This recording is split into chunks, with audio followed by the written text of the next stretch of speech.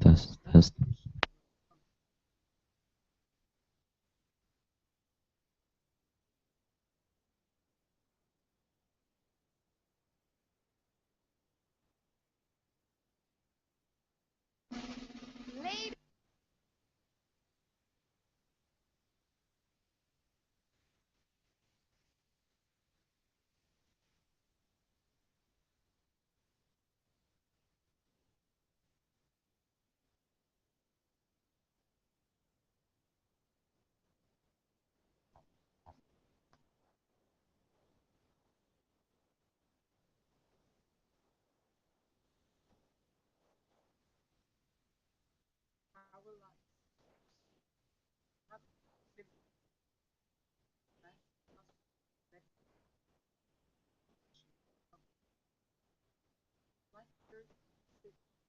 .8 billion years, and scientific discoveries show that there were profound changes in the kinds of living things that have inhabited our planet, which of course supports the exceptional theory of evolution.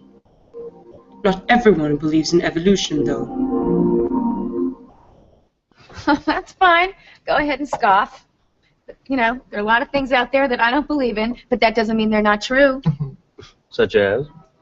Like crop circles, or the Bermuda Triangle, or evolution. Whoa, whoa, whoa, whoa. But you don't believe in evolution? No, not really. You don't believe in evolution? I don't know. It's just, you know, monkeys, Darwin. You know, it's a nice story. I just think it's a little too easy.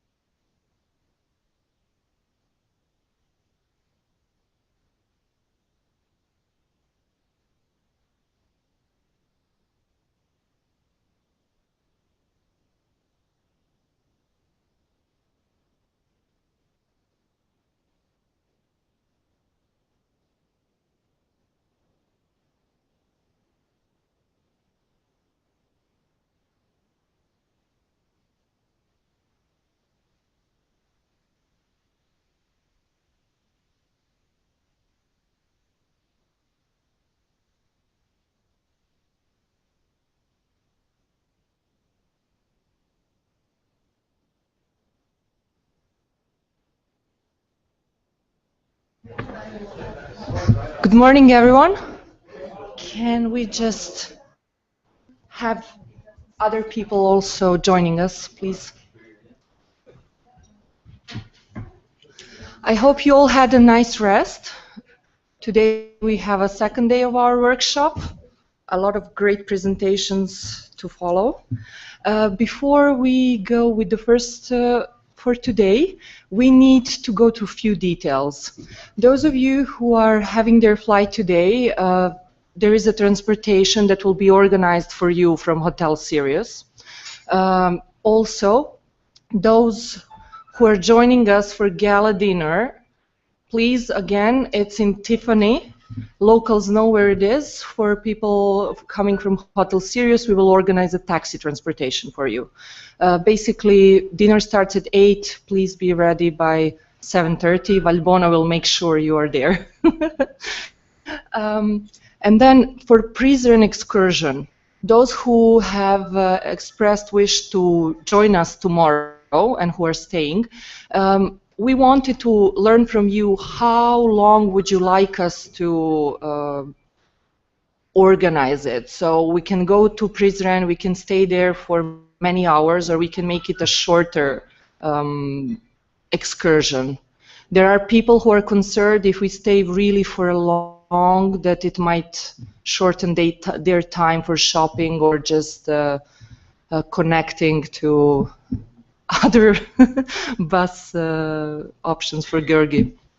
So would it be fine if, let's say, we would leave around 11 in the morning and then stay for 4 or 5 hours there, or you want it shorter? Because it takes 1 hour to be in the city where we are going, Prizren, and then if we stay there for a few hours or 1 hour, or it just depends on you. Well, one way or another, please plan that we cannot predict whether it will be, let's say, until 2, if we say you want to be back at 2 o'clock in Pristina, or 3. So we can try to have it for 2 o'clock. No. This is for return. Yes, I understood.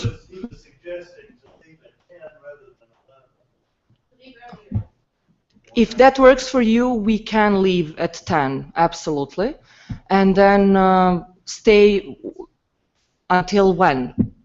We don't have to make you to stay there for a long time. It's just up to you. We heard some wishes to have more time for shopping, so we're just trying to accommodate these desires. Shopping in Pristina? Shopping in Pristina, I guess, yes. Although you have really nice silversmiths shops in Prizren as well. Let's aim to be back in Pristina at 2. By 2 o'clock. And leave at 10 in the morning, and everyone are comfortable with that option. Lovely.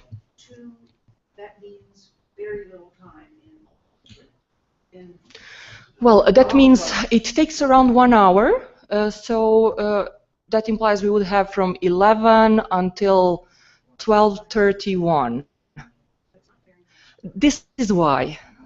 But some people have flights. Not really. For staying long. Not really. If we're going all that way, just Is there a bus? Is there one bus or 2? Well, since there is 18 people that has expressed the wish to join us, we will have probably one vehicle, one bus or something. So let's say, think about it until the first session ends, and maybe we can just reflect on it. Because I also think it makes no sense if we have only 1 hour in Prizren. So it's good maybe to just plan in advance, maybe not to go at all, if you would wish rather to stay in Pristina. It makes more sense that, let's say, you have at least 3 hours in Prizren, and you will see why. This was actually a capital during the Ottoman period, during the medieval states, Slavic, Byzantine. So there is what to be seen there. Okay.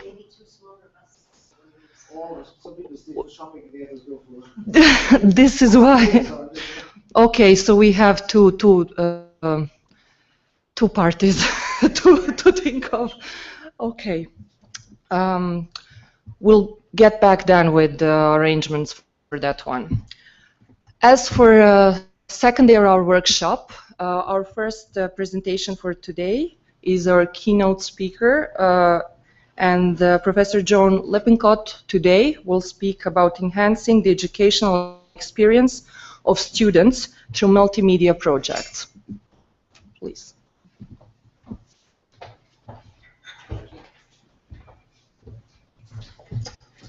So this morning, the topic will be the top trends in technologies in higher education. That's okay.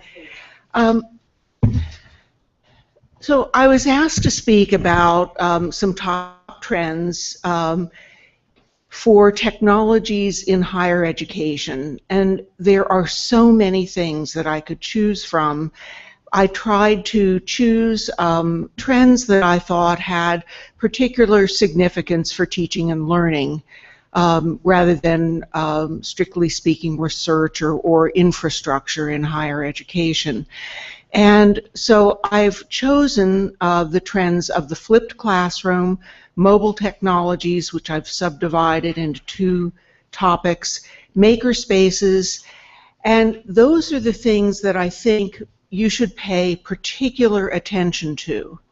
Then I'd like to talk about gaming and learning analytics as trends that are very much in the news, that get a lot of hype, but that I believe are less important for you to pay attention to.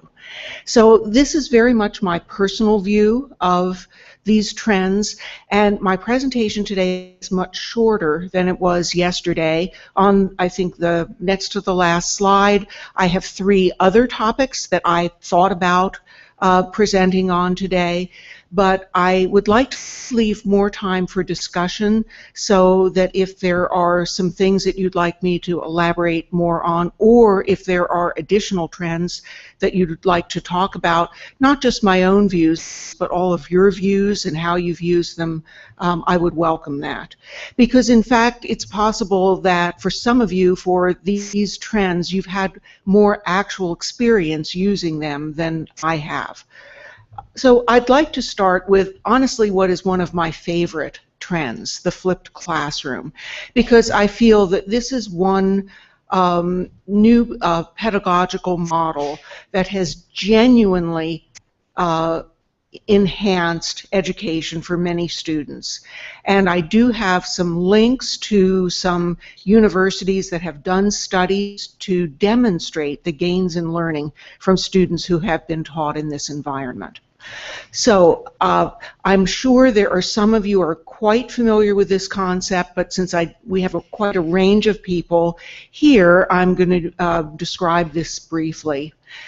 The notion of the flipped classroom is that students have the lectures outside of class and they do the problem solving inside the class, rather than the model of going to the class and having the lecture and then outside of class doing the problems or homework. This is used primarily in the STEM, the science and technology, mathematics disciplines, but it can be used in other disciplines as well. In this case, generally the faculty record lectures often shorter than the typical hour lecture that they might give in the class, and this is assigned as homework along with reading from the textbook or other readings. So students are expected to come to their class session prepared, having watched the lecture online and having done their readings.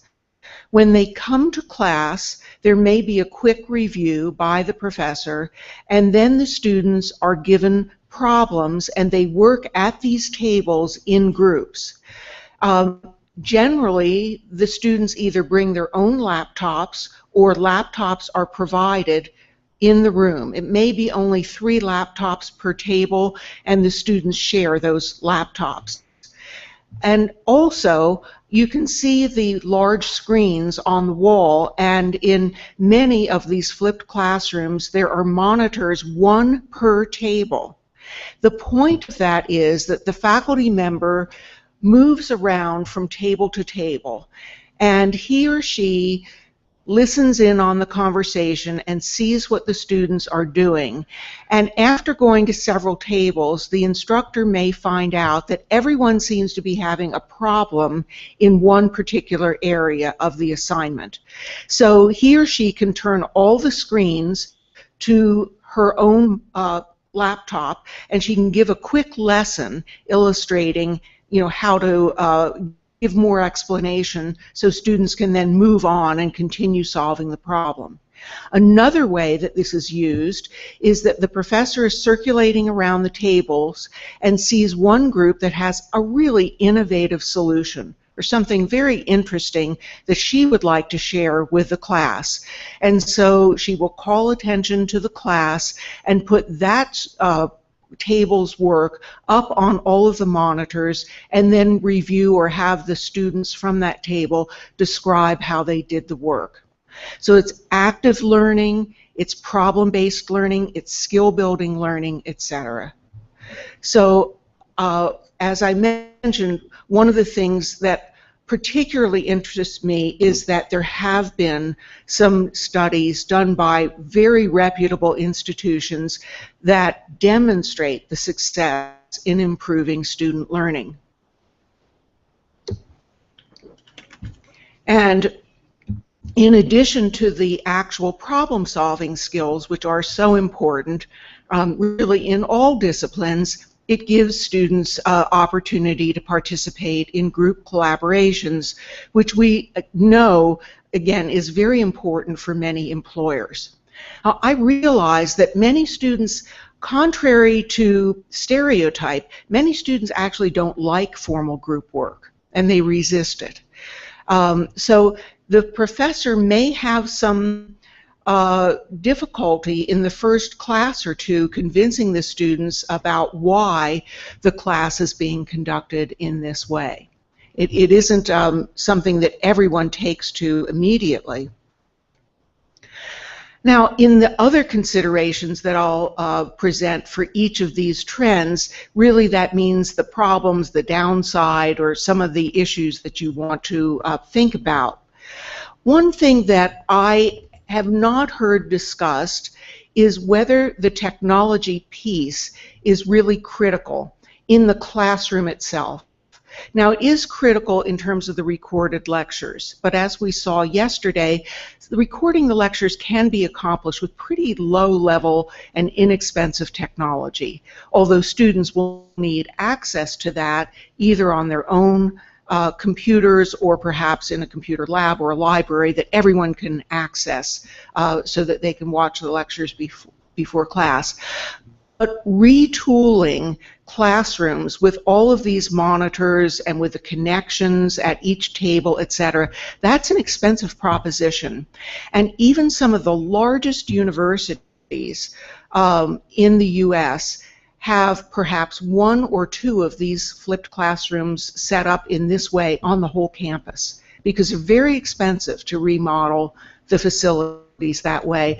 And one of the issues is that they're primarily used in the large universities for large classes of maybe 80 or 120 students. So it requires quite a large room, and usually the rooms that are so large are tiered like this, like an amphitheater style, and you must have a flat room, and just finding the surface area in some of the buildings can be difficult. And I know this from making some campus visits and hearing this discussed.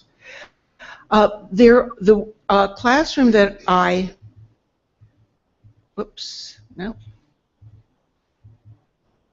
the classroom that I showed here is at Virginia Tech, so it's a large research university, and this classroom is in the library. There are more and more libraries putting in these type of classrooms, which are used both for information literacy, or the librarians teaching various things about information, but often also open for scheduling other classes, whether it's for the entire semester or for some particular portion of the semester. So this is one of the trends that I'm seeing. It's still a relatively small movement, but I think it's a really critically important, because we know that many students have difficulties passing the introductory level science and technology, the calculus 101, the biology, chemistry, or whatever, and really these were started to address those problems in institutions that were very concerned about the success rate of students in these introductory STEM courses. And they realized that the students, especially at the large research universities that have very rigorous admissions standards, these students were smart, so why were they doing so poorly? And so they really needed to address the pedagogy. And so that's so here, and again, you'll have access to these slides. So there are studies at MIT. They're called different things at different places. When MIT developed, they call them the teal classrooms. At NC State, North Carolina State University, they call them the scale-up classrooms. At Minnesota, I think they're calling it the flipped classroom. And the flipped classroom is a generic term that seems generally commonly used at this point. So maybe I'll stop there and see if anyone has a question or a comment. Yes. Can you give an example of how this can be applied in humanities or English literature? Have these techniques been experimented with those types of disciplines? I don't personally know of any example in literature. Let me take an example in history with which I can, just one came to mind.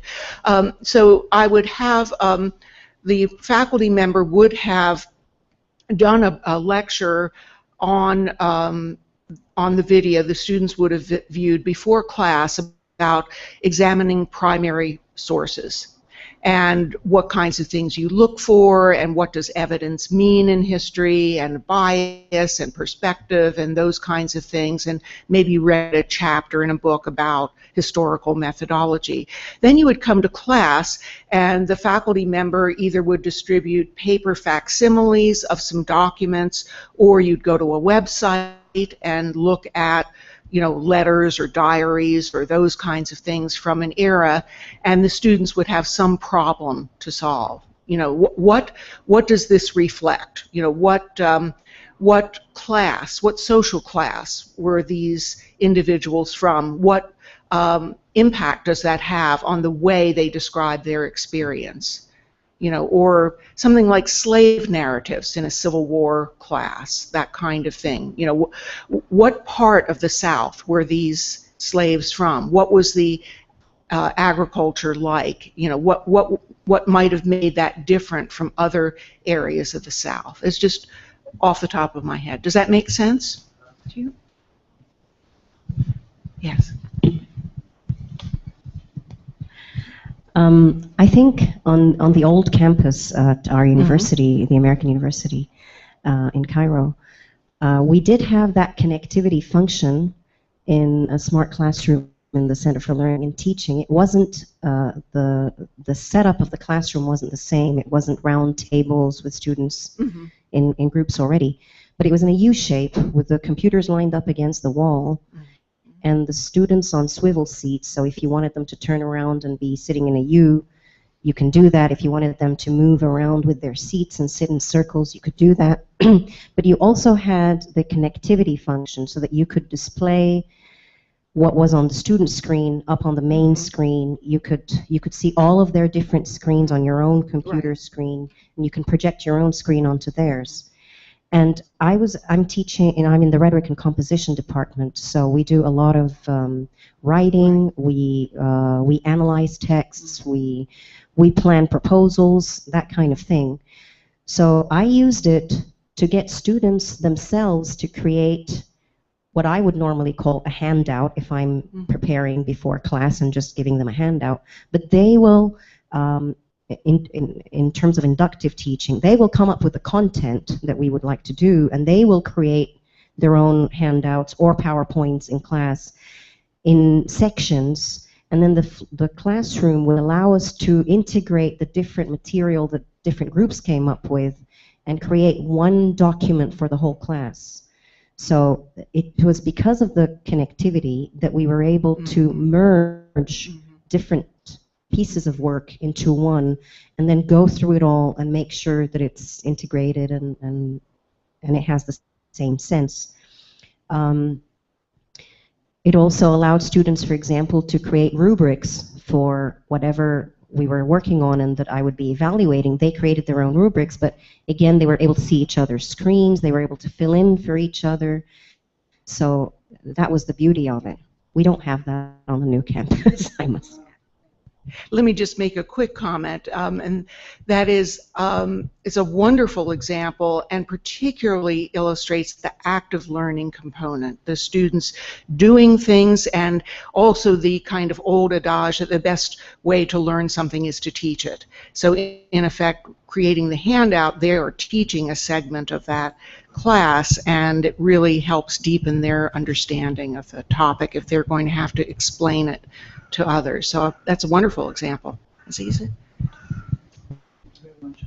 I just wanted to comment. In our new campus, we do have one classroom at the Graduate School of Education that is built on this model, and I've taught in it this semester, although I have some reservations because it's not quite well designed as this one.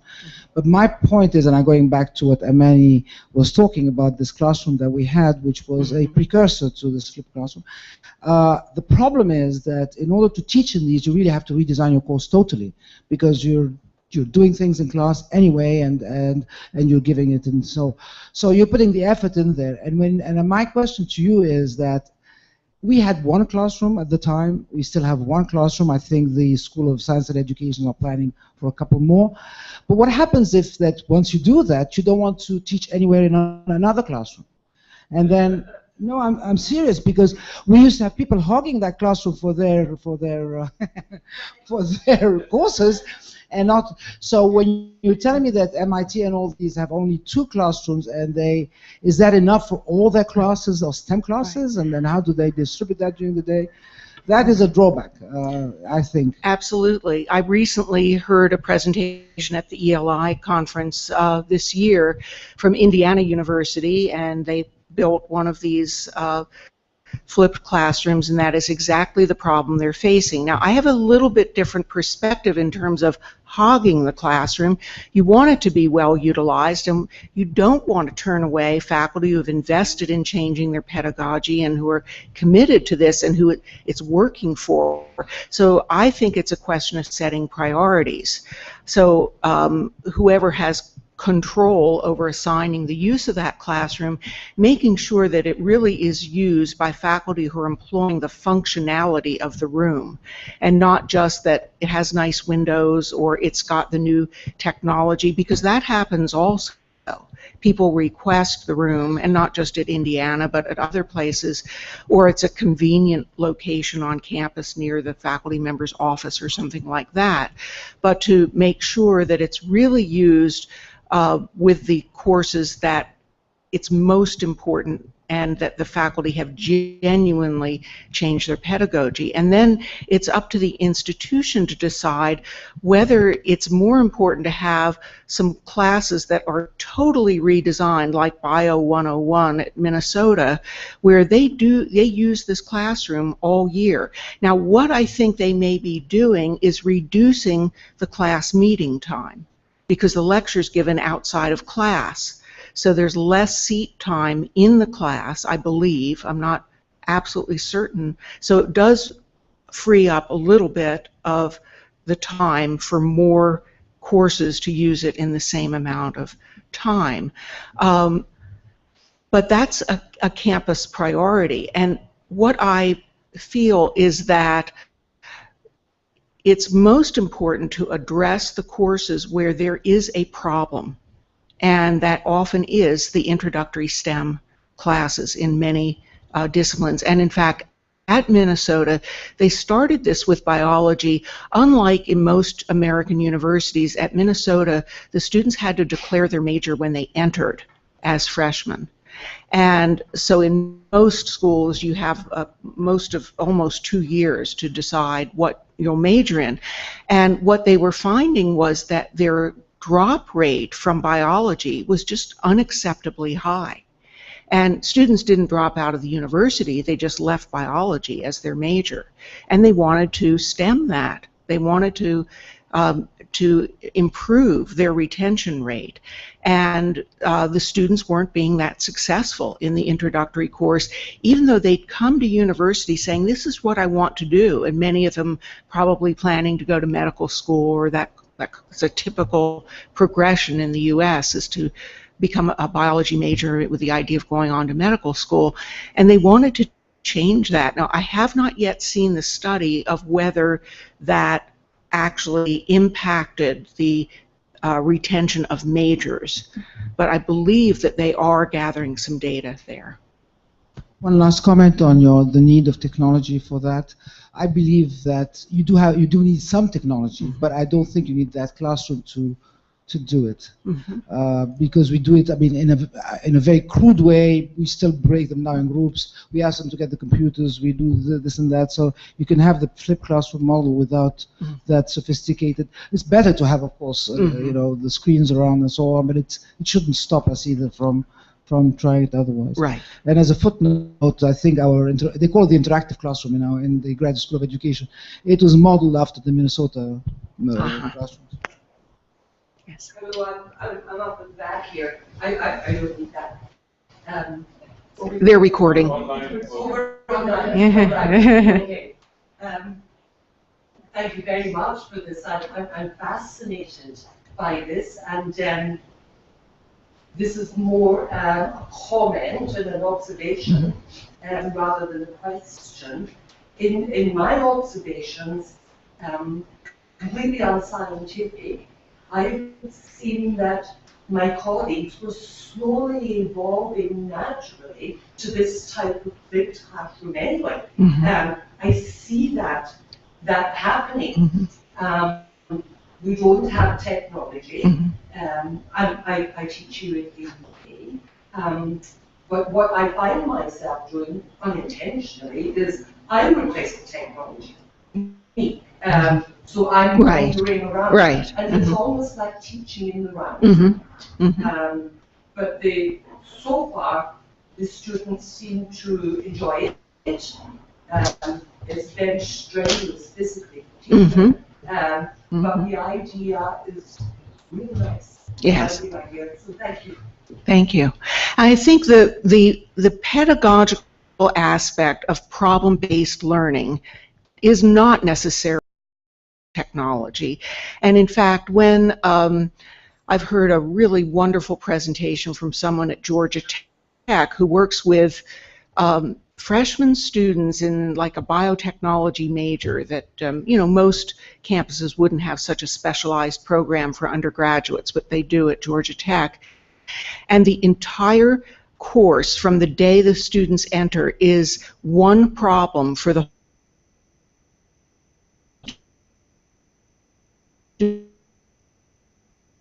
group room that has nothing but whiteboard walls and a table. They bring their own laptops because all the students there have their own laptops or tablet devices or whatever, and they work together in those rooms, and then they come back in the evening and work together outside of class time.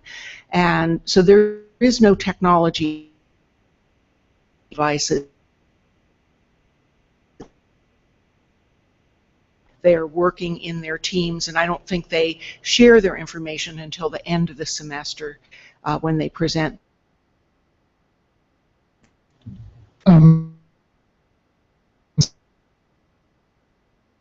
I use flipped classroom methodology. We don't necessarily have the mirroring capabilities, but one way to get around it inexpensively is to use the cloud, in which case all students can access. We can create a cloud space, or if you have a local area network, we have these shared drives, and the students learn a bit. They learn to connect to the shared drives no matter what classroom we're in. And then we could use things like screenshots, and then all of the students in the class could use the drive to access the screenshot. And you can, the IT teams can help us with the permission issues, so the students can't erase things from the cloud drive. They can only view them or retrieve them from there. And that's an inexpensive, a sort of inexpensive method to head towards the model, because in classes like media production classes, we're using authentic projects often, and it takes far more time to be able to create those than we can deliver in the classroom. So we must, almost out of necessity, have these homework times where tutorials are going to be needed just to learn the technology, which we're not teaching in the classroom. We're teaching methodologies. We're in a different stage there. So I'm surprised actually to see that the method, the flipped classrooms, are presented as a facilities issue, because we found so many solutions outside of those. I always assume the answer is no anytime there's a facility change. So could you comment on that, the methodology of flipped classrooms as opposed to the actual physical creation of them? Well, I do agree that the pedagogical aspects of the model are at least, if not more important, and AZIZA made that point as well, that if the pedagogy isn't changed, there's just no point in being there in that kind of environment. And it was also why I put the question up there about, is the technology necessary? So I think it really is a change in style, and the technology is also about the recording of lectures and having them stored on the course management system or whatever, and just having a whole change in the learning package or the learning environment for students. But I think you have a very interesting model. The one thing I'm a little bit unclear about is, are students then accessing the cloud in class from their own laptop or whatever devices, and because there's a robust wireless in the classroom, or they're in place? How are they accessing the cloud during the class? For this particular class, we have a wired classroom, so they have desktops, but we do also have each student has a laptop here at our institution as part of their education package. We look at that every year. So theoretically, if it's not a smart classroom, what I'd call one with a desktop per student, we could theoretically use our laptops to be able to access that shared information.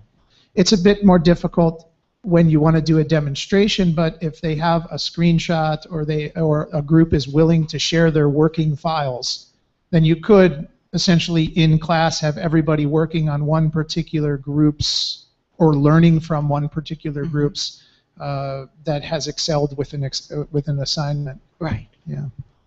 But the bandwidth issue would also be the issue. How big are these files with multimedia files, and how are we going to waste class time? Thank you. I don't know how many of you have, if any, have health sciences programs, but that's another arena in which this kind of methodology is used.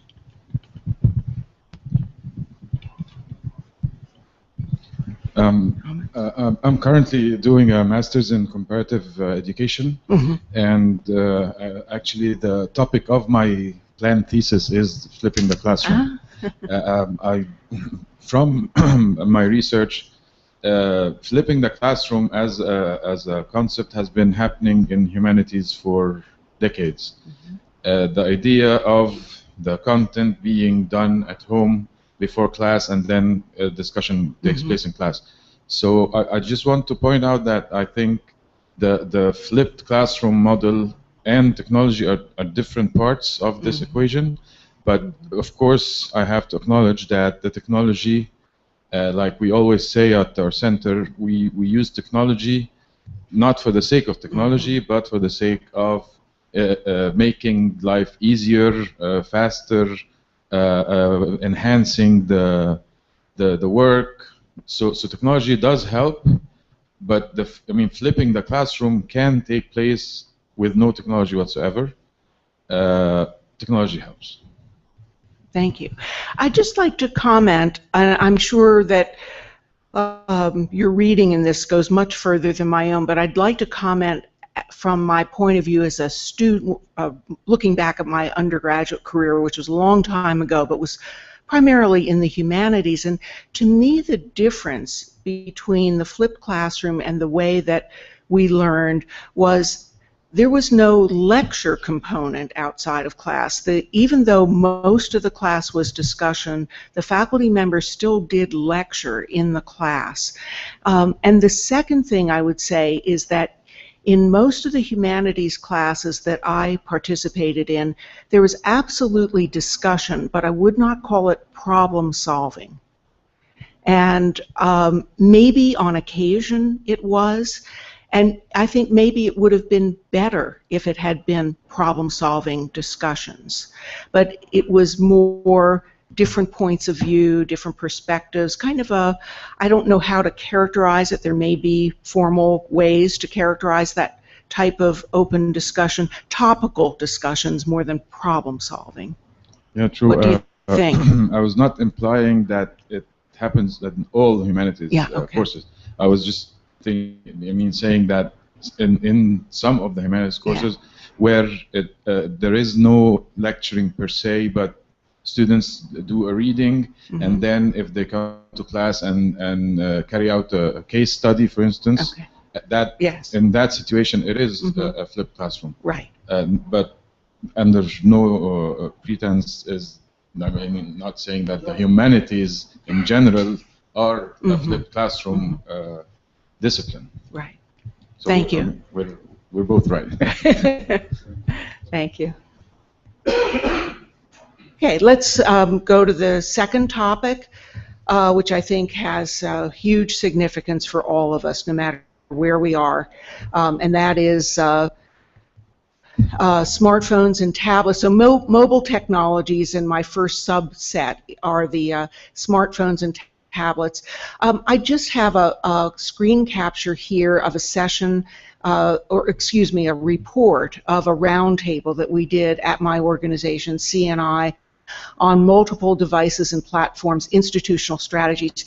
This one isn't really addressing teaching and learning, it's addressing infrastructure, because of the variety of mobile devices does create lots of infrastructure issues for universities. And if you want a summary of what some institutions are saying they're focusing on, this is again freely available. It's you know, it's 2 years ago now, but I think you'd find pretty much the same issues. And then I think, well, before I leave this, what I'd like to say about smartphones and tablets are that I believe that it's really the tablet technology that will have the huge impact on higher education, because I do have another, I'm sorry, I'm thinking ahead. Let me wait a minute. I think the other subset will be the wearable devices. How many of you have heard about Google Glass? Most people. So he's wearing Google Glass. They're very limited in production. You have to apply to be able to get a pair of Google Glass and explain what you're going to do with them and why. They're kind of experimental. They're somewhat limited in functionality. But I think that they're just one example of the kind of wearable device that will help you find information or do certain things as you go about your daily life. So with the Google Glass, you can be walking down the street and you tap. The reason his hand is like that is he's tapping the glasses, and then he'll give a voice command and say, like, read that QR code, or what time, or get tickets for that concert. If he sees a poster for a concert and there's a QR code, and then the Google Glass can connect him to the concert website and he can book his tickets. Or they show an example of someone entering a subway in New York City, and the Google Glass shows him an image that says there are delays on these lines of the subway. You know, you might want to consider an alternate route. Those kinds of things. It pops up information for you as you move around. The other one that I mentioned here, Fitbit, I don't know how much it has to do with higher education per se. Does anyone have a Fitbit? This is after the winter holidays this year in the U.S. All I heard among my colleagues was Fitbit, oh, I love my Fitbit, or my Fitbit's telling me this or that. What it does is record your physical activities, and it can record your, I think, your calories and those kinds of things.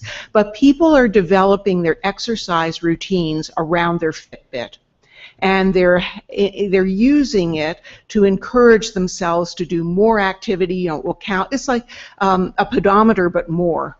You know, and it will store that information in the cloud, and you can get reports, and it can tell you what you should be doing more of, or good work, you've achieved your goals, because you can set various goals with it, etc. Now, I think it's important for people, again, you may not have these students in your classes, but for people in health sciences programs, this is an important technology that they would want to understand and know about, and it may be the kind of technology that we see used in other circumstances. I just saw a report this week, and I can't remember the name, but it's Google is coming, I think it's Google, is coming out with some kind of wristwatch type device. Anyone else see those reports? And that will be another wearable technology. I would like that kind of device. The Google Glass, I think, is a little uncomfortable. I've tried it very briefly, but everyone I know, and I don't know many people actually have them, but I know a few people who do, and it's a very difficult adjustment to wear that you know, around all day. But I would like a wristwatch type device that would do various basic things for me. It might remind me of my class schedule, it might connect me to the library hours, it might give me the campus transportation schedule, the bus schedule, it might remind me that an assignment is due, you know, have my calendar. And so I think that you might say, well, my smartphone does most of that, and perhaps who knows where all of this is going? You know, we don't know. Will people have a smartphone and a wristwatch style device? Will they have the wristwatch style device so that when they're out jogging, they don't have to carry as much? Will it have their music on it?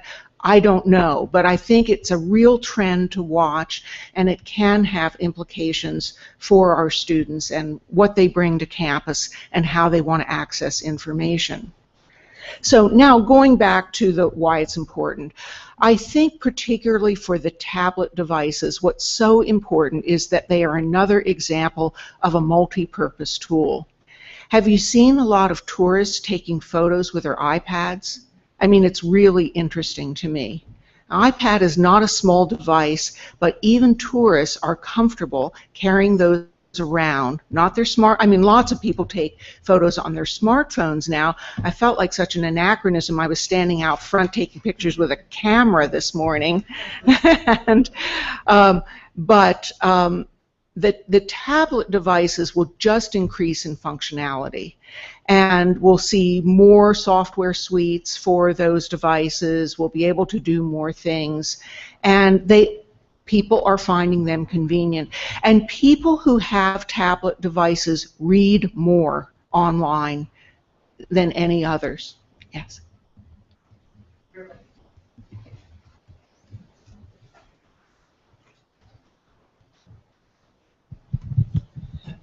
We are a very small institution with very limited resources, but at present we provide to all of our entering students a laptop. And one of the issues that we had talked about some this year, is whether or not in future years, instead of providing the laptop, we might provide a tablet instead. If you were at an institution of similarly limited resources and size, and you had to choose in 30 seconds whether or not you would provide your students with a laptop or a tablet device, given the present technologies, which would you choose? Actually, I could choose in 5 seconds, and it would be the laptop today. So what I would like to do is plan for, and I'll make a total guess, 5 years from now, maybe 3 years from now, but I would imagine 5 years from now, I would be choosing the tablet because the functionality will have increased, and that's what you need. Yes? I do believe the main problem between tablets and laptops is creating content. Right. That's the main problem. In tablet you can read content, you can get content, but to create, time being, especially for students, is almost impossible. So that's the main problem, I do believe. But don't you believe that's solvable for the future? Absolutely, Yeah. in less than 5 years. Yeah, in less than 5 years, yes. So we have a similar viewpoint. It's not there yet. There's not enough functions are available for academic work. Absolutely, yes. So I think the laptop is still critically important for students, in spite of the cost and the weight of carrying them around.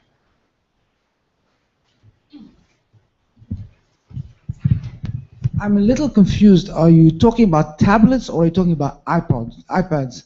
Because tablets, to me, are pretty much the same as laptops, except that you have the functionality of writing on them.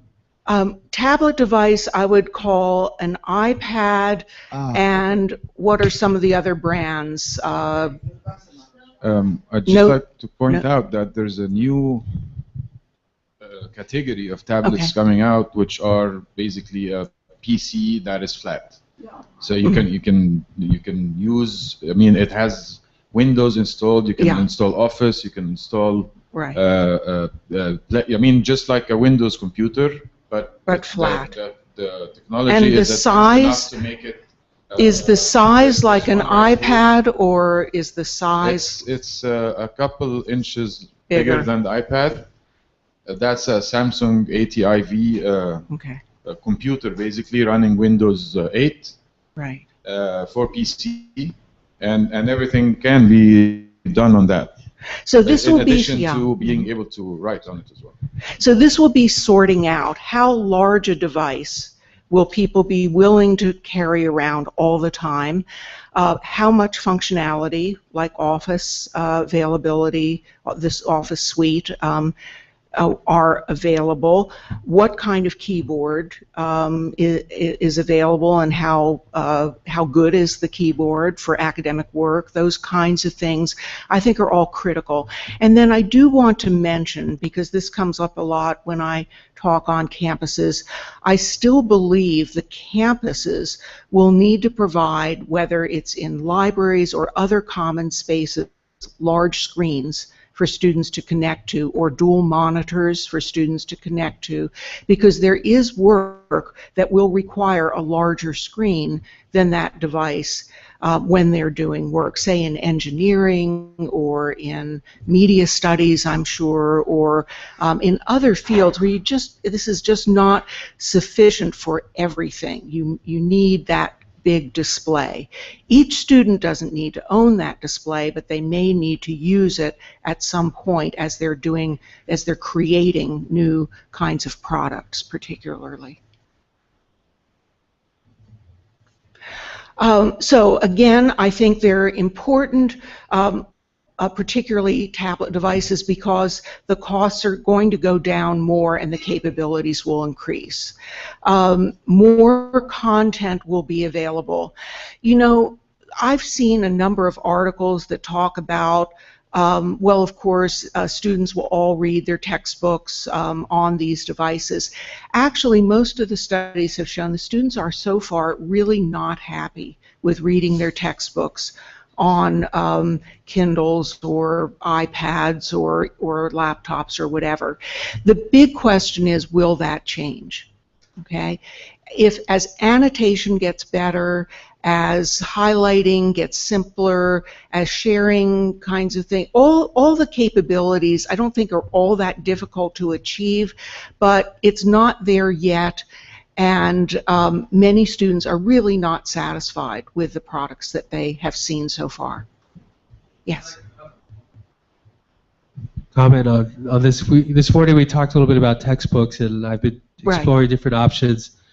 One option was to move into the area of electronic textbooks, because being in Italy, we have a problem of the cost. They're already expensive, but it doubles because they have to import them for whatever reason, so a textbook could be up to almost $200. So the electronic textbook cuts that price considerably, but I've been looking at sample textbooks, and I'm very frustrated by them because there'll be a link that's in the electronic textbook, but the link doesn't work. They just scan the PDF, imported it, and so the textbook companies are not taking advantage of what the tablet could do, which to me is incredibly frustrating, because it seems like, okay, if you're going to put a textbook onto a tablet, then make it fully functional within the environment of the tablet, so it can link and it can do different things. I know that the Apple iBook platform allows for that kind of thing, but I think there's the old business model of textbooks has not caught up in the same way teaching maybe hasn't caught up to the new pedagogies. The new textbooks are lagging behind, in my opinion. With that. I agree, but it's also why I feel this will change, because it's so obvious some of the things that are needed. I think what will happen is similarly to Apple and iTunes. Apple wasn't a music company, but they figured out the model. And I think we're seeing some companies in the learning space, like Blackboard, like Gale Cengage, Pearson, and some of those that haven't been known as textbook publishers, but have been developing kind of learning systems or other kinds of learning platforms. They're the ones that are starting to do more innovative things with the content, and I think that some of the publishers are going to get beaten out of the market because they just aren't getting with the program. And since my organization has worked with the traditional academic publishers from day one, meaning in 1990, trying to hit them over the head to understand the new environment, and they still, many of them don't get it. It has been a huge frustration, and you just wonder why. I mean, today's world, how can you not see ways in which you need to change? So, and I think part of it is that some of the traditional companies, there are two, I think, key issues. One, they haven't figured out the economic model. They're so tightly holding their content. They don't want anybody to do anything with it because they're afraid it will get out to the internet, and the second thing is that they don't have the right technical people to work with to design new platforms and new ways of developing things, and these other kinds of companies do have those people, instructional designers or other kinds of people. So I do believe this is going to change, but right now the products are not sufficient, and there are other economic problems, like does the student own the textbook? Generally not. Can the student print out parts of it? Often not. I mean, there are lots and lots of problems. Some are being addressed. There are a number of experiments and projects and those kinds of things. I'll elaborate on that a little bit, Joan, over here, in that the textbook companies have an opportunity to build in that flipped classroom model, with the use of the videos. I was using a textbook in the fall for mass communication, and it was a soft copy available. The price difference wasn't there, and that was really surprising for me, that it was 300 Egyptian pounds to purchase the hard copy and 200 Egyptian pounds to get the soft copy. And I felt like it may have been more of an incentive for students to purchase the soft copy if the price were indeed lower. I think that's where you get the buy-in, that the price is so substantially cheaper that students will say, okay, I want the cheaper version, and therefore they will use it. as a result, I had access to the electronic version, and I thought it was a really well done package from Pearson. From Pearson. Again, Pearson. you know, that's not the traditional academic publisher, but they're the kind of company that's doing that.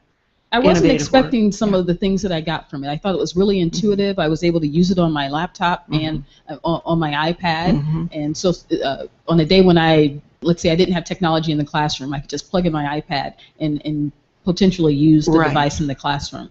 But it also had a lot of additional teaching materials from my perspective that I also had access to. Videos that I could use to augment the classroom session. So I was really impressed with that functionality, and none of my colleagues picked up the text. We had 6 sections of that particular course, and no one else was using the soft copy. And I still can't figure out why they wouldn't adapt that, because it was so much easier for me to just have it on my iPad on the bus on the way to class. I could just read up. It was really simple, as opposed to carrying the heavier textbook, which the students then complained about because it was a big text. So I think the companies do have a chance to capitalize on this with a lower cost and a little bit more implementation of the flipped classroom model. By the way, through one model that Indiana U is championing, they're working on the cost by cutting deals with the producers of the text to say the students are required to buy it, because in at least the U.S., students aren't required to buy a regular textbook. They have that, I mean, they're supposed to buy it, but there's no one monitoring that.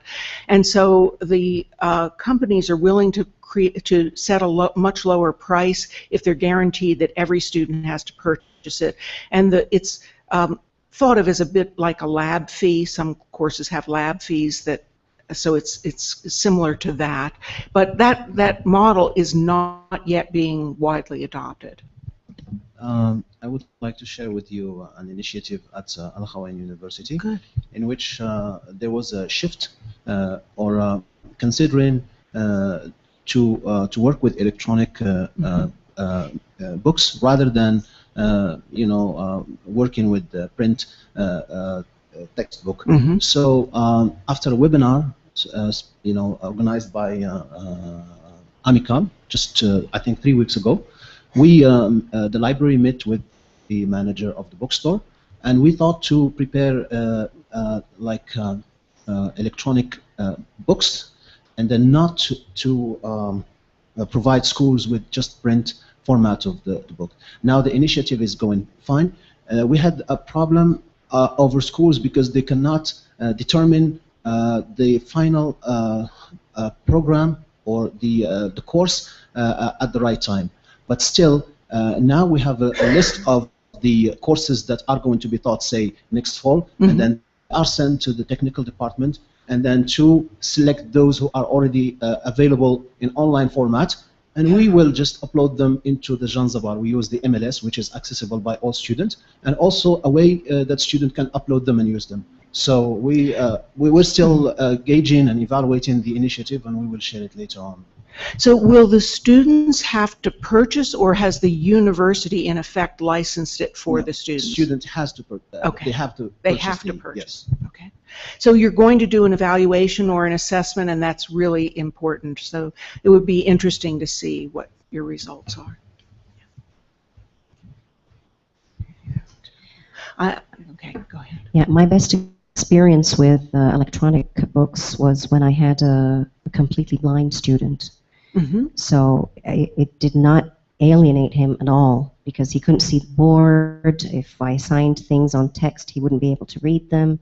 But with an electronic version of the book, he had a screen reader, okay, so he would follow very easily. So it's very important for inclusive purposes, I think, to have at least accessibility to an electronic version of a book, even if some students still want to buy the hard text. So accessibility has become a big issue in the U.S., and some large university, I can't remember what one, has been sued because they were using some books that didn't have an audio version. So it wasn't, enlarging the text wasn't considered enough, and perhaps it depends on the degree of blindness whether that is okay or not. So the functionality is there, but the publishers had not given permission for the audio version, and so all of this will get worked out. You know, at some point, I don't know how many years or months, it will get worked out, but I do agree there are accessibility issues, both pro and con. Yeah, but even without the audio version, there's another software that is just a screen reader. Yes. Okay, so right. If they just had the electronic text, then the screen reader would be reading for them. Oh, I see what you mean by a screen reader. Yeah, I see. Yeah. Okay. So that's installed on the computer, and they can read see. anything on the screen. Yeah. Thank you. Okay, I think I'm just about out of time, and so I'm just going to quickly go through a few slides. Is that okay? So some of the downsides that I see about mobile devices are on campuses where students are bringing all kinds of devices to develop materials that will be cross-platform becomes an issue. I'm not a technical person, but I understand HTML5 addresses a lot of this in terms of what you develop. The rate of adoption by faculty and students. A recent survey showed that more faculty are comfortable reading books on iPads than students, and it's possible that it's because they have higher ownership of those devices. That again will change. Security is a big issue. Again, this is not my area of expertise, but the people in charge of the technology infrastructure will need to be mindful of ways that outsiders can get into your network and wreak havoc through students in unsecure mobile devices.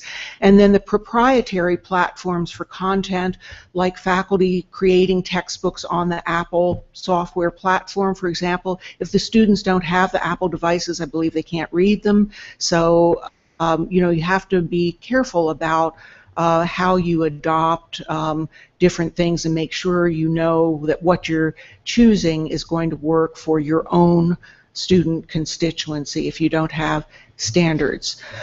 Maker spaces are one of the other hot issues in the US. This is a 3D printer, and some of the small objects that were printed, the little red objects that were printed from it.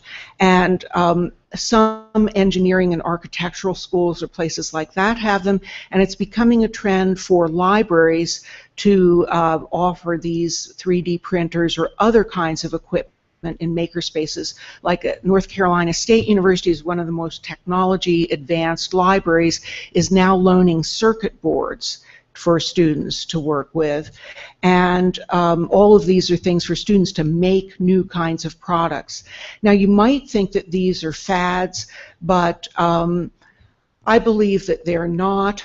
There's a wonderful set of videos from a conference at the Smithsonian about 3D printing, and I heard a story about an institution that had a kind of a rare dinosaur bone, and it was so fragile that only maybe the top scientist could touch it, and so they made a 3D replica. You scan it, you know, you use some kind of scanning device, and then you literally print it out, and then students can physically manipulate it, they can hold it and work with it.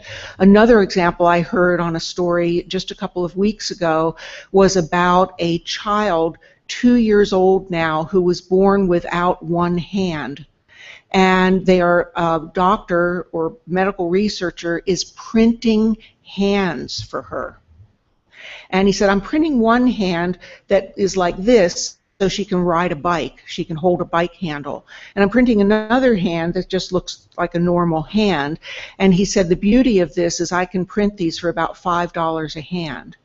And whereas normally, you know, it might be either hundreds or perhaps thousands, I can't remember what he said, to get a prosthetic device.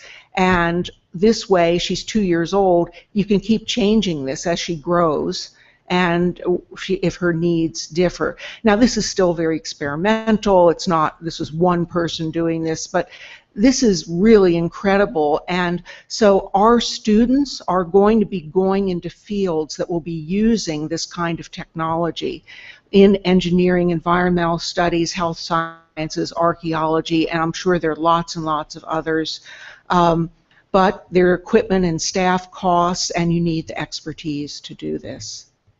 So I'm not going to go into these trends. These, I think, have less importance for your institutions. You can read some of my thoughts on the PowerPoint if you want, or the learning analytics. And then I just wanted to hear some things that I use for trends, the Horizon report done by the New Media Consortium, the Pew Internet and American Life. Of course, it only has the U.S. Perspective. They do a lot of surveys. They're wonderful reports. And EDUCAUSE also has a trends issue every year, the EDUCAUSE review and other things.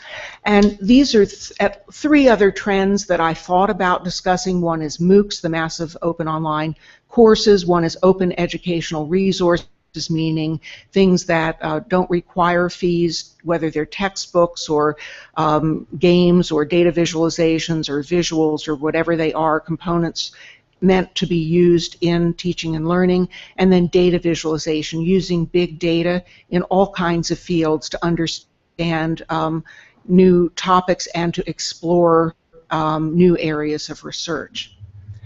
So this is an example of a data visualization room at the NC State University Library. So those are my trends for this morning. I loved participation. I'm not sorry it didn't get through because I think the discussion is more important. So let's have a few questions for sure. Great. As a relatively new president here, I have tried to encourage examination of utilization of technology in the classroom, what we could do to make our cost of education less and better, education at the same time. And I also encouraged looking at distance education, because we're such a small institution with such limited resources. Probably, if anything, there's been more success in looking at utilization of technology in the classroom, which is what this conference is about. But I have the sense that distance education has failed to live up to its promise for a variety of reasons. Do you agree with that, or would you care to comment on that? And that it's not received with as much enthusiasm on college campuses as the utilization of technology in the classroom on the campus is? I think a pure distance education degree has not had a lot of uptake, and I believe that from what I see, the areas where it will continue to be successful, or doing a majority of coursework through distance education, is for especially mature, older students who cannot travel and especially live in isolated areas. And so there, for example, education, getting a master's in education is a requirement for many teachers in schools.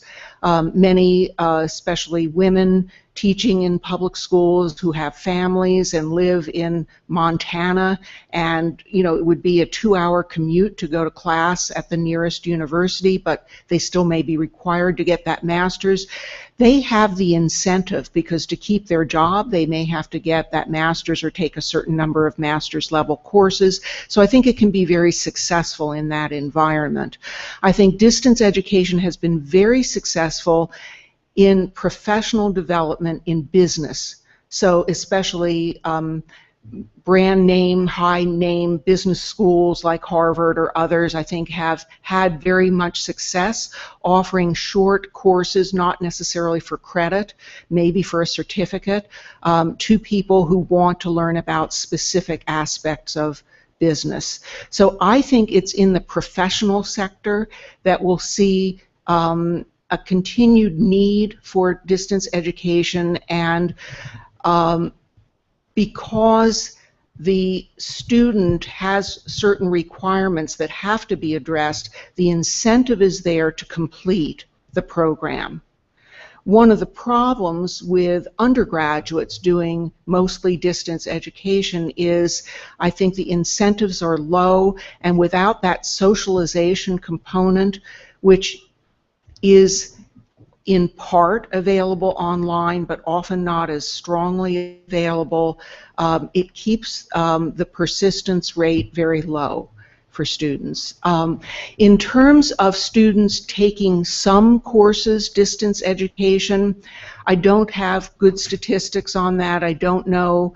I don't have the evidence, but let me give you one anecdotal example. My own daughter, when she was in a master's program, told me she was going to take maybe 2 courses out of her 2-year master's program as distance ed courses because they were things she didn't care about and she wanted to spend less time and wouldn't have to commute to campus to do them. So she successfully completed those courses. She got the basic content, but they were things that she really didn't want to put that much effort into and didn't care about the class discussion.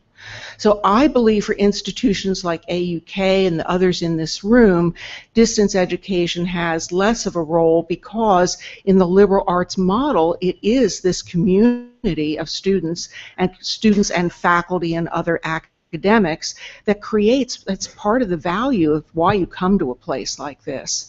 And so I think that it can be maybe a small component or maybe a way to do outreach to your local community or your country or whatever to do some community service in effect to your community, but I don't see it as an answer. Now, let's, I'm sorry to be so long in my answer, but let's also look at the blended learning model. This is where I think potentially you could realize perhaps a very small economies at an institution like this.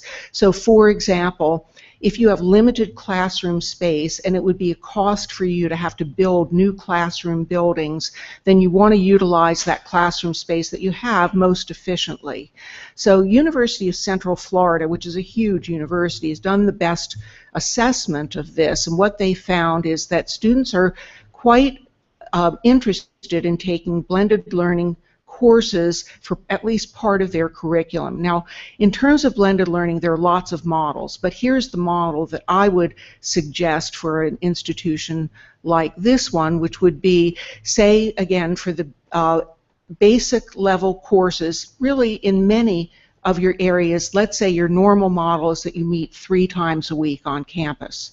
In a blended learning, you might go down to 2 times a week, freeing up that classroom space for 1 day a week so you don't have to expand your classroom space. And then 1 period per week is devoted to online instruction. And this could be recorded lectures, it could be synchronous lectures and discussion, it could be group projects, it could be activities that students complete through their course management system, all of those kinds of things. So, and I'm sure others here have more creative ways of describing what they're doing in a blended learning environment. Does that answer your question?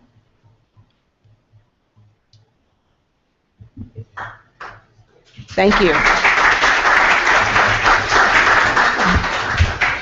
Now, when I have fastly forwarded myself to March 22nd, I would like to thank Joanne again for insights into top technology trends in higher education. Our next presentation, entitled Moving Beyond the Research Paper, Capturing the Process of Science Through Digital Narratives, will be presented by Dr. AZIZA ELLOZY and MAHA SHAWKY.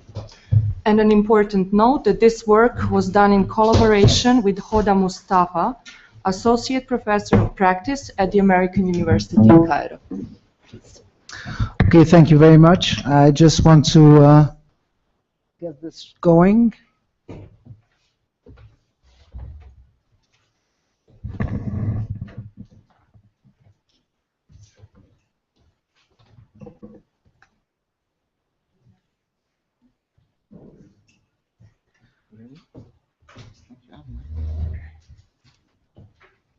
Okay. First of all, I hope you're not too tired. I'm going to try and make this as interactive and as possible. I know it's you know, it's getting closer to the second half of the morning, so I would like to start by thanking the organizers for inviting me here, in particular Dr. Pandeli GLAVANIS for organizing this workshop, as well as Daniel. I think it's very successful, and I'm very happy I'm here. I thought I was not going to be able to make it, so I have. Let me tell you a little bit about what my talk is going to be this morning. It's a talk about digital narratives. And I'm going to start by telling you what we have defined it. Oh, before I go on, I would like to emphasize that this is a collaborative work with one of my colleagues. We've been teaching a course and we've been trying out these digital narratives for the past 8 semesters, and we do a lot of to talk together. She couldn't be here. And I would like to also emphasize that, where is Maha? We call her, Maha is working with us at the Center for Learning and Teaching, and she is the technology support in all of what we're doing. She's been here with us only for 2 years, but she's doing quite a bit of work. So, am I supposed to? Is it not on?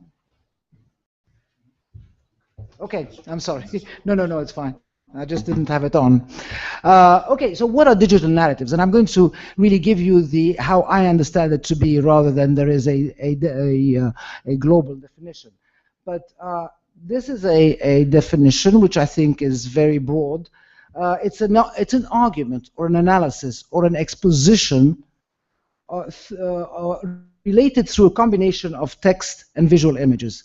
Now you can say, well, that holds for a lot of things. A video could be a digital narrative, but I'm going to again explain what the boundaries are, or what is the difference between a digital narrative and otherwise. And why am I using it? Why have I used it in the one course that I teach? The answer is really something that we've been talking about since yesterday, and basically I'm giving somebody else's viewpoint, is that through the process of researching the topic, outlining the narrative, selecting appropriate images, and weaving these elements together, students develop skills that are crucial to the 21st century. That's basically, the kind of objectives and outcomes that we want.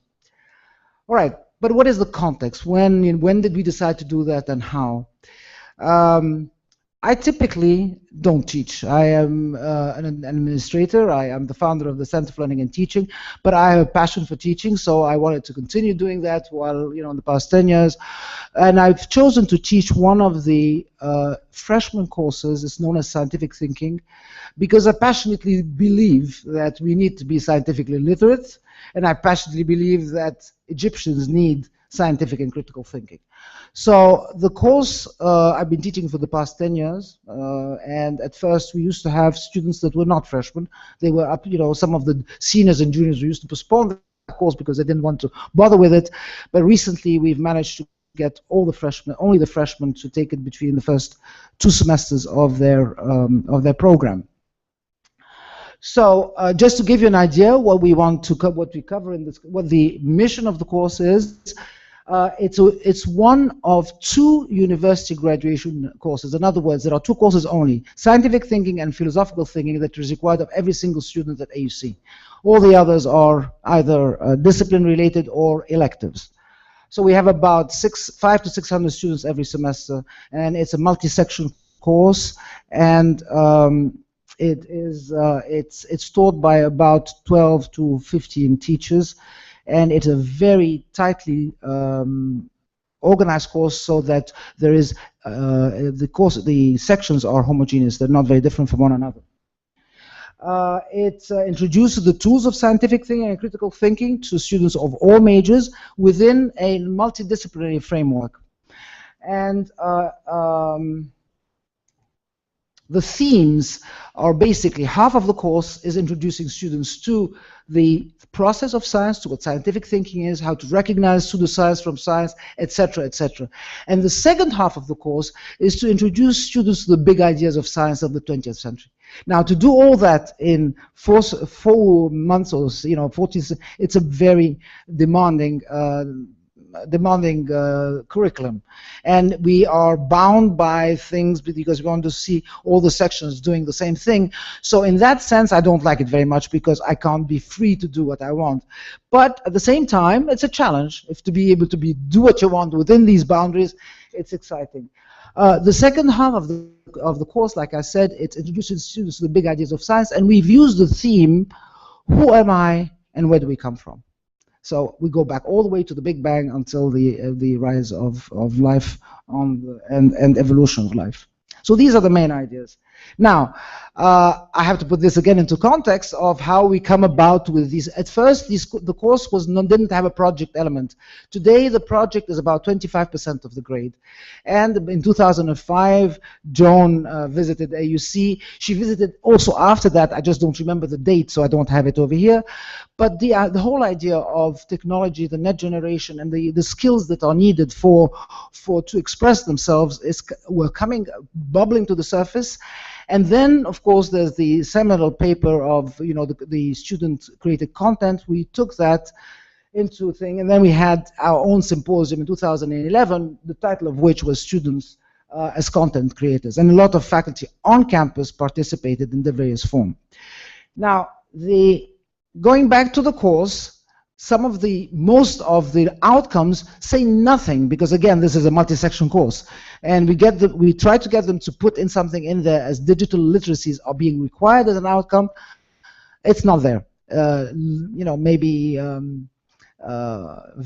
information literacy a little bit, but that's it.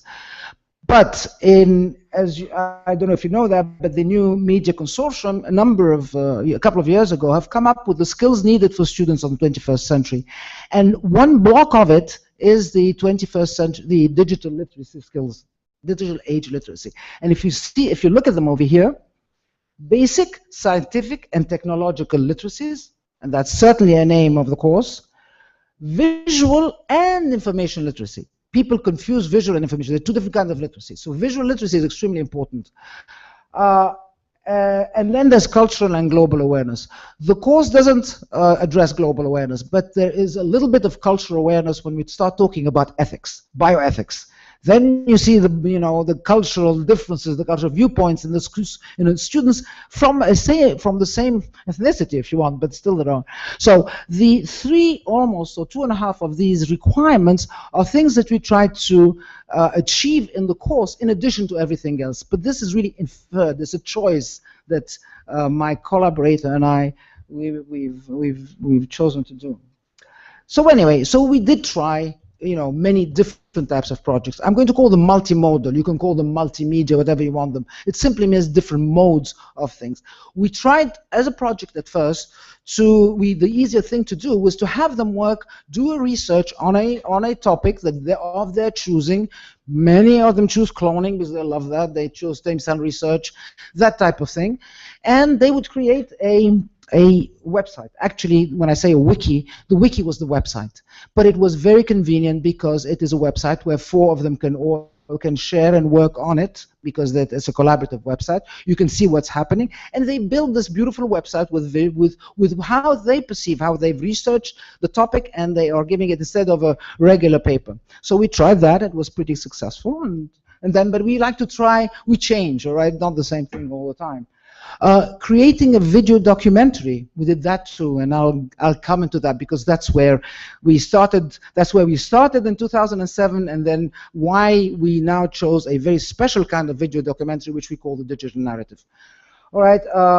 Then some of the documentaries were fictional. The students would write a story that is fictional, but it will represent some kind of scientific thing, and so that was part of it too. Then, how many of you know what Pecheshka is? All right, so Pecheshka, the 2020, meaning it's a PowerPoint narrative, or actually a PowerPoint, you can make it into a video, that is 20 slides with 20 seconds each. You cannot do anything more, and you cannot, in principle, have any writing on the slide. It's usually, but you can, some of them cheat and put text on it.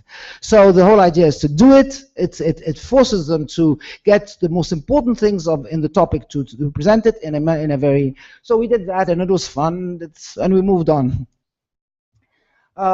Last year, about 2 years ago, we had collaboration with Columbia University's Center for New Media, and they have collaborated. They gave us an open source, something called Media Thread, that allows you to analyze videos, to write textual critical essays where you are analyzing videos, and you can annotate the videos and look at it. It's a very nice platform. We've used it, and many other people have used it. And we do it with students. It takes a little bit of training, not much, but it is essentially a text that is supplemented with videos. And that we tried. But the bigger, we went back to the video because that is fun, all right? And so I'm going to talk a little bit about the digital narrative and how where I got the idea. And of course there are other things that we didn't try, but essentially they're not very different. The portfolio, music, and videos, and all these are multimodal type of projects that one could do. My main point today is about the digital video, but digital narrative. I'm going to start off in 2007, where students were essentially doing PowerPoint presentation, narrated. They would come to class, do the presentation. Some of them were very successful, some of them were rather fun, and some of them would do some videos they would try out, and they were of different qualities. But they were always, we had to decide together, I had to agree to the subject matter that they choose. And so here I am, 3 students of mine. One of them was a senior chemistry student, and another one was a junior or sophomore mass communication student, and the third one, I think she was a sociologist.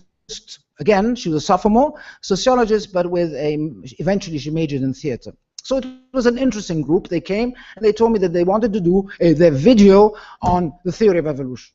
I was really not receptive. I said the theory of evolution is very broad.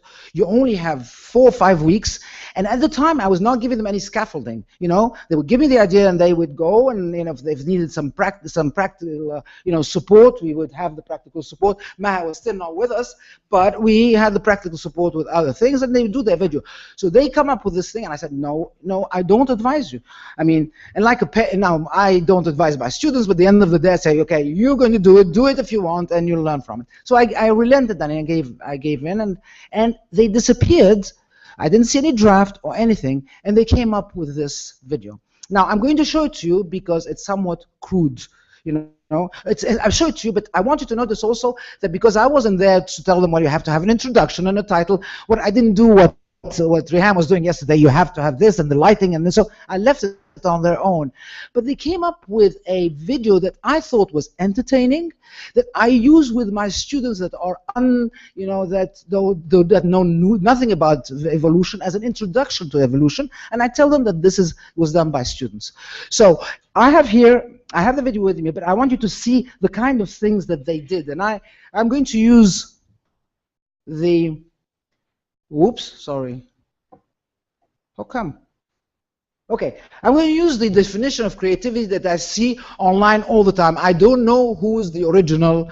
It's cited all over the place, but I don't know who said it. But they say the following. They say that creativity is the action of combining previously uncombined elements. And that's exactly what they did. They took things, they combined previously uncombined.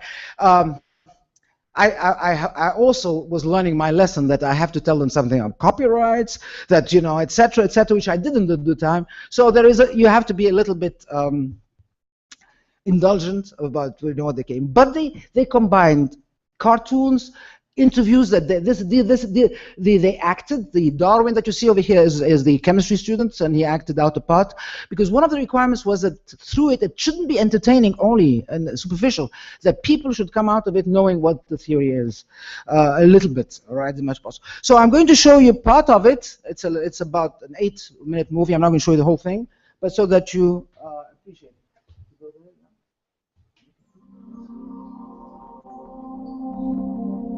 It was filmed on the old campus, by the way, in Cairo.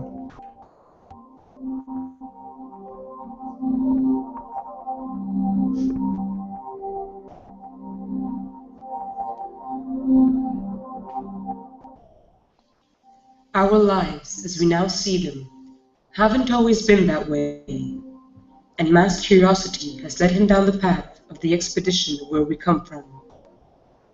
Life on Earth has existed for 3.8 billion years, and scientific discoveries show that there were profound changes in the kinds of living things that have inhabited our planet, which of course supports the exceptional theory of evolution. Not everyone believes in evolution, though. That's fine. Go ahead and scoff. You know, there are a lot of things out there that I don't believe in, but that doesn't mean they're not true. Such as? Like crop circles, or the Bermuda Triangle, or evolution. Whoa, whoa, whoa, whoa. But you don't believe in evolution? Nah, not really. You don't believe in evolution? I don't know. It's just, you know, monkeys, Darwin. You know, it's a nice story. I just think it's a little too easy. Too easy? The process of every living thing on this planet evolving over millions of years from single-celled organisms is too easy? Yeah, I just don't buy it. Some don't believe Darwin even existed. Darwin did not exist. He never existed. Everything about him was a lie. It was made up by probably a group of scientists that wanted to have social reform or something, and it never existed. Ever. Others made the Darwin Awards, saluting the improvement of the human genome by honoring those who accidentally remove themselves from it, ensuring that the next generation is one idiot smarter. And they made a movie about it. Well, Darwin Awards are awarded each year for the person who leaves this planet in the most idiotic or catastrophic way, thereby helping the gene pool by removing themselves from it. And others make fun of it. Now, I, for one, think that evolution is a bunch of bull crap, but I've been told I have to teach it anyway. It was thought of by Charles Darwin, and it goes something like this. In the beginning, we were all fish, okay, swimming around in the water. And then one day, a couple of fish had a retard baby, and the retard baby was different, so it got to live. So retard fish goes on to make more retard babies, and then one day, a retard baby fish crawled out of the ocean with its mutant fish hands, and it had sex with a squirrel or something and made this retard frog squirrel, and then that had a retard baby, which was a monkey fish frog, and then this monkey fish frog had sex with that monkey, and that monkey had a mutant retard baby that screwed another monkey, and that made you. Now let's hear Darwin's own point of view.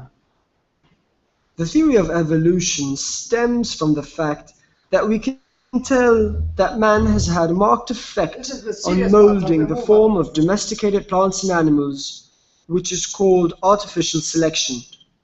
And this only happened over a few generations.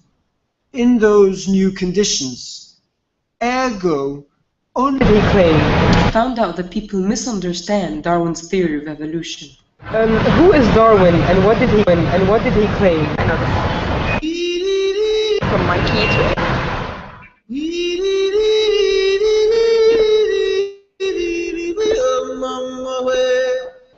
No matter how much we resemble monkeys, or how much we're similar in everything we do, Darwin never said that humans descend from monkeys. What Darwin said was that humans and apes share the same ancestor. Good morning. Morning. What is Darwin's theory of evolution? Darwin's theory of evolution. Okay. He basically would get what he said is that survival of the fittest, which means the best are the ones that survive. You know, and the people with the better traits are going to survive, so it just keeps getting better and better and better. Evolution is not a ladder of progress. Okay, it goes on and on. Part of it is serious and part of it is fun, but it does give the overall main characteristics of the theory, and then she ends up with a very thoughtful personal note. But again, the whole thing was done that they decided what the script is going to be, what they're going to choose, So I personally, I thought it was great. It was a surprise for me because I thought it was a very difficult thing to achieve in 4 weeks without honestly, any kind of scaffolding on my part. And so you know, I like the idea of having these video documentaries, but not all of them of this this quality. And most students really needed a lot of scaffolding and a lot of hand-holding and so on. So let me continue. Well, then I went in 2010. I attended an EDUCAUSE Learning Initiative conference, and in that conference there was a presentation by John Palfrey. He's a lawyer, and he was at the time the vice president, I think, of Harvard. I don't know what he's doing right now, but he had written a book. The book was called Born Digital, and he's very much into technology and in big ways in technology and education. And so when the book was about to come up, he tells us, this is his story, he's saying that he was asked, you know, you're talking about technology, and you're talking about digital literacies and blah, blah, blah. How come you resorted to writing a book, going back to the text format, all right? So he thought about it, and he said, they're right. So he decided he's going to render that book into a digital format. And he had his students pick up a chapter from each of these books and write a quote-unquote narrative about it, a digital narrative or a digital story, whatever you want to call it. And what he showed us at the conference was the video that was done by, it was called the Digital Dossier. That was one of the chapters, and he said, and that was also, I was pretty happy, the person that did that was one of his students who was born in Egypt, who was raised in Egypt, but she was of Indian origin. So that added an extra, you know, little something to the story.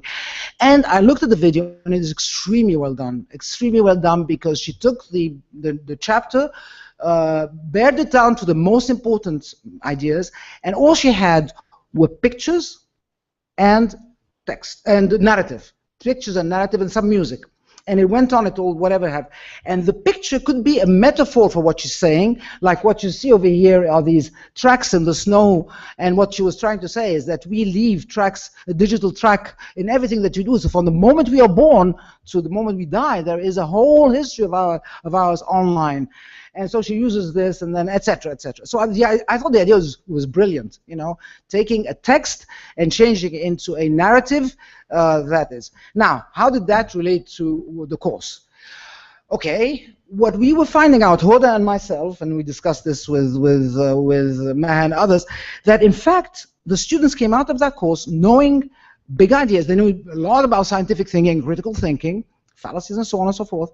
They knew a lot about the big ideas of science, but really they had no feel of the process of science. And I've written it over here in the next thing. They had no feel. They didn't really encounter historical figures in the context of their work. They may have heard of Hubble and Darwin and all that, and maybe some important parts of their biographical, but they didn't see the struggle in coming up with what the ideas of science and the demise of theories, and most importantly, they didn't see how science develops. And we wanted to be able to do that. Now, how are you going to be able to do that and do everything else, and the project the project doesn't take any of the class time. It's really, except maybe when MAHA comes in and trains them how to work on the wiki or shows them where to go in the library to do the things. But it goes parallel to the class. So how are we going to get them to, in addition, to appreciate the process of science? I was reading at the time Bill Bryson's book. I don't know if has anybody read that book?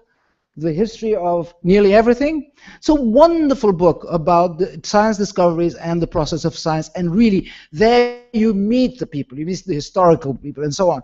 And each chapter is about 20 pages. It's full of little intricacies of what happens, the personalities, the disputes, the idealization of eventually getting something of all of that, which we call a good scientific idea or theory, is what is filtered out. But the messiness they don't meet, and so to me it was a perfect example of getting the students to do what John Palfrey was doing. Each one of the groups would take one chapter, work on it, and render it into a digital narrative. And then these digital narratives would have to be shared by the whole class, not during class time, on a wiki, at home, flipping the class. They have to look at it, peer review it, give the feedback. They would go back into redoing the draft and so on. So all of that, and they're all freshmen. right? They're all freshmen. They have never heard maybe what a wiki is. They haven't, maybe they did the movie, but certainly not in the one we want them, and so on. So, so they needed to be really scaffolded. In other words, instead of letting them go for 4 weeks and come back, or 6 weeks and with a product, that would not have worked. You know, they would have waited the last minute, and they would have been very unhappy because they have exams and et cetera, et cetera. So we scaffolded. Today we went a little, this semester we're doing a little bit beyond Bill Bryson. We're trying some other essays and a something online. We'll see what happens. So we had to have several phases, and these are the phases I'm going to talk about, the scaffolding, because it's really important. The very first phase, we asked them to read, to choose a chapter, because that's the most important thing. Choose the chapter of their choice, make a choice, read the chapter, analyze it, and come up with the main ideas. That is not an easy thing for them to do. They feel they're bogged down because there's so many details. All of them seem to be important, and they didn't know what to leave out, and how are you going to do that into a movie? So it's a little bit of hand-holding, and that's where, you know, we make sure that that's not a big deal, you're going to be okay. The second thing we do is we ask them about 10 days or a week after they read the chapter to give us a concept map. By the way, by now, we've taught them how to do concept maps in other parts of the course. The concept map itself could be the product, because it allows for text, it allows for videos to be put on, etc. But they don't do that. They do the concept map, they give it to us, we give them feedback on it, we have a group meeting, we give them feedback on the concept map, and then once they get the concept map, they already now have gotten down the most important ideas, so they're on. The next thing they do, we ask them to create a storyboard. Again, the storyboard is simple. Go, you know, go and find the pictures that you want to do, the main ideas, you put them underneath, and the citation. Just pictures, narration, citation. Pictures, very simple, right? So they come with the storyboards back to us. We look at them and we tell them, oh, this is too little, this is too much. We do, again, what RIHAM and MAHA said do, is that we be, you know, criticize a little bit, and so they go back, they work a little bit more on it.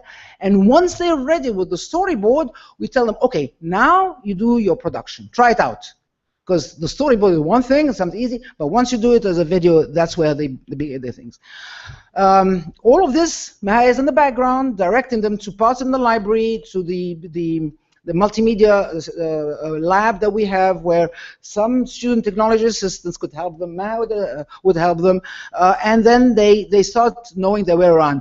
Typically, I have to tell you, at the end, they prefer doing it on themselves. They learn the big ideas, but they try out, they try and error. They don't need too much coaching. So once they do the thing, they produce the first draft. And that's the fun part. They produce the first draft, and that's where the teams start to fight a little bit, because the first draft, you know, you have to do this, and shall we put this, shall we not put this, etc. But finally, they come up with the first, and again, there's a deadline at which they have to give in all these things. Once they have the first draft, we ask them to upload them on the class wiki, which has already been prepared by MAHA, so they don't have to do they don't have to design the class wiki. I don't have to worry about designing it. It's there. She takes care of that. She comes 20 minutes in class to tell them how to do it. They pick it up very quickly, how to upload it. And each group has their own space in there where they put their concept maps, their literature survey, the draft, etc. Once the draft is up there, they have about 10 days to each group to see the other group's video and to comment on it. They have to give a review, and a constructive review, not, you know, oh, it's great.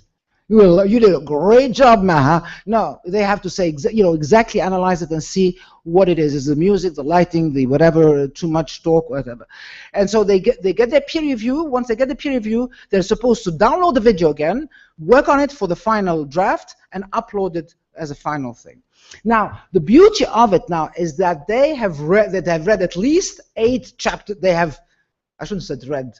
They have known what 8 chapters look like. What is the thing? So they have not read the whole book, but they have gotten an idea of the process of science through their teammates, so through their colleagues or their peers. So they read it, and at the end of the day, we ask each one of them. Now, this is not a group thing. This is an individual reflection paper I read it alone, and you know. It's extremely useful, because they really are reflecting on the whole process and what they've learned. Very quickly, because I know that I don't have time, I'm going to show you one of them. And now these are freshman, all right? So it's a little different, okay? So if you hear the enthusiasm that this video is going to show,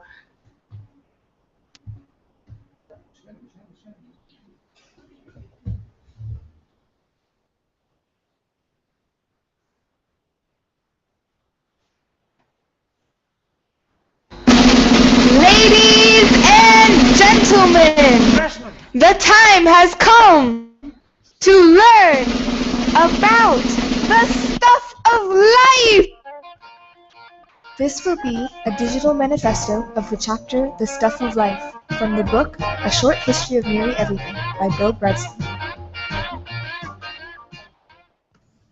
One of the phenomena of life that has confounded many scientists over the years is the mystery of DNA. At one point, people believed that proteins were the agent of heredity, but after many scientific experiments, it was proven that it is in fact DNA that is the agent of heredity. Inside each cell resides a nucleus, inside which reside 46 chromosomes, half of which come from a person's mother, and the other half which comes from a person's father. All bodily cells contain the same amount of chromosomes. Chromosomes are made of deoxyribonucleic acid, or DNA, which are strands of molecules that contain the instruction manual used to make and maintain proteins. The most peculiar thing about DNA is that all it ever seems to be doing is replicating itself, again and again and again. In fact, if you took the entire DNA in your body and stretched it to make one big strand, there would be enough to go from the Earth to the Moon and back 6 times. But how did we ever find out that DNA is responsible for inheritance? The Hershey and Chase experiment, conducted in 1952 by Alfred Hershey and Martha Chase, confirmed that DNA was the genetic material. The experiment consisted of T2 phage virus. The phage consists only of a protein shell containing its genetic material. In their experiment, they labeled the DNA of the phages with the radioactive phosphorus-32. They allowed the phages to infect E. coli cell. They found that the phage infected the bacterium by injecting its genetic material, causing the bacterium's genetic machinery to produce more viruses, leaving its empty protein-filled shell behind. You'll catch them surfing outside, you enter a county line, outside, you Santa Cruz and The structure of DNA was understood thanks to 4 scientists in England: Maurice Wilkins, Rosalind Franklin, Francis Crick, and James Watson. Francis and James took most of the credit for the discovery of the structure of DNA, although the work could not have been achieved without the help of their competitors, Rosalind and Wilkins. Rosalind Franklin had the best images in existence at the time of the possible structure of DNA, which she obtained through X-ray crystallography. However, despite pestering from James and Francis, she absolutely refused to share her findings.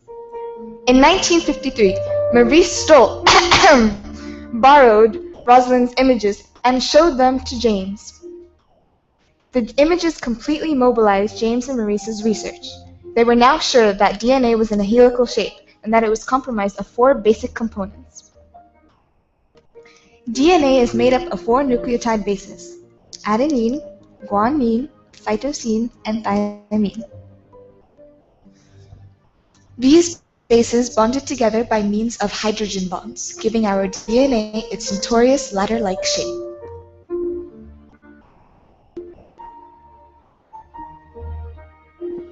Together, James and Watson created a cardboard and metal model of what they supposed the structure of DNA looked like. In 1962, James, Francis, and Maurice were awarded the Nobel Prize. Rosalind had died 4 years earlier due to avoidable ovarian cancer, which she developed as a result of chronic overexposure to X-rays through her work. Allah yarhamha. The Nobel Prize is not awarded to the dead. Genes are each nothing more or less than instructions to making proteins, like the keys of a piano, each playing a single note and nothing else. But combine these genes as you would combine piano keys, you can create chords and melodies of infinite variety.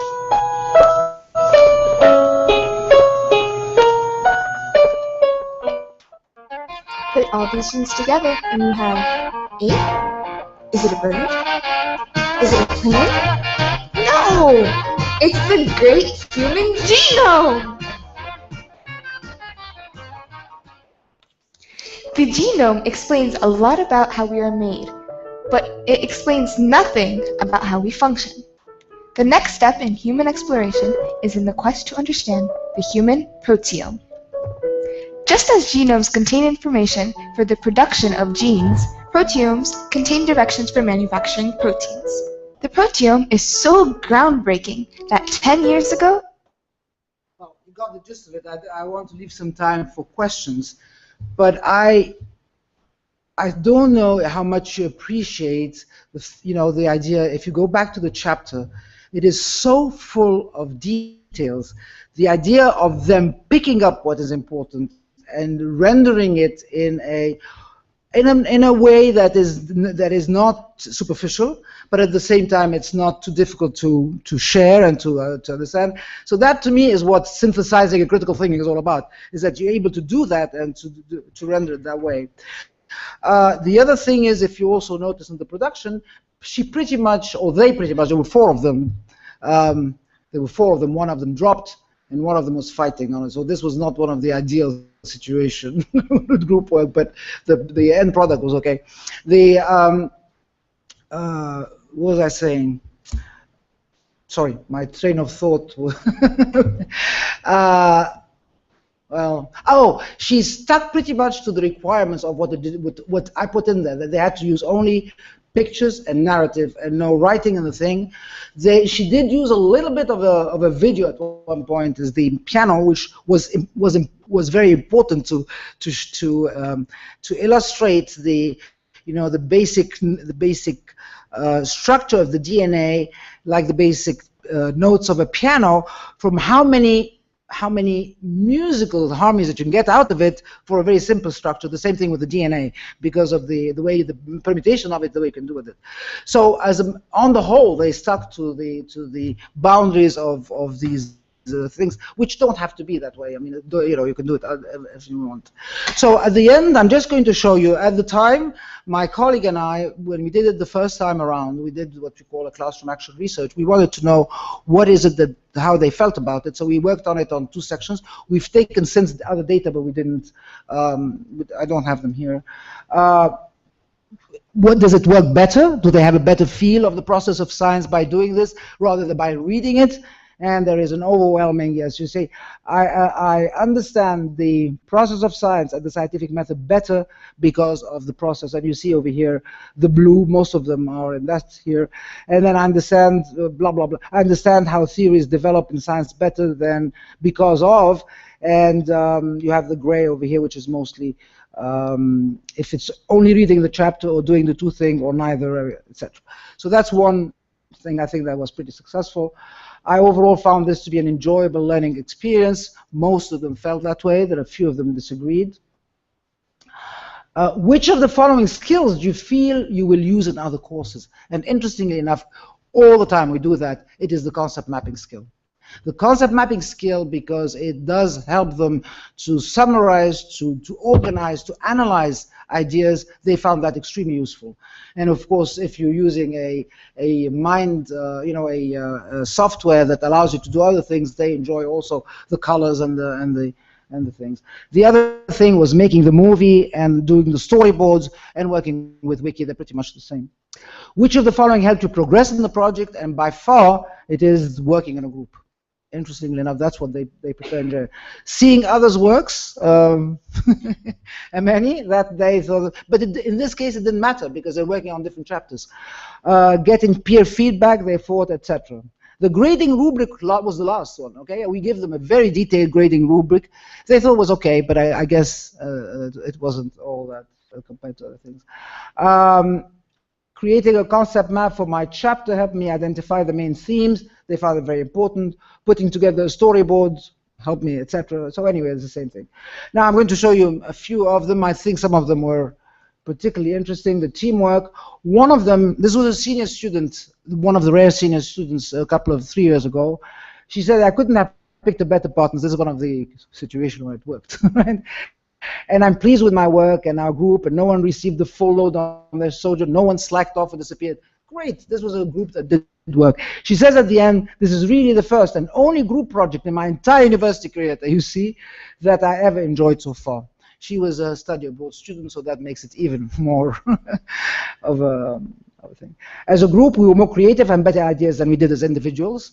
Another one, a very thoughtful one, he said, I learned that I need to be part of the team, not the chief. In his reflection paper, he says, I started out by wanting to do what I wanted, and he really had very leadership skill, and he found it very tedious and frustrating to have to work with the others who were lagging behind. But he learned that he has to really be part of a team, and I think that that's a wonderful lesson, and to respect other ideas, even the trivial ones, or the trivial ideas. Anyway, I can go on like that. So the teamwork, the student engagement. He says, the second one says, this is one of my favorite projects that I worked on this semester, and you should see how their reaction when they first read the chapter. They don't like it. What amazes me is how a chapter in a book that might be described as boring by some people can be turned into an interesting short movie. The technology and the resources, they love the support. And I'm going to stop here because I think that I want you to have time to ask me and ask Maha especially some of the kind of challenges that she encounters if given that this is, like I said, this project occurs parallel to what goes on in class. We don't take much time in class except maybe once to train them for the wiki. She does that. Everything else is mostly out of class, and sometimes we ask for the help of the STAs and the student technology assistant because we needed more things. So I'm just pointing that out because when we go into that path, you do need faculty. Do not have to worry about the technology. So the support is somehow needed. So the benefits, I agree. All of this, I think, I found very, very beneficial. The challenges is time-consuming. Support is needed. The assessment, we've learned to do. We have now a very solid rubric that we assess. But at the beginning, it's difficult. When you start working, then what are they? You need to align the pedagogical benefit and the course objectives. For every time that we did it, we changed project. There was a reason to it. There was certainly the digital narrative part for us. It was for the students to learn something beyond what they were learning in class, which we felt they were missing. The copyright issues, I skipped off of that. That's a biggie. We have to teach them what they have to cite. What do we do with it? I mean, I really don't know if I could put this on any website because they borrow materials from all over the place that are not cited, so cannot be put on a repository that is public. Anyway, I leave that, and I want you to, ask as many questions as you want from Maha. I'll let you go in there, and she can give you a better feel of the student point of view than I probably can. So, and you can also ask me questions. Yes, Tim.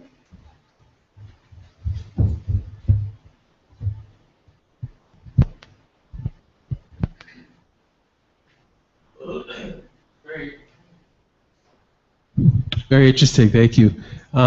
So I've been trying to do some similar kinds of projects, and the struggle I have is balancing how much practical work versus theoretical readings, etc. So are they reading that one chapter, or are there other readings that are accompanying that's more background information? How do you balance out the amount of work that they're doing on that single chapter versus adding supplemental readings, things like that?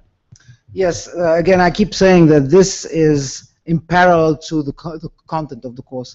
The course is a multi-section course. We've all decided there are certain things that they have to know before they go out. They're not necessarily things that they are memorizing or lecturing or everything, because a lot of the approaches is very online, is very hands-on and experiential. But there is content that at the end of the course, they should know. So this is really one area that we thought we were missing given the whole thing, so it's in parallel to that. Yes, that project we only focus on that particular chapter for this kind of project. The other projects that we had, which were research projects, they were really researching a topic and then doing the regular thing, the bibliography, the etc. etc. This has a different spin to it. I hope that answers your question. It would be the equivalent of a research paper, but it's not really a research paper because they're not researching beyond, in this case, they're not researching beyond the chapter. I want them to focus on the chapter. I want them to get from the chapter you know, they render this product at the end, and that product for each of them serves as a learning for the others. They have to read, so they haven't read the book as a whole, but they've gotten the main ideas as seen by their peers. It's not a summary. It's much more than a summary, because a summary is linear to me, but it is a summary as they view it. If you want, it is if you want to call it a summary, I just don't like the idea of a summary, because when you summarize something, it comes out to be somewhat different. I mean, they're not adding to it. No, they're not adding to it. And This one they're not adding. That's exactly the it. main idea. They're putting it in their own language. That's correct. Okay. That one they're not. This semester we're doing a little different. This semester we are broadening it. They can choose that type, or they look at others in which they're going to have to do more research. So they have chosen one of two things. Thank you for this presentation. Thank you very much. I learned a lot. Yes. I have a question, yes. but I have a question for the technologists. I work here in the Media Center at the American University in Kosovo, and when students come and ask me for any help, they somehow expect from me to do all the work.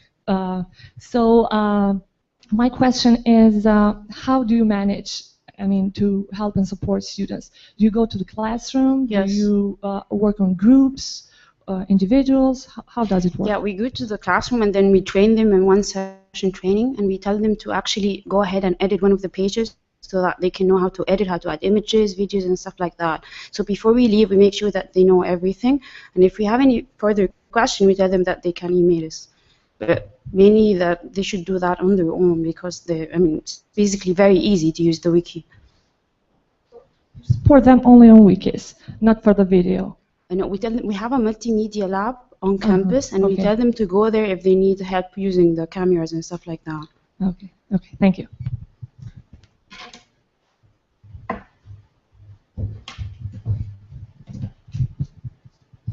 Just a comment. Thank you, Aziza. This is an excellent example of collaboration between different departments in the university.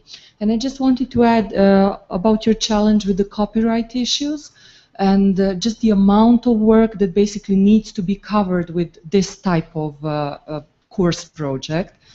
What we did for one of the Daniel courses, we tried the embedded librarianship model for sorting out all issues that were basically related to bits of information literacy, bits of copyright issues, basically plagiarism in general, citing and copyright issues.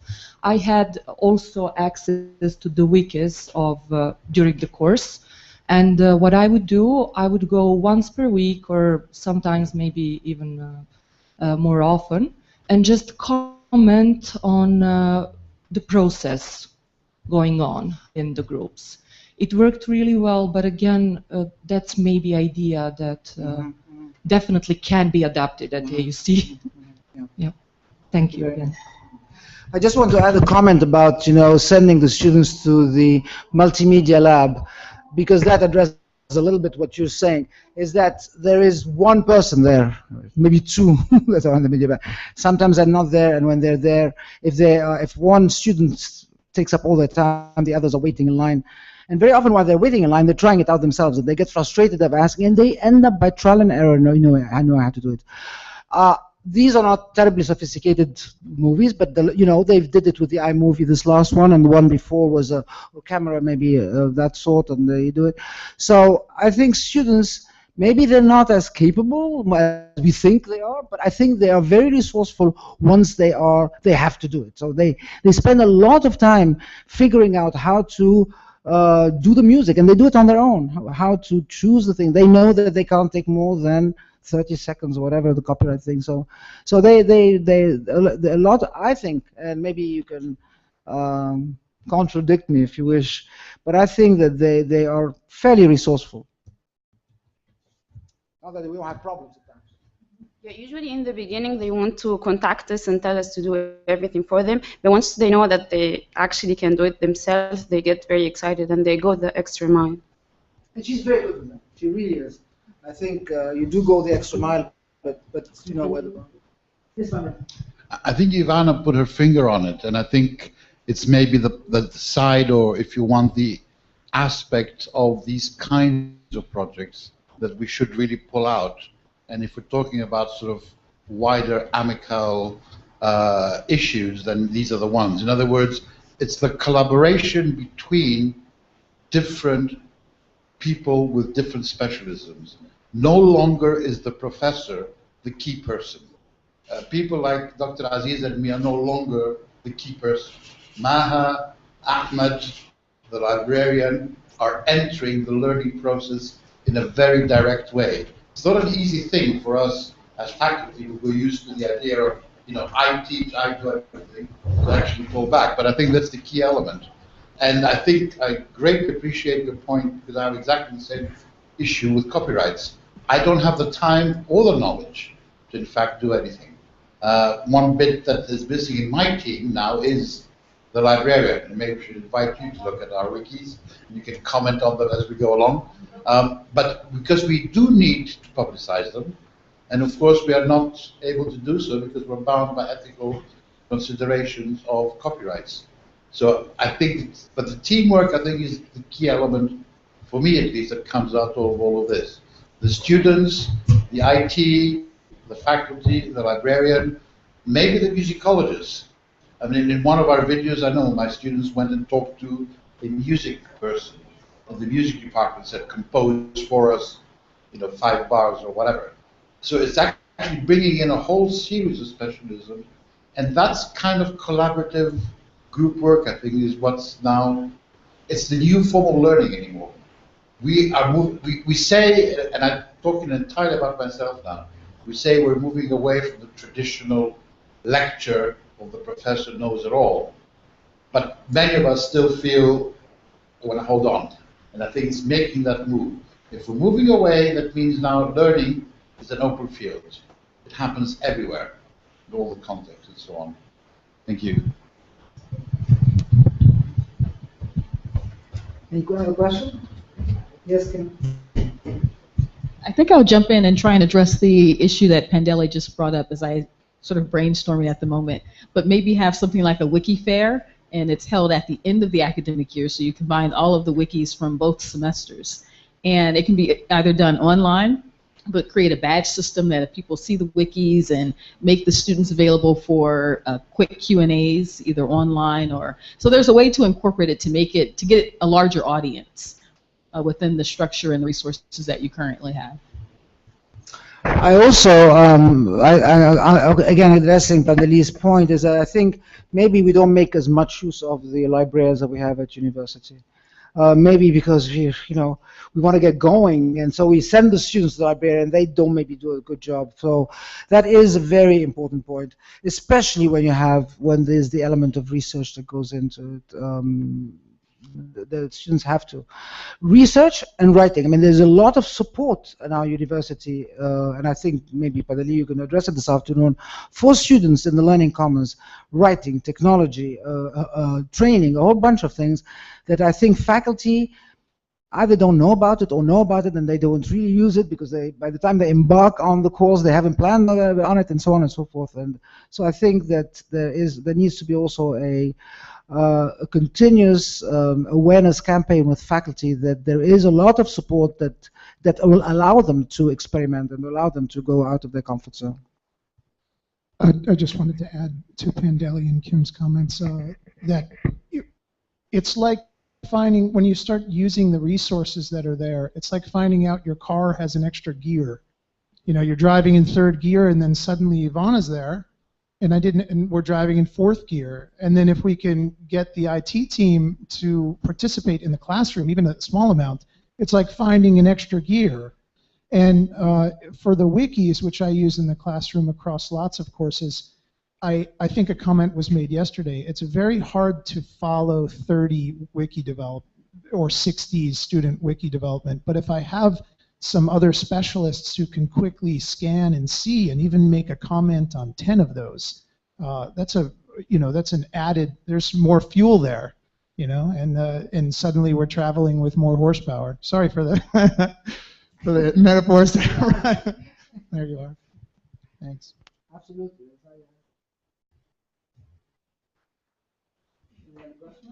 Also, just comment, because this is really ideal opportunity, and I'm sure that all my librarian colleagues will really appreciate it. We are definitely now discussing a very, very important issue. It is not, let's say, Pandeli or to any other faculty, and this is a usual concern. It is not that by introducing information literacy or having information technologists there, someone says, oh, you don't know to do that. I do still think, and it's absolutely that faculty is still the focal point, the main guys in the team. Just as Daniel has said, projects have become so wide. What we want to bring as to students as example of active learning definitely demands now for us also to learn something which is working in team, as one point was there. And I do think that faculty sometimes, and will correct me if I'm wrong, thinks that if librarian or if IT media people step inside, that might mean that I have been told that I'm not doing my job properly. So the responsibility issue, no. No one is, I'm not going to teach your course.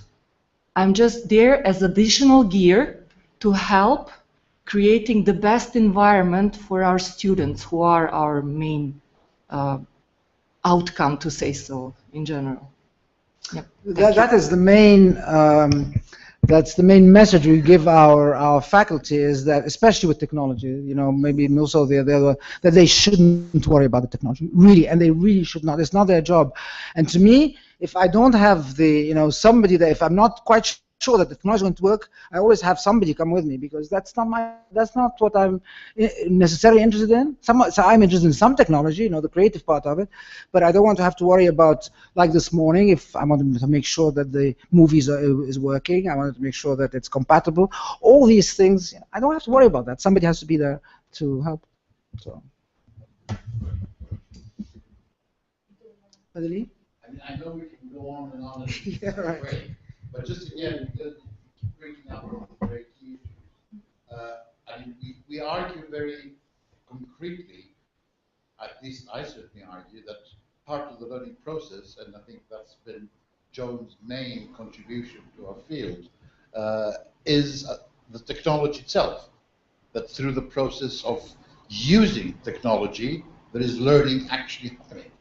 But then, and I think you're absolutely right, we withdraw into a little safety boxes called I am the professor, and we assume that all the learning is really happening from what I am saying. And we like the idea of that technological output, and we're very proud of it and demonstrate it and show it everywhere.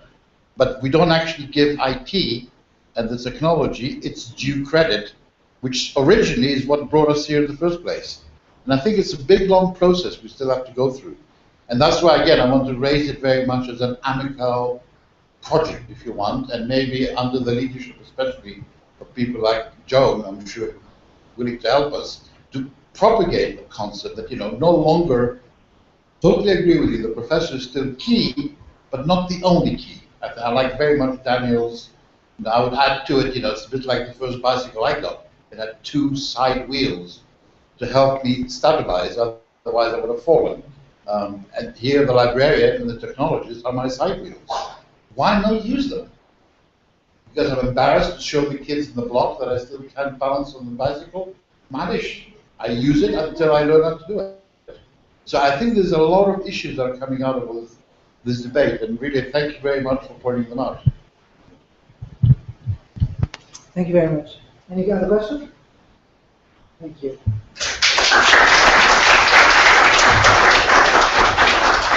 Thank you, AZIZA and MAHA. Now we're having a coffee break, and please be back by 11:30 when we are continuing with the next presentation. Just a small note. Yes, a small note. Sorry? Well, yes, it will be 35, so that's why it's 20 minutes. Yes, yes.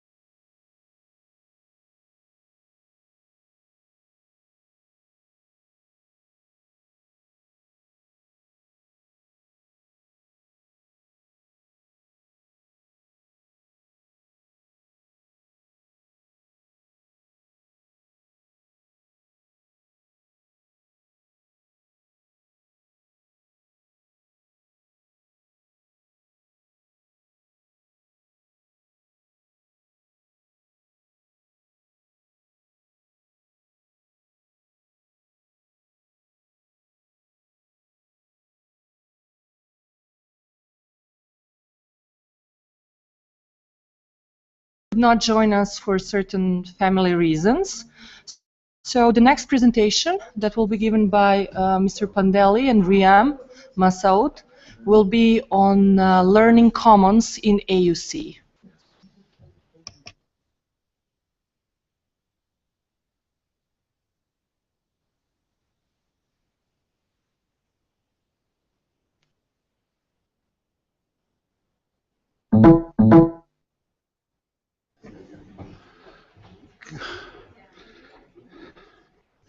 It's still morning, so I'll say good morning. It's noon yet.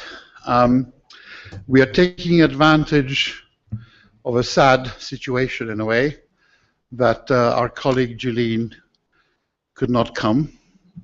And I would like to suggest on your behalf that we ask our hosts, Ivana and Daniel, to send Julene an email with all our best wishes, telling her we miss her and we hope her daughter improves in health.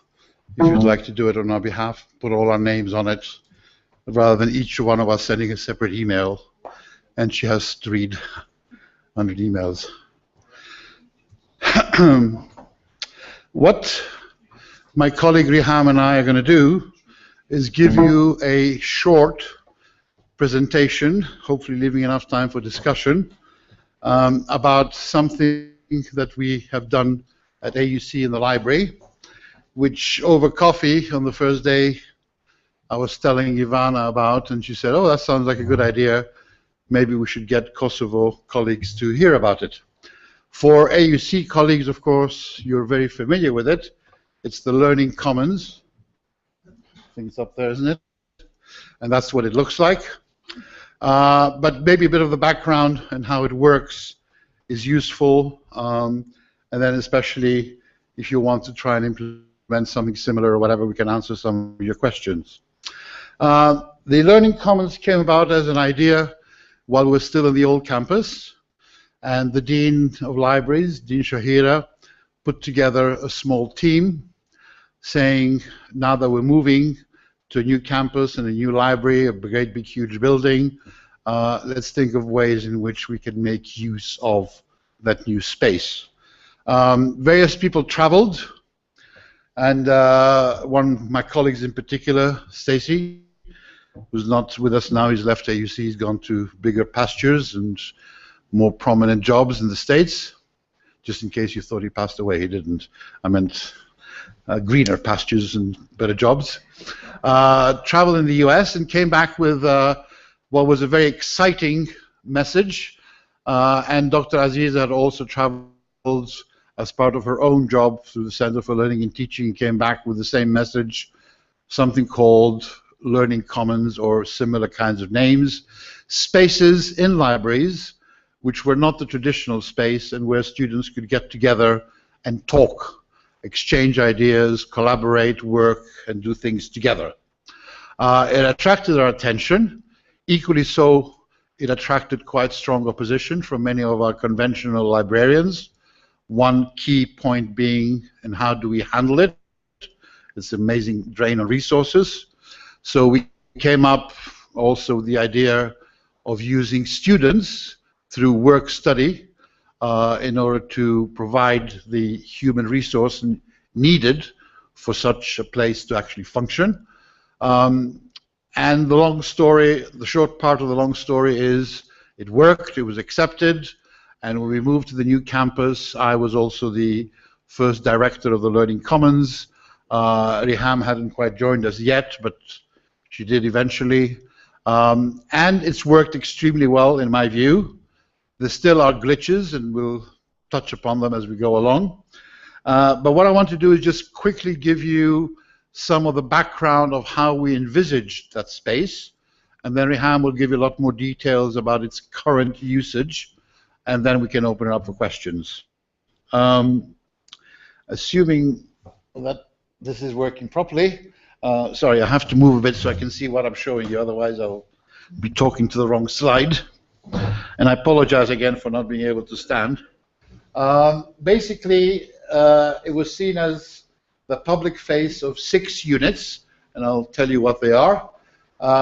the Learning Commons existed to bring together the content, technology, and services offered by these different units in one physical location to support learning. The goal was to provide a seamless work environment, giving users the tools, support to access, manage, and produce information. And this is the key point, from idea formation to knowledge production at a single workplace.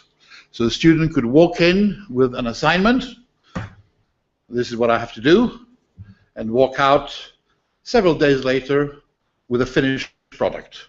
And the finished product could be a multimedia video, it could be a term essay, whatever the requirement was for the assignment. And that student or group of students, if they work together, would find help at every stage of their work. The team that was involved included, first of all, as you can expect, the library, the collections, the journals, and everything, all these resources are amazing resources. The reference librarians would participate in that. The Writing Center, which has a permanent space in the Learning Commons on the ground floor, available for any student at any time to walk in to the little cubbyhole that they've got. It's not very private or confidential, it's just open space, but with cardboard walls, and say, you know, I'm having difficulty expressing this idea, can you please look at this paragraph, whatever they need. They can, of course, also make longer appointments at the Writing Center itself, which is located outside the library, but this is a person physically there. The Multimedia Center, which is, after a bit of negotiation with the University Academic Computing Department, managed to get them to locate it at the very end of the Learning Commons. So you can actually, from the Learning Commons, walk into the Multimedia Center, run by a lovely colleague, Maria, who's fantastic in support and help, and she has all the equipment you can possibly dream of in there, both software and hardware. You don't have to leave the Commons to get there, it's the very back. And as I said, this was part of the concept, and we argued a lot, and finally we got it there. Information technology is available also in another bit of the Learning Commons, where people from UTI are there for students who have problems with their email, or they load particular software and it doesn't really work very well, they need help, stuff like that. And finally, and the key element in my view, if you want the flagship of that whole bit, the student technology assistants, of which RIHAM is the senior coordinator for them, and she'll tell you more about them in a minute. So these are the 6 units. They are handled by different bits of the system. So for example, the first 2 clearly belong to the library. They're employees of the library. The Writing Center are faculty colleagues who work in the Writing Center. The Multimedia Center belongs to the University Academic Computing Department, and Maria is an employee over there. Information Technology belongs to another unit of the university called UTI, and don't ask me what it stands for, but it stands University Technology Infrastructure. And the student technology assistants belong to the Center for Learning and Teaching. So it is also a collaboration between different entities with different managers and different structures and so on. And it works quite well. Major characteristics are 3, and I just quickly run by them one by one. First and foremost is the introduction of technology to be used on the spot by students, and why the student technology assistants are very important. And able to access a whole broad range of hardware and software tools in the Learning Commons, allowing them to access the rich content of the library, as well as manage and produce research output and multimedia projects from one location.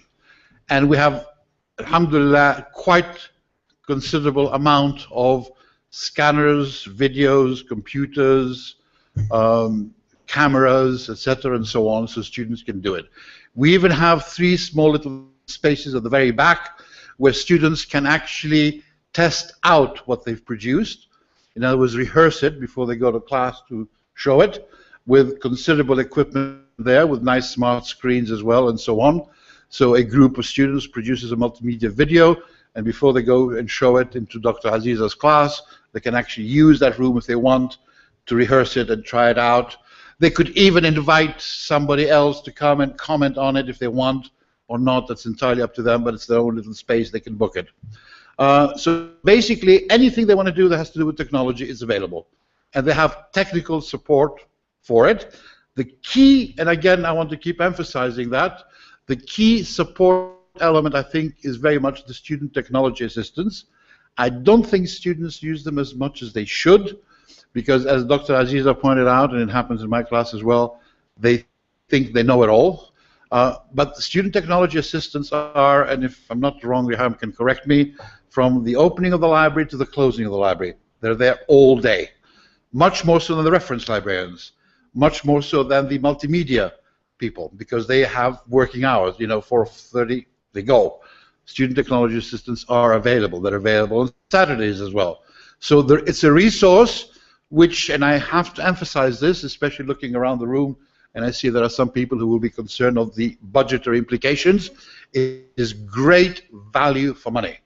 On work, study rates, we employ very bright young women and men who learn quite a lot of technology because we train them, and therefore that enhances their own personal CV and their own career prospects, I think, in the future, because nowadays, in the 21st century especially, the more technology you are familiar with, and if you've been teaching it and training, even more so, they get paid very little for what they do, but they offer an absolutely brilliant service. Yes, of course, we have problems. I'm not, for 1 minute, please don't misunderstand me, but the problems being, sometimes some of these STAs are not quite as effective as they should be, or not quite as well trained as they should be. That happens in every institution. We have the same problems with my professional faculty colleagues in the Department of Political Science and Sociology. We hire people who think they're brilliant and they're not. So I think that's just part of life. I don't see this as an obstacle or a detriment to the package, to the program. The program is very effective. It's very, very good value for money because it costs the university almost nothing. And I am very hard-pressed, and I'm sure that our president, Lisa Anderson, would probably be equally hard-pressed, but I will also leave it to Dr. AZIZA to maybe comment on this later on, to find better value for money program at AUC, where we spend so little and actually get so much reward, and you'll see the rewards in actual numbers that RIHAM will be showing you in a minute. From technology, we will move to collaborative group learning, and again, this was very much the concept we inherited from our two visitors, Stacy and AZIZA, when they went to the States and came back. They showed us Harvard, Smith, I can't remember now which universities, but major Ivy League universities that created these fantastic collaborative working spaces. We tried to imitate as much as we could. We didn't get exactly what we wanted. We ordered really nice, comfortable couches. We got semi-comfortable couches. We ordered some particularly nice, kind of user-friendly desks, so that when you walk up to it, you don't feel like you're, being interrogated by the judges. We didn't get exactly that. We got, very nice, expensive mahogany or something table that we didn't really want.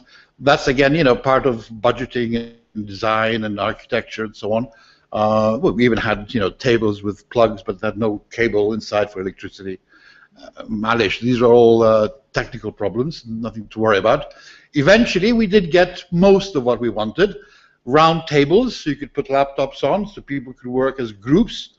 Comfortable couches and coffee tables, so you could put your feet up and read and talk. Snooze, you could bring food in, you could bring drink in, you can relax, you can watch a movie, you can chit-chat to your girlfriend who's in America visiting her grandparents and say, I miss you, dear, where are you, I wish you were here.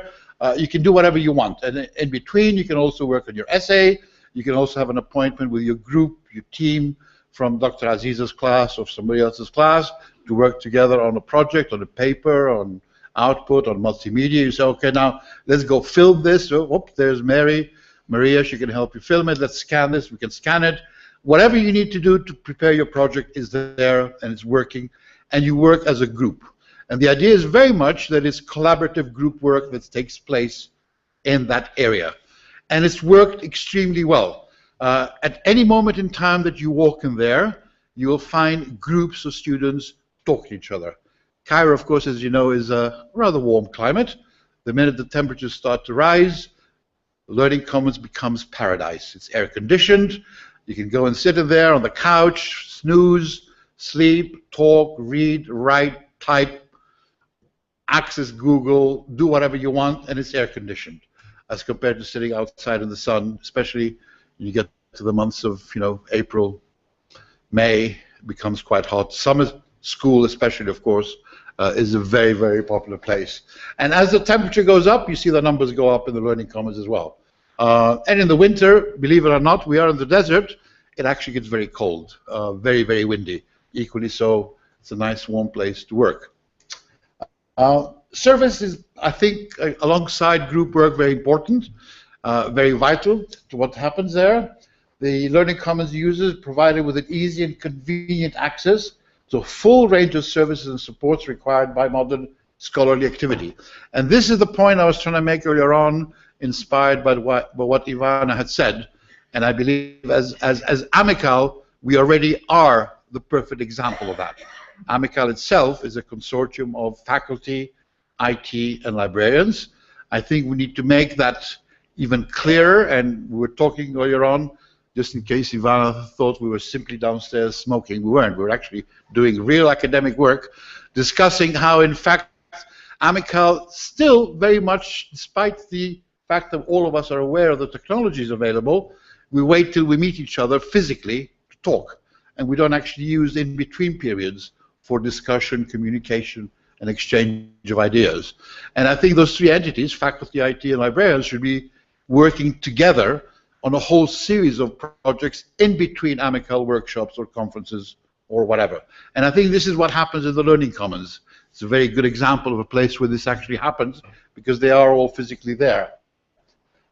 Instructional technologists, IT specialists, the student technology assistants, and a whole series of other campus service providers, such as the Writing Center, for example, are also there.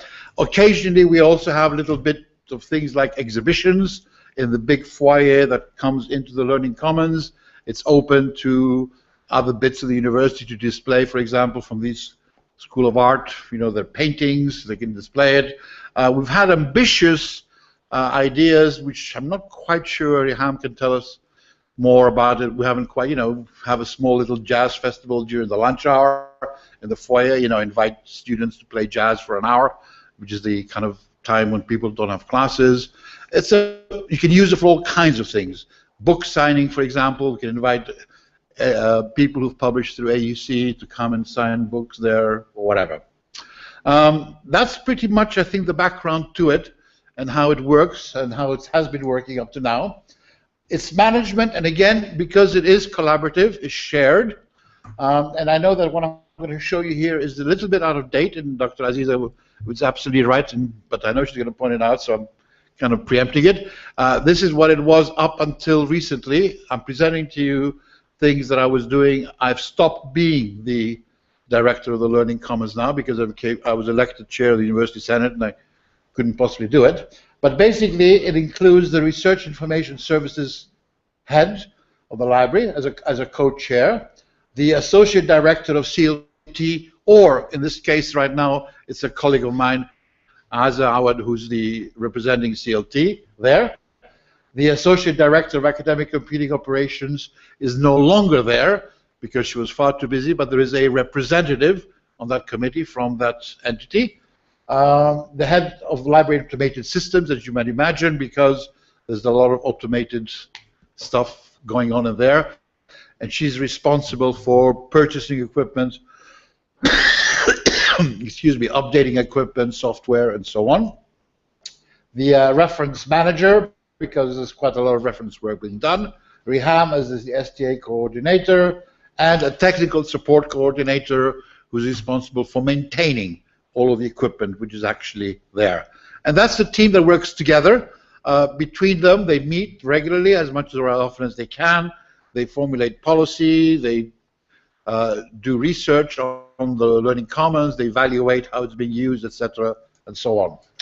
I think I've pretty much covered what I wanted to do as sort of general background. I now turn to RIHAM, and she will continue by giving you a bit more of the up-to-date and real-life experiences of the Learning Commons.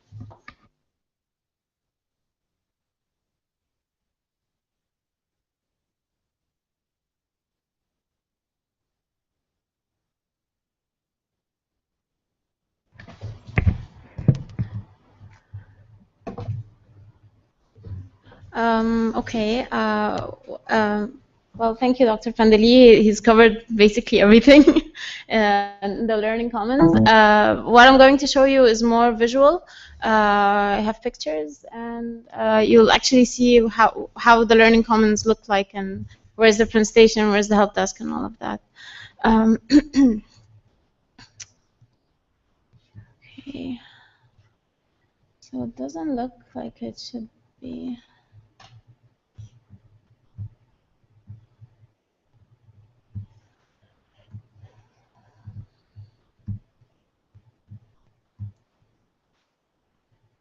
Okay, so as you may all know by now, Professor Pandeli is the one who established the Learning Commons in 2008 when we first moved to the new campus.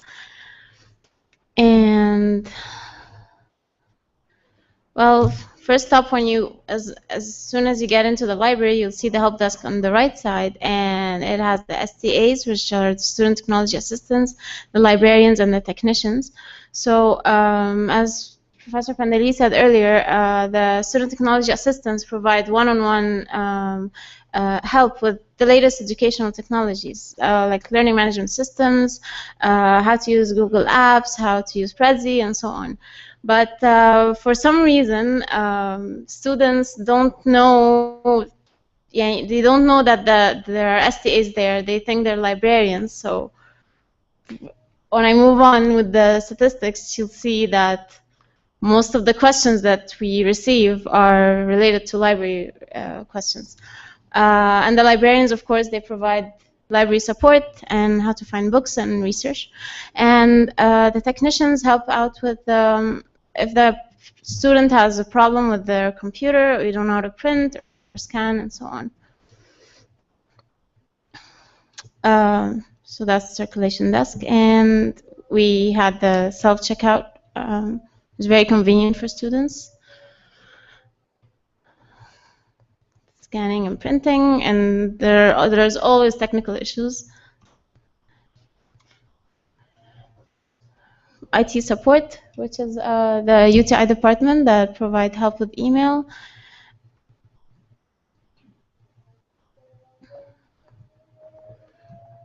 And so the Learning Commons area has more than 90 computer stations, 23 group study rooms that students could reserve online. It's very convenient. And of course the Multimedia Lab and the Writing Center. And we also provide, we lend laptops and headphones for students, but they have to use them inside the library.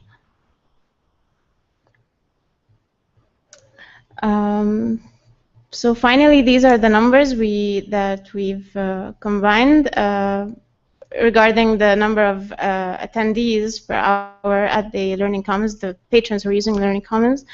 And it's usually during assembly hour, which is from 1 to 2. Between classes, that's the peak. So the spring semester, spring 14, we're still counting. And multimedia, as you can see, or technology, it's the lowest. And information, like where to find a class or how to use this or that. Troubleshooting is also famous here. Could you explain the dip into 2012? Because it's the summer semester. Summer is pretty low. There aren't many patrons. Summer courses are not that much. The number of attendees are low. I think we had the closure, صح?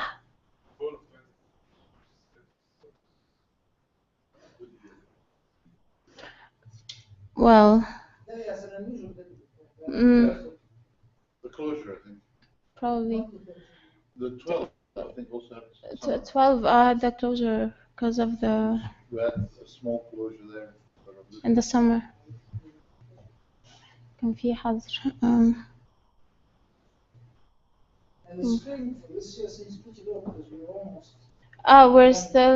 We're still in the middle, and they're still doing the head counts. Yeah. It's not complete yet. And these are the types of students who actually are around the Learning Commons, and mostly undergraduates. And non-AUCNs usually come to use we call them external users. They are allowed to use the library on Saturdays only, and they pay membership fees. So that's our Learning Commons. Yes. Unknown patrons are when the students who are filling out the survey, when they receive the question, they don't know if they're graduates or undergraduates, so they put it as unknown. Sure. So there were only 550 questions in the fall. So in the whole semester, they only asked 550 questions of graduates, fall 2012, for example. I don't think it's a question, it's the type of thing. The type of patron that the people are approaching. At the help desk. It's these statistics are for the patrons who are approaching the STAs, not the librarians. Yeah. Oh, I should elaborate that in the slide. And I think, to be very honest, and this is not a criticism of RIHAM, our record keeping by the STAs is not ideal. STAs sit behind a big table. If somebody pops in and says, where's the writing center? They don't type it in. I can't get my computer to say, well, did you try pushing that button? Sometimes they do, sometimes they don't. And as happens quite often, I've seen it with my own eyes as I pass by, there's a poor STA sitting there, and there's about 6 students all asking questions at the same time. We're not famous in Cairo for order and discipline and lines. So, in other words, I wouldn't take these as anything other than indicative. And they're roughly indicative that the bulk comes from undergraduate rather than graduate students. That's about all. The same thing with all the previous data. I certainly would not either bet on them or formulate policy on them. If we want to do that, then we would have to be a lot stricter in keeping records. The attendance records, again, that you saw, and maybe RIHAM could elaborate on it, are taken on a particular weekly day by the librarians. And it could happen that that was actually a particularly hot day, or a particularly cold day, or a particularly awkward day, or who knows, or a particularly important jazz festival being played in the sports center. And therefore, the indicator is, again, just an indicator. That we're getting several thousand people in there. And again, there's no way of knowing when we get them there what they do. They could actually be coming in there to fall asleep. They could be coming in there for, excuse the expression, just go to use the loo. That's it, and walk out again. So they're all indicators that it is being used in one way or another. We have not yet done any detailed survey. We do need, I think, at some point to ask an external entity from the university, some independent person, to take it on as a job to specifically review the Learning Commons. The library is reviewed. Dean Shahira makes sure the library is reviewed once a year, but not the Learning Commons by itself. So we still need to do that. We just haven't done it. I have 2 questions. One of them, you said there are 23 study rooms in the Learning Commons? In the entire library. In the library. The library. Oh, okay. Learning Commons, there's just 3. Yes. Can we go back to the one that has the patrons that are in the 40,000? Oh, sorry. Okay, these numbers seem to be fairly consistent, right? So when I see something like that, I think, except for the spring, I think it's very low. But these numbers, I mean, again, do you rely on STAs to get these numbers? No. What are they relied on? RIHAM, her colleague in the library, does a library check, and it's done based on pretty much how she decides. She picks a week, and then during that week she goes out and does a head count, and then multiplies. Okay, so but it's pretty consistent. So it seems to me that there is some reliability there, or else it's not going up and down and so on. Again, I would say that it is indicative rather than it's roughly reliable. Yeah. In other words, I would say that we have a number of people that regularly use it, and then it goes up and down depending on whether it's exam time, whether it's hot, whether it's cold, whether it's other activities, and so on. Yeah. But that's roughly, because she actually does go out and she does a head count. Yeah. I think and then there's multiplies by 7 to get it weekly and yearly. I just think there's something very odd about the spring 14, because month of April is going to be almost over, very quickly. So you only have the month of May. And that is a big discrepancy. Maybe she hasn't done the proper head count yet? No, not yet. They haven't started earlier in the semester with the spring. It's just, it seems it's an oddity. Anyway. Well, thank you very much. Yes?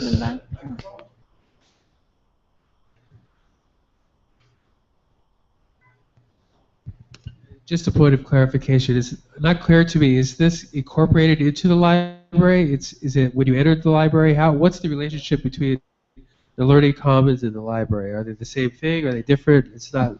I don't quite understand. Okay. Well, as soon as you the Learning Commons is the plaza level or the ground level of the library. So as soon as you walk in, you'll find all of the help desk, different stations where you can get assistance, and you'll find this big area where all the computers are there. The books, there are some shelves over there, and then there are three floors, of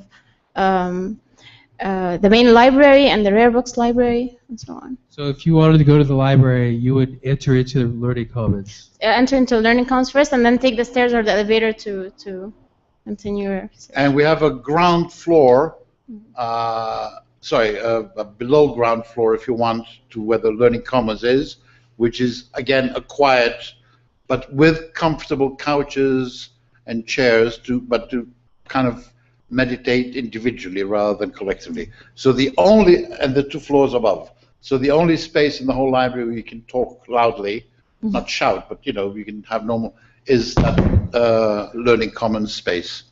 Below and 2 above are quiet spaces, and no food allowed or drink or anything. It's a normal library.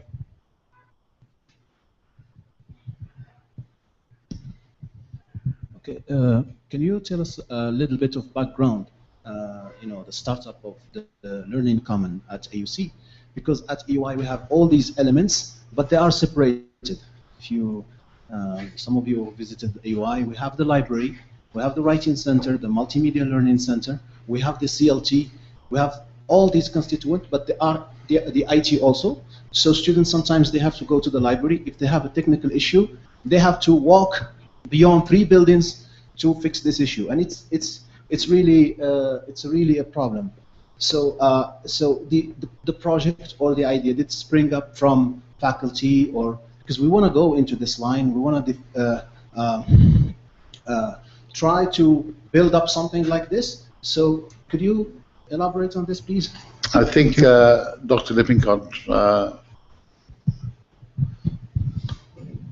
I've done a fair amount of writing on the topic of learning or information commons. The idea has been around for about 20 years. And the notion was to have user-centered or student-centered services, so that rather than focusing on the administrative units and organizing around that, you focused on what students' needs really are and providing an easier way for them to have access to services. The place that I would like to see this go is to have more cross-training among the different services and more collaboration in offering some of the services. For example, when a student has trouble with writing a paper, they may also need help on their references from the library and on the software from the IT people, not just how to write the structure of the sentences or paragraphs. And I think that it's possible. It's being done in a very small number of places in the US, to have some cross-training so that at least up to a certain level, people will be able to provide the information. For example, the student technology assistants, I'm sure, are asked questions about reference sources and databases. So why not train them to a certain level so they can answer some, and maybe they are at AUC, I'd be curious to know, so they can answer that, because you know what? They are answering it, but they may not have been trained. And I don't mean just at AUC, I mean in general. So it's one of my concerns about what I see going on with Learning Commons. But they are, not every academic library in the US has one, but they're becoming quite prevalent.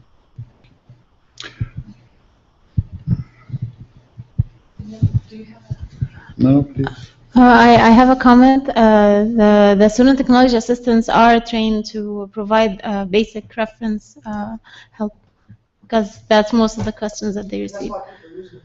Yes.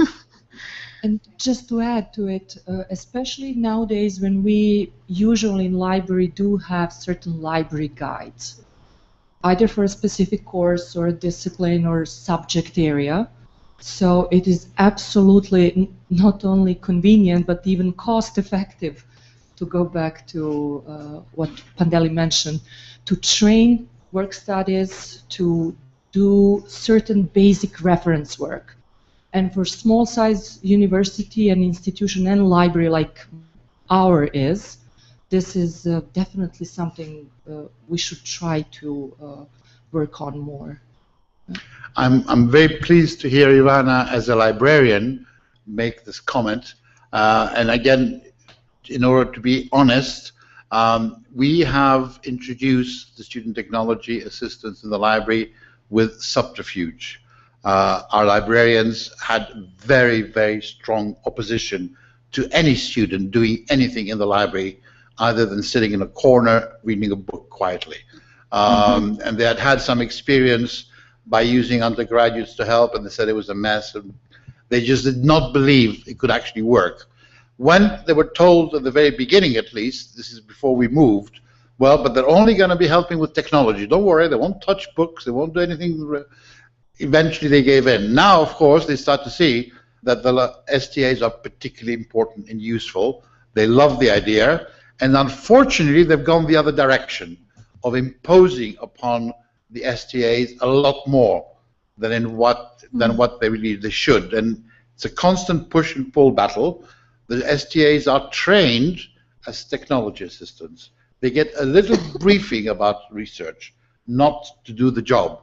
And technically, next to an STA, there's always a reference librarian also sitting there. Just life the way it is, normally the reference librarian is the most senior person, an adult, says, you know, to the STA, I'll pop up to my office and I'll be back in half an hour. If you need me, call me. In the meantime, a flood of students come in and say, you know, where's this Encyclopedia Islamicus, where's this, where's that? They answer.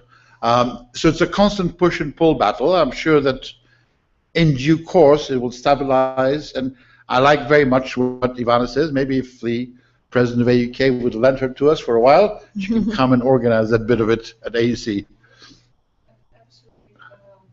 Again, with our collaboration with RIT, Rochester Institute of Technology, we do get certain reference help, especially of the staff size of our library, which is basically me and 7 to 10 work studies, divided as much as possible to all services we should be performing, both technical and public. And since we do have library guides created by reference librarians, they could definitely, literally do a technical service in doing that first round of reference help. And of course, for anything that is more demanding, I am there, or Susan Me, our reference librarian at RIT. So again, it seems that even as with faculty collaboration with librarians and instructional specialists, we maybe have that also on the librarian side when having, let's say, students helping with certain bits of problems. It seems we have to move from our safe zones, and again, no one is doing my job, So I guess that's also a certain regard that librarians might have. Yeah. I think it's becoming now an accepted fact. And again, I keep referring to Joan's seminal and pioneering work. We're moving into an age where the world has changed. The way we read, the way we were taught, the way we learned has changed. But on the other hand, we're humans and we don't change overnight. Part of the conversation we were having downstairs, we said how much we admired Daniel's suggestion of the extra gear, and my colleague Ahmed said, no, we're going to put an extra turbocharger. And I said, with all due respect, no. Because first of all, in Cairo we have very heavy traffic. You put a turbocharger, we're going to crash. We do need to start with the extra gear. Build up eventually to a turbocharger, yes, but not overnight, because the system is going to crash. I mean, I would not want to have a turbocharger in my classroom on day one. I would completely lose control and the class will crash. So it's a gradual process of change. And as you said, yes, as it is with us, it's also with the librarians. I mean, I have to admit that our AUC librarian colleagues are delightful people. They have their offices on the Learning Commons on the ground floor, right across from the main desk. The door is always open, and all the STA has to say, you know, throw a paper dart across and say, Mary, come out, we need you. And I'm sure she will. But again, life is the way life is. It's normal, you know. If Mary steps out and 3 people come, the STA answers. If they get complicated, they call Mary, and they sometimes if Mary went upstairs, they call Megan or whatever. In other words, I don't want to give the impression that there's bad relations. It's just the way life is normally in any institution. The student goes up, the patron goes up, whoever the patron is, and asks the person standing there, whoever that person is. They don't say, you know, label, are you a reference librarian? And many of our students are also very, very service-oriented. Part of the training we give them is, you know, the customer is always right, and you got to be polite, you got to help. They try to do their best. I think many of them, in fact, I don't know, Riham can correct me, are learning reference issues on the job, because so many people ask them, eventually they get to know the answers. So. Just as a footnote, we have 3 of our staff members. I think 3 of our staff members, yes, were former STAs, including Riham. Yes. It's been a very good training ground for CLT to recruit staff. If they do well as STAs, then they're definitely well on their way to being a good CLT staff member. Any other questions or comments? Ivana did say she wanted us to finish a bit early, but I think we've kept our word. We have finished a bit earlier, but I would like to take a couple of minutes. I've asked Ahmed to just simply show you on the AMICAL website where we have created a special discussion group called Multimedia Content Production. I've been talking to some people here, and most of them said they didn't even know it existed. So at least you'll find out where it is. And its history is that that page was created after the Rome conference. In fact, at the beginning, when it was created, it attracted a few people who joined in, and they were very interested, and we had quite a conversation. In fact, the discussion we had in that page is what led to formulating a workshop in Kosovo. And the minute we decided we're going to have a workshop in Kosovo, it went dead. Because I presume everybody said, okay, good, now we're going to meet in Kosovo and discuss it. That's the point I was trying to make earlier on. We should have kept up the discussion. We didn't. I suspect now we can attract people back to it again, because we're going to put all your pictures there and all the presentations. So if nothing else, if you want to show your grandchildren your picture, you have to go back on the website and sign in. And hopefully that will reactivate it.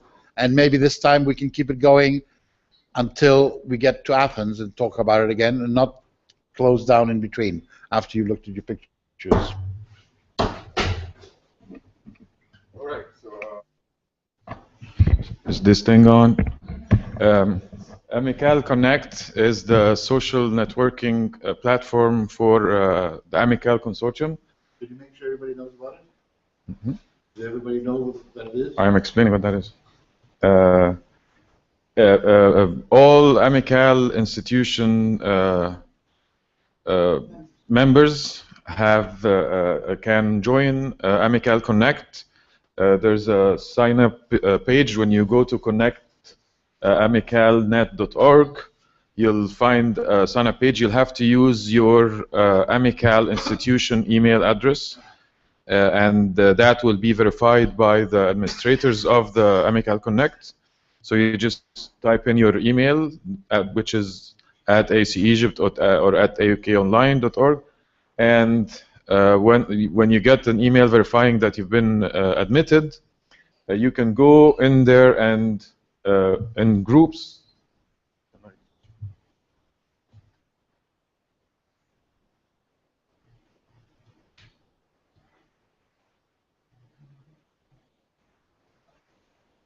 Under groups there, you can see the students as content creators group.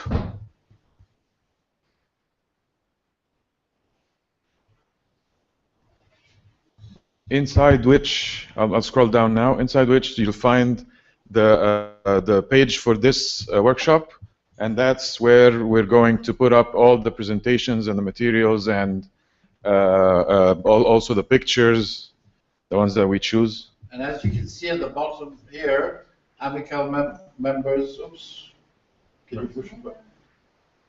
AMICAL members are invited to join and discuss such an innovative teaching strategy in preparation for the two-day workshop. See below. Suggestions to be discussed at the workshop are most welcome. I think once we announced the workshop, people kept their suggestions to bring them to the workshop, I presume. They thought face-to-face was probably better. I'm not complaining, I'm just simply pointing out the fact that it was not as used as much as it could have been used. Yeah, so... But there are 25 members there already, and if those 25 would reactivate, and each one... Some of them are not here, but some of them are. And so the steps that you'll do is go to connectamicalnet.org and subscribe. You get in, you go to the group and join the group. Once you join the group, you'll start receiving updates as we put things up. And so we're probably going to have everything up there by the end of the week. And I would suggest that each member invites one other colleague. The 25 can become 50 very quickly. Or 10. Or 10. Well, let's start off with 1, and we're going to go on to the turbocharged 10 later on. But, you know, if we all make a promise to invite one colleague, already we'll expand the, you know, in your own institution, bring them into the discussion. And since all the material from this workshop will be there, it's a very interesting site to get them to join, to see what happened here. Any questions?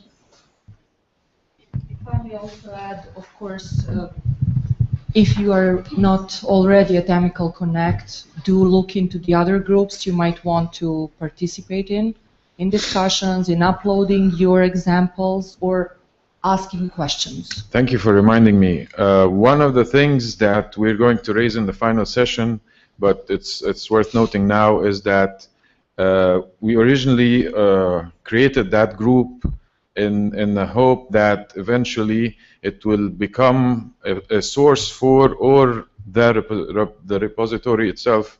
But basically what we're thinking of having is a repository of good examples of projects that have been done at AMICAL institutions for sharing across the AMICAL, as well as providing opportunities for collaboration when you have a good project that you put up there, somebody likes it, they ask you how did you go about it, and then that could result in a mutual course between two institutions or something. So keep that in mind, and so if you have a project that you feel you want to showcase, or if you know someone at your institution that has something like that, please ask them to join and put up their project. Okay, thank you for the highlight. Just joined the group now. Thank you. Since we're talking about the AMICAL Connect, and it's easy, and we should thank AMICAL. We should thank AMICAL administrator for, you know, letting us follow the news through this online forum.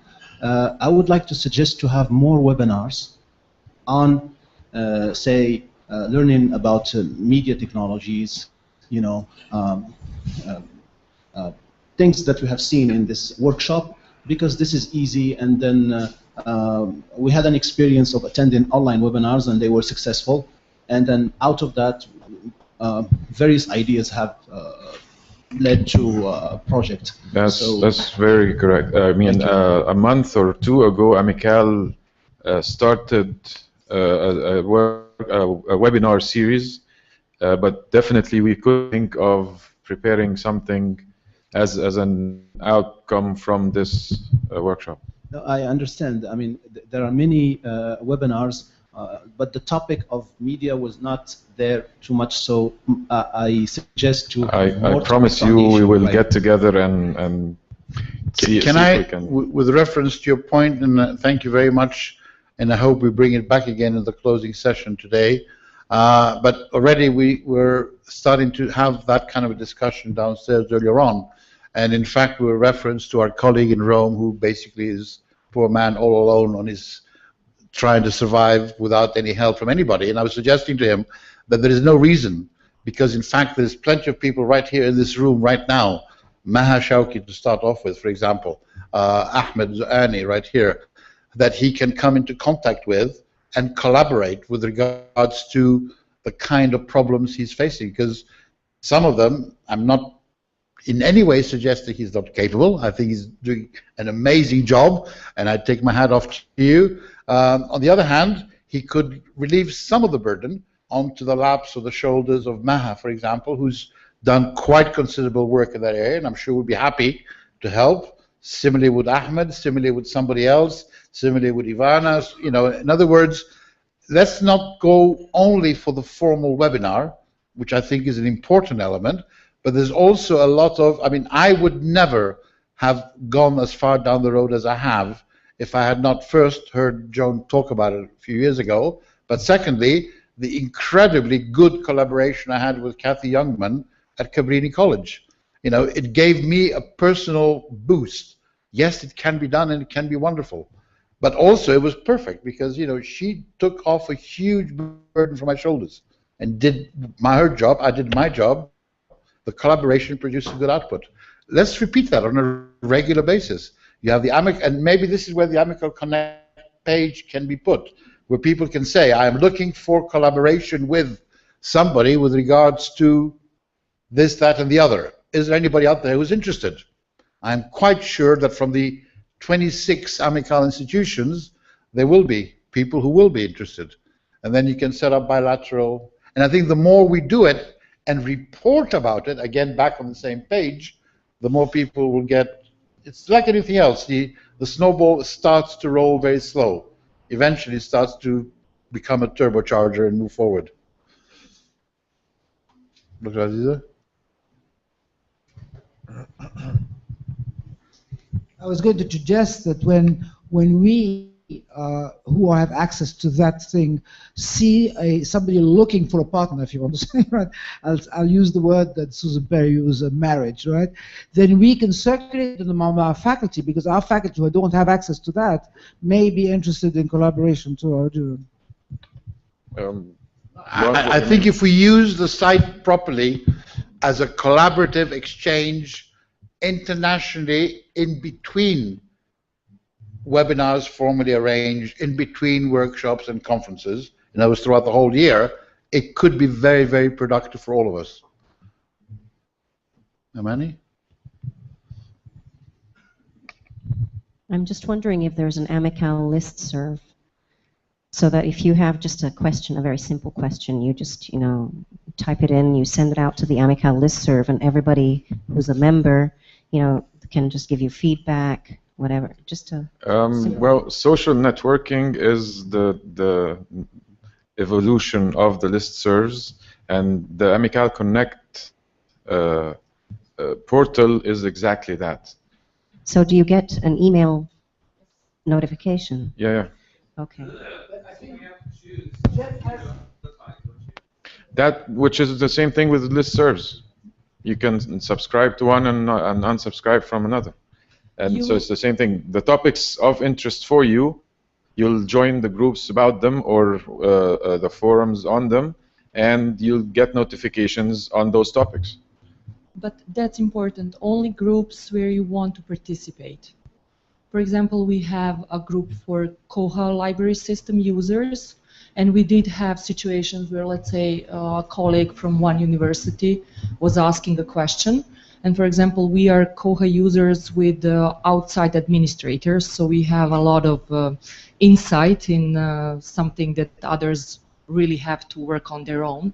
So we use that to help those institutions. And I always get the notification when that's needed, and I participate if I know the answer. I, meaning our institution, actually Leonard. Yes. I also would like to take the opportunity of us kind of breaking another mold in AMICAL, namely inviting and including students in our meetings, to encourage our student colleagues when they go back to also join, and for them to also think of similar kinds of collaborations. In other words, it doesn't have to be only faculty that collaborate, but students can, and you may find common interests with students in other AMICAL institutions, possibly working on the same subject as you are, who also could be very helpful to you because they could provide you with some things that you don't have, or maybe help you do certain things. In other words, let's all try to make use of this AMICAL network. It's there, it's alive. Let's use it more often, that's all. Thank you.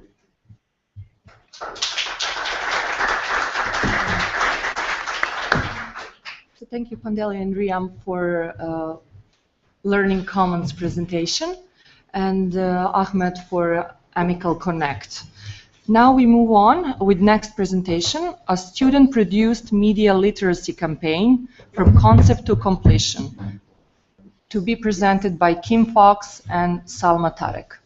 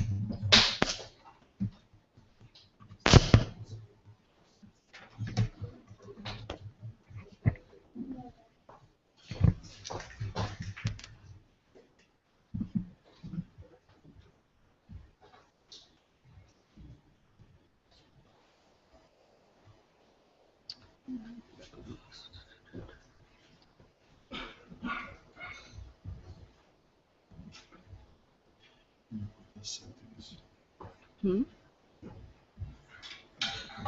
What's your question?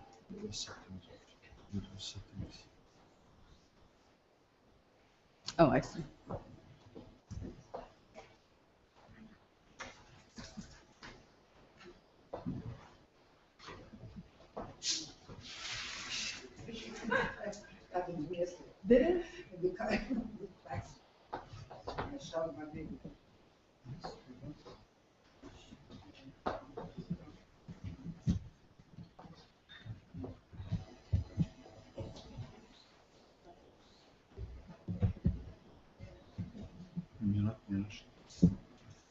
Now it won't.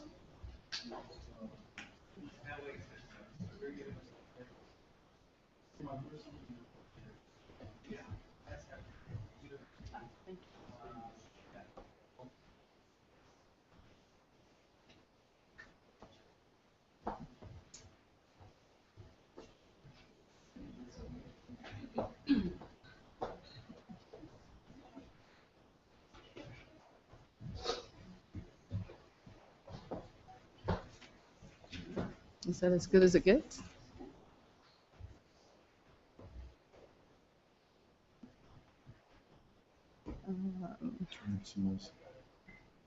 I would like it to.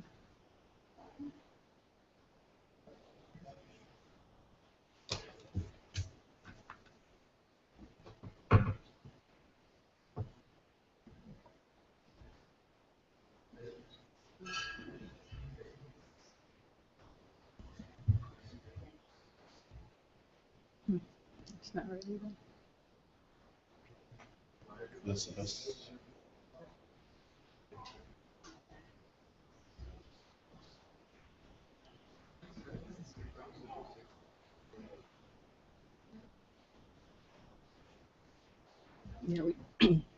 the button to maximize it, we can't see it.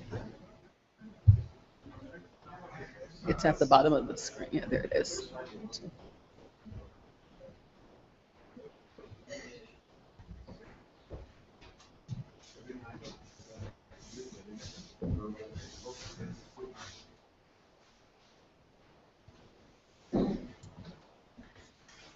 Okay, I guess we'll go ahead and get started.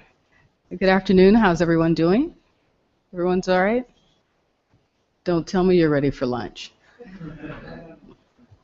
Just give us a few minutes.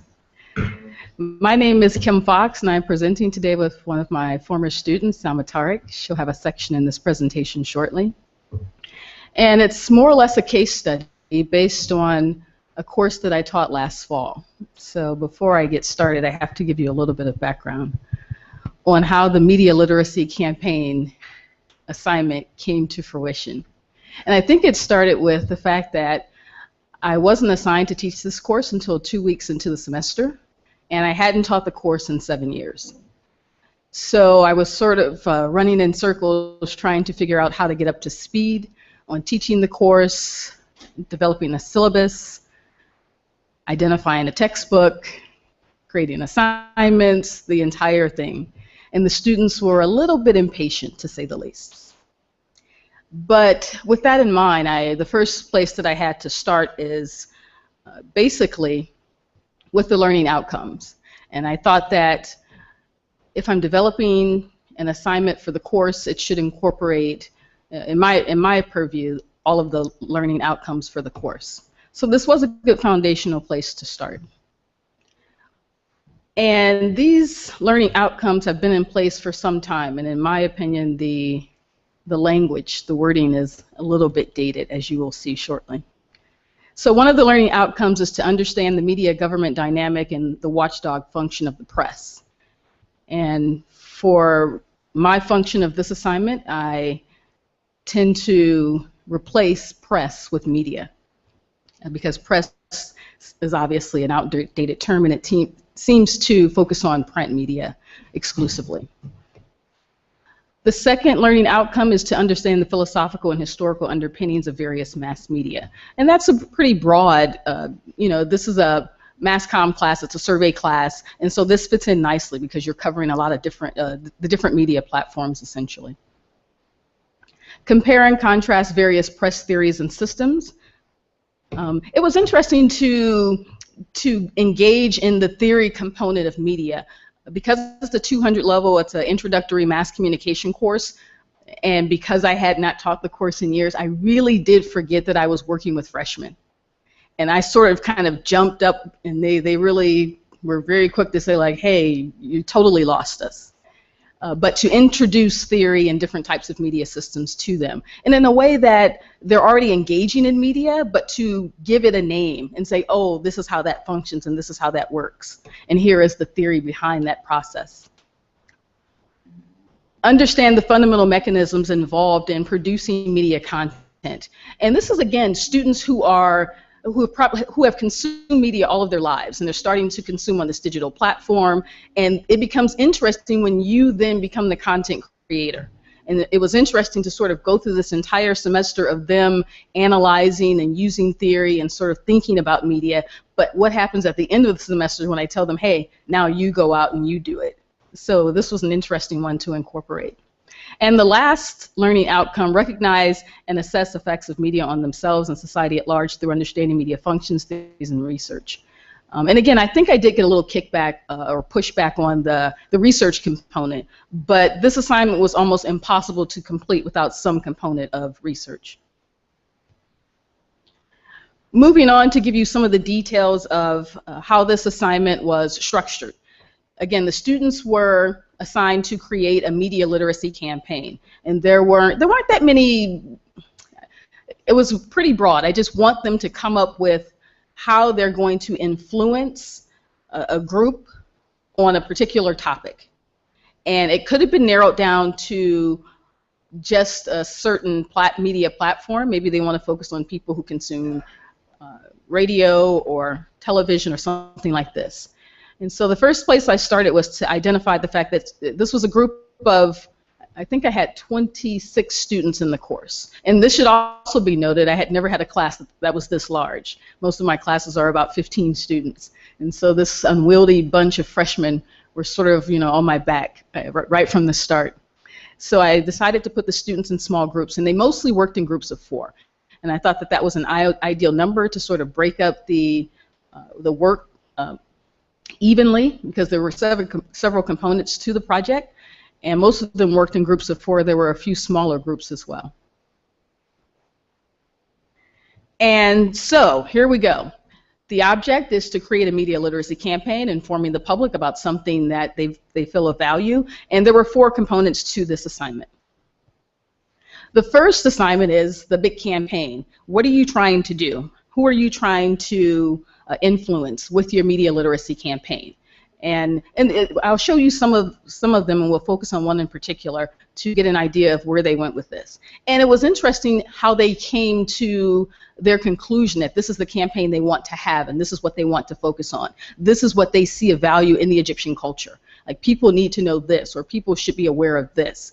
And it was very enlightening as well for me as the students embarked on this component to identify what campaign they wanted to do. Because this is where the research comes in. You have to figure out what's the need for this, and does it already exist, and you're just reinventing the wheel, or are you going to expound upon something that already exists and add a new element that's new and interesting to the campaign.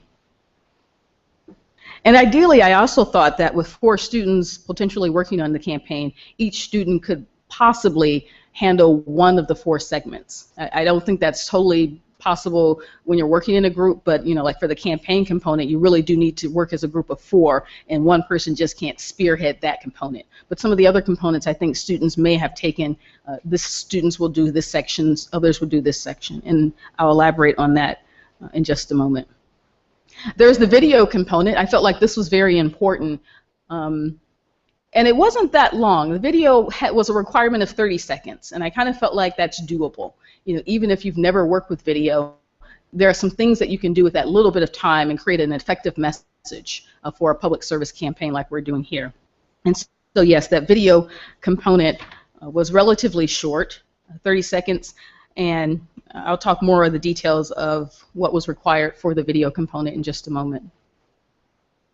The next component of the campaign was the website. So the students actually have to produce the website. And I should note that all of the content for this project needed to be produced by the students. And that means there's content on the website, there's a layout on the website, there's the video, of course, maybe there are photos, there are lots of elements involved, and the students had to create all of the content for the project. And the last component of the campaign was an e-magazine, and I felt like this was another opportunity to utilize an underutilized element. A lot of people aren't using necessarily e-magazines, but it is another way to get your message out there to an audience on the digital platform.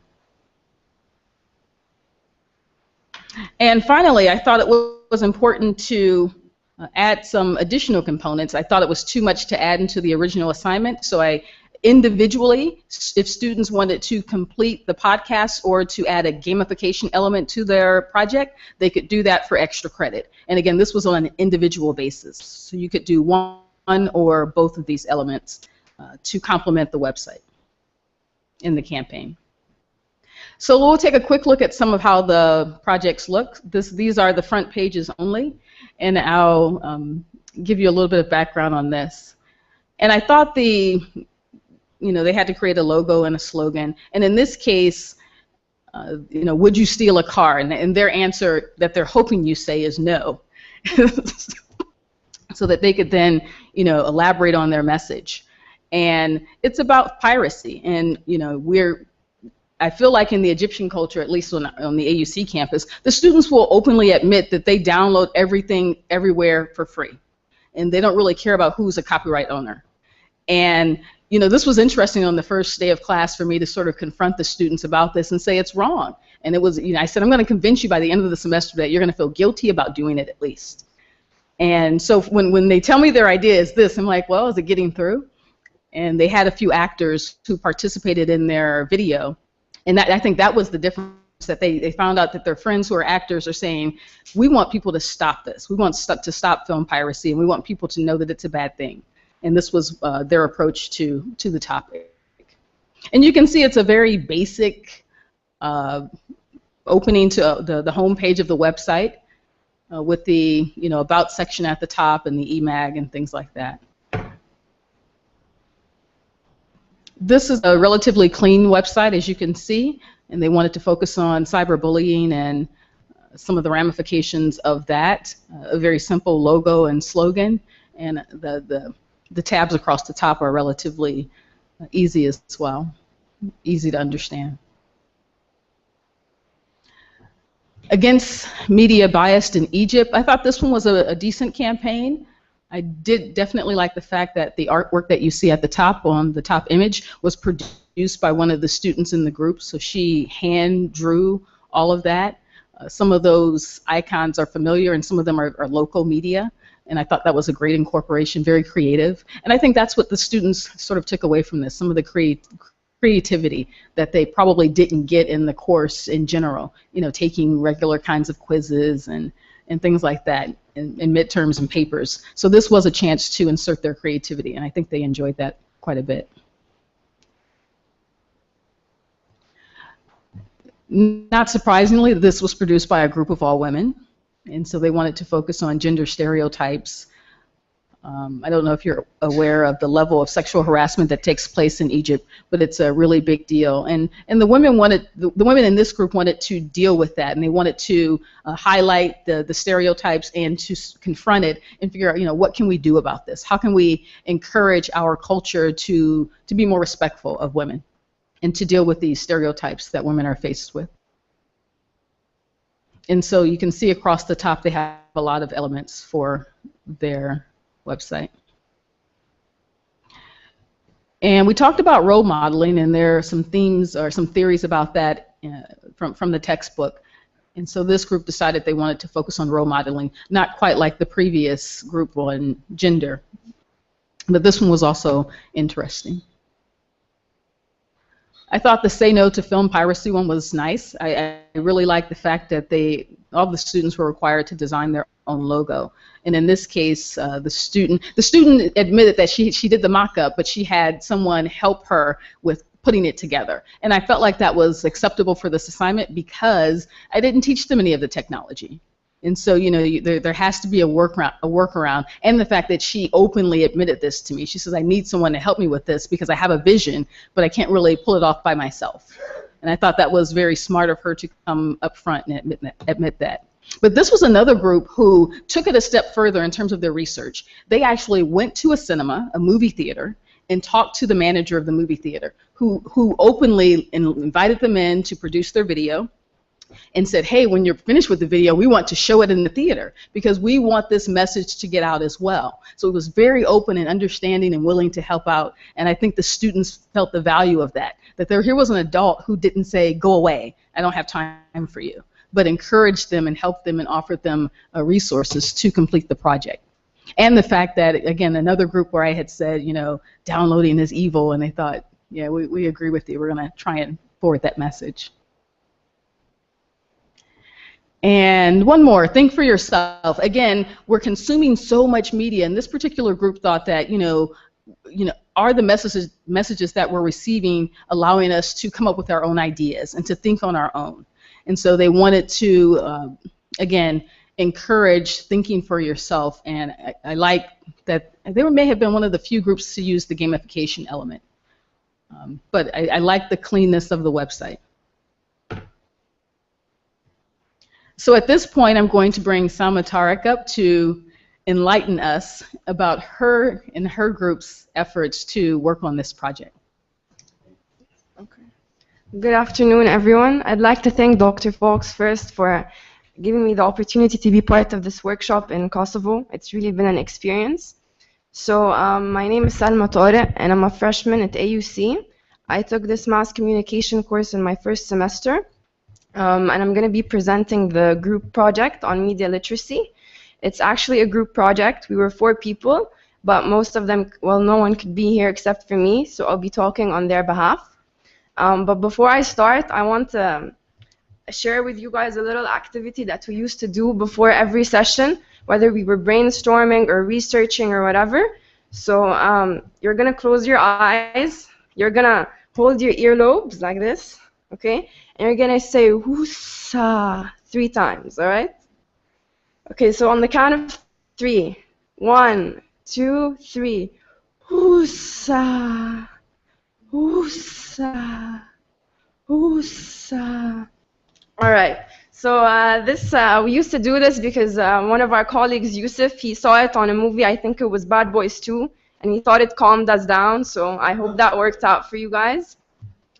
All right, so let's get into the actual presentation.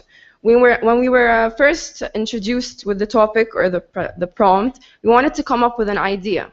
So we sat down together and we tried brainstorming on paper, but that didn't really work out for us. We tried the usual, let's Google ideas for a media literacy campaign. Yeah, that did not work out either. So we sat down, we started exchanging ideas. We thought some were fine, we'll keep these for later, these are possibilities. We discarded others. And then eventually we created what we like to call an air map. And I'll explain what that is using an example. So the 4 of us would be sitting facing this direction, the way you guys are looking at me. And the second someone got an idea, they'd come and they stand up where I'm standing, and they start basically pointing in the air, and we created an air map. So one of the topics, for example, that we thought of was media literacy and how it affects children. So the person would come up and they'd stand and they say, all right, so we have media right over here, and there's television, there's internet, and all these various platforms that we have. And over here we have, for example, the law, and we have parents, and we have all of these different elements. And then instantly someone else would come up with an idea, and they'd come and they'd put it on the air map. And somehow the fact that it was not tangible, that it was not written, it made the ideas come out easier. So we just stuck with the idea of an air map throughout the whole project. And so eventually we came up with the idea that we want to create a media literacy campaign to raise political awareness. And of course this was very much affected by the political situation in Egypt, because we were just fresh out of the revolution. And I'm pretty sure anyone who's been in Egypt will understand that everywhere you go, people are talking about politics, whether it's the taxi driver, your professor at university, little kids in the street, they're talking about martyrs and elections and presidents, and it was just a hassle. And what frustrated us the most was that people were repeating the same stuff over and over and over again. It's like their brains were off, they were being brainwashed, they were just repeating the same terms in the same order, and we wanted to understand why that was. And we eventually reached the conclusion that it's because they're all receiving the same kind of media and they're not questioning it. All they're doing is absorbing it, they believe it, and then they go on and repeat it. And that was basically, it was the basis of our campaign, that we want to make these people more aware that the media platforms that they're receiving the information from should be questioned. They should actually think for themselves and evaluate the information. So Yusuf couldn't be here, he's one of my colleagues, but there's a podcast and he'll elaborate a bit more on that. Hi, this is Yusuf Osman. I'm an AUC student. Sorry I can't be here with you today, but I'm sure Professor Fox and my colleague Salma will cover everything. So basically our campaign idea was to show the people how politicians nowadays use visuals, pictures, images, sound, music, body language, and of course the choice of words to send an indirect message to the public, or to push the people into a political direction, a certain political direction. Our goal of this campaign was to aware everyone interested that politics is a filthy game, and nearly all politicians are liars, and that they just feed you the words you want to hear. So you would have to observe them wisely, listen to them carefully before rushing any decision concerning their ideas or decisions that they make or that they decide to take. Thank you. All right, so now that we had the idea, there were still a lot of steps to go through. We had to start with the research and the 4 components. We had to produce an e-magazine. We had to produce something to describe the campaign itself. We had to set up a website, and we had to have a video. So we thought we'd start up by setting the website first, because it was where everything would be added in the end, the video and the e-magazine and all of that. So first we had to come up with the name for the website. And we called it Politics in the Hat. I'll explain why that is. All of you, I'm sure you know the old magic trick where the magician grabs the rabbit out of the hat, and we go there and we know that it's a trick. But every time we go, we're wowed by it, and a part of us actually believes that the magician is pulling a rabbit out of the hat, and we keep asking each other, how did he do that? How did he do that? And you can draw a parallel with that to politics, and how you watch politicians, they put on their fake smiles, they have their agendas, they have their speeches in their hand, and you know that it's all an act, yet we still believe it. And that's where the name of the website came from, Politics in the Hat. So I'll show you the website now.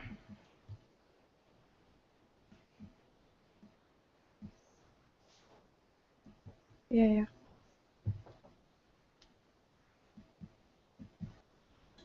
All right. So this was our slogan. It was "See Through the Suit," an awareness campaign against political manipulation through media. And this was our logo. This is actually Yusuf. He has a tendency to take pictures of himself. And then in the About section, I'm not going to take you through this, but it was basically describing what our campaign was about and how we got the idea and all of that. And then I'll take you to our magazine. So the e-magazine, we produced it using JUMag, which is a very, very basic site. It's very simple. And I actually faced a bit of difficulty with that because it was my first semester in university. I never used any kind of I'd never had to produce any media before, and honestly the site is not user-friendly at all. I felt like I was a kid doing a paint project to give to my kindergarten teacher and not a sophisticated e-magazine to my college professor. So that was it was a challenge. Anyways, we called the magazine Cameras and Suits. Again, it followed along with our theme, and we created another air map then. And we wanted to approach the idea in a variety of ways because it's a very broad topic, and we don't just want to focus on news channels. We want to focus on different platforms. So we basically created another air map where media was in the middle, and then there was videos, and there was TV, and there was radio, and we had another bubble up here. I just want you guys to imagine with me. And then there's a place. So it's Egypt. It's more concentrated on Egypt, but we want something else that's global, that everyone anywhere can relate to. So we chose the United States. And then there was time over here. We don't want it to be focused on right now. We want to show people that this is something that's been going on for a very long time, ever media existed. So this air map became the basis of the topics that we chose to address in our articles. So this is the table of contents. It has all the different articles. And the first article, for example, was a televised debate. It was called "Televised Debate Seals Presidential Candidate's Fate," and it was about 2 candidates who were running for the Egyptian presidency. And it discusses how their interviews and their debate on TV affected their reputation. This one is on videos and political campaigns. And this is the one I want to focus on. It's about who owns what. Because this article in particular, it took a lot of research for us because censorship is a huge deal in Egypt. So it's kind of hard for you to know who owns which channels. But at the same time, it's very crucial. Because let's say people are watching 4 channels and all the 4 channels are giving them the same information. So they automatically think that this information is right. But what if the 4 channels are owned by the same person? Of course, they're gonna give you the same information, and that was the point behind this article, that you should just go beyond the thinking about the media, the content that you're receiving, and think out of the box for a second. So that was the Who Owns What article, and this one is my favorite. It's politicians. It's what they don't say that matters, and it's about a debate between Kennedy and Nixon in the States. And some people were listening to it on the radio, and they were completely convinced that Nixon was going to win. And then the other half of the population were watching it on TV, and they thought that Kennedy would win. And then you have this dichotomy of different opinions, and you don't understand why. But it's very simple. It's because the people who were listening to him on the radio couldn't see how Nixon was. He was nervous, he was like rubbing his hands, and he was sweating, but they could feel that his voice was firm. On the other hand, Kennedy's voice was a bit shaky, but he was very confident, and he had posture, and he looked well. And that affected people's opinions. So it's something as simple as body language that can affect how people perceive politics. And so these are just two examples of how we approached the idea of political awareness in terms of media from different perspectives. And then we had a page of quotes at the end just to show that this isn't some freshmen only who think that this is important. These are scholars and politicians and all of that who actually believe that this is important.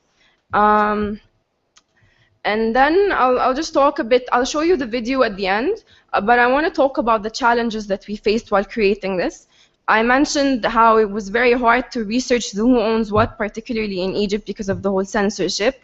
We were also very, very short on time. We only had a couple of weeks to do all of this, and we had no background whatsoever on how to create a website or an e-magazine or how to produce a video. But I really think it was a challenge, and we did make the most out of it. Everything is very simple, though. As you saw, the website, it's just a blank background with text on it. If we'd been given more time, we'd have tried to make it more professional or whatever. But we had to learn. We had to do with what we had, and then we also had to face the idea of group work, which we talked about throughout the workshop a lot, that sometimes it's more concentrated with other people. 2 people are working, 2 people are not working, and that was also an issue.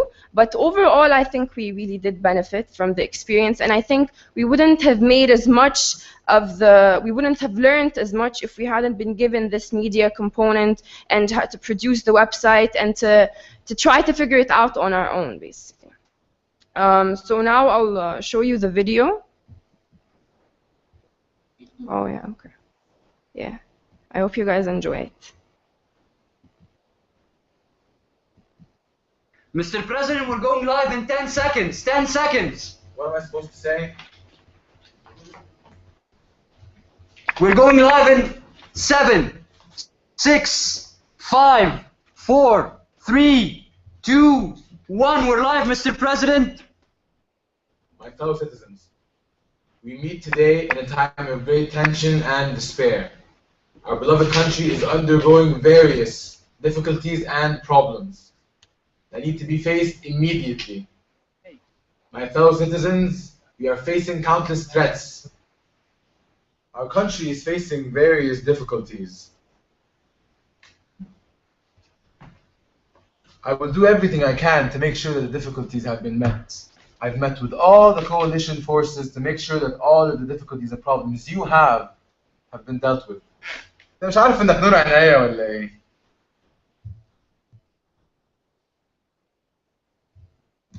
Alright, so that's it. That's basically the project. And then Professor Kim is going to continue with some details on the presentation and the project in general.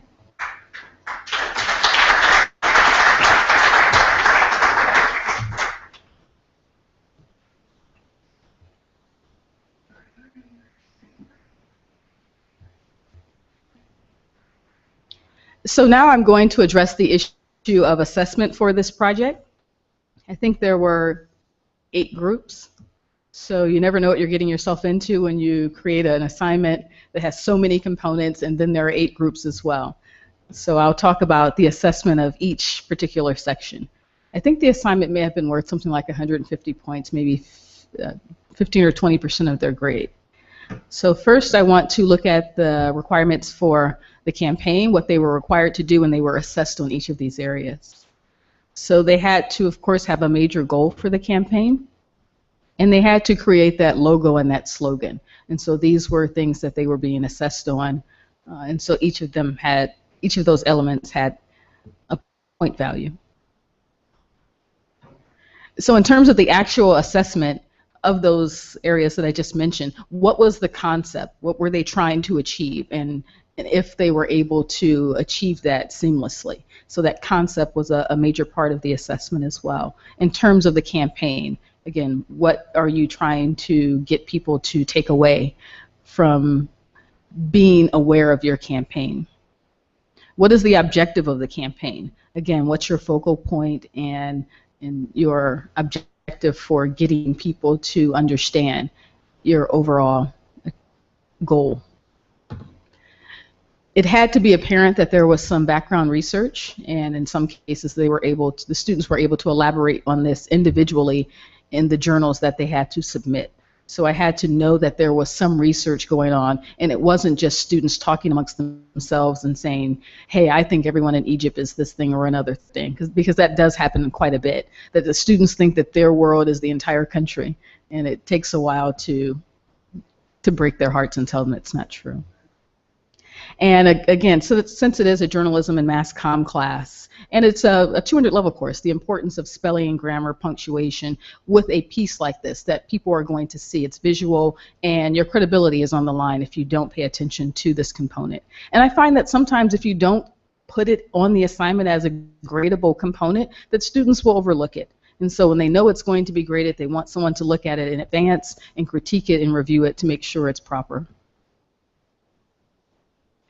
The next element I want to focus on is the video component. There were 3 requirements for the video, essentially. It had to be an original idea. And so I wanted students to come up with something really unique and something creative. And the original idea component had to be apparent. Like we don't think that this is something that is already being done.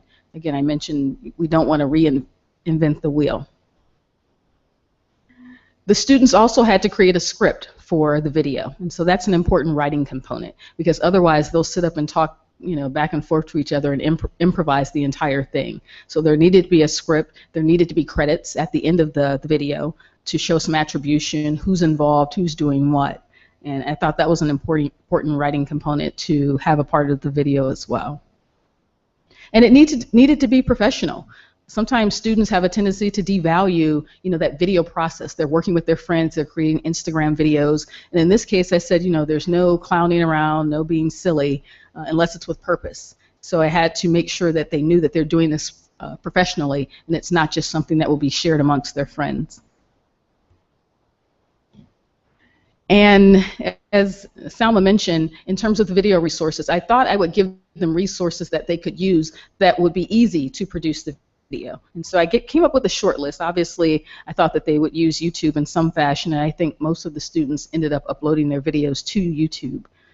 iMovie is an easy platform to use. Many students are familiar with it. It's very intuitive. So I suggested that one as an option. I thought many of the students would have gone for the extra normal. This is the one where you can sort of create your characters and you just have to enter the dialogue and they robotically speak it. And I just thought, even if you don't know much about producing videos, you could create something like this. So I didn't want the video component to be a crutch for the students, and I wanted to give them as many resources they had to pull it off. The Stupaflix, I'm not crazy about the name, but it's an easy platform where you can create slideshows using images and text. And so it's really easy, and at least one of the groups did take advantage of this platform. And there were other platforms that were used as well. In terms of the video assessment, how were the students graded on the video component? And there were only 2 components for grading on this. Creativity, obviously, we wanted students to try to think outside the box and come up with something really interesting and engaging. So the creative component is an obvious feature there. And the concept. Does the concept of the video match up with the overall campaign theme? And so that was very important. So relatively easy there.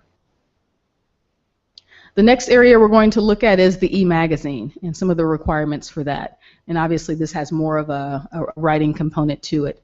But in terms of the layout, and this is assessment areas as well as requirements, it needed to be 6 to 10 pages, and I didn't think that that was too much. Again, I didn't want the students to feel like often our students want to avoid writing as often as they can, and so I wanted to make sure this is an important part, and how are you going to get this message across? So at least 6 pages, no more than 10. 2 full articles. The full articles needed to be 300 to 350 words. So I think that's a relatively nice size article. The shorter articles had to be 200 words, so these are more or less like blog posts, something really quick and simple. There needed to be a clear cover page, a back page. There needed to be a masthead.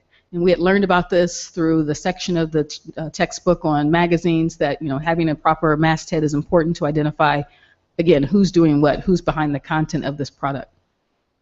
And because it's more or less a public service campaign, I thought it was important to not have advertising.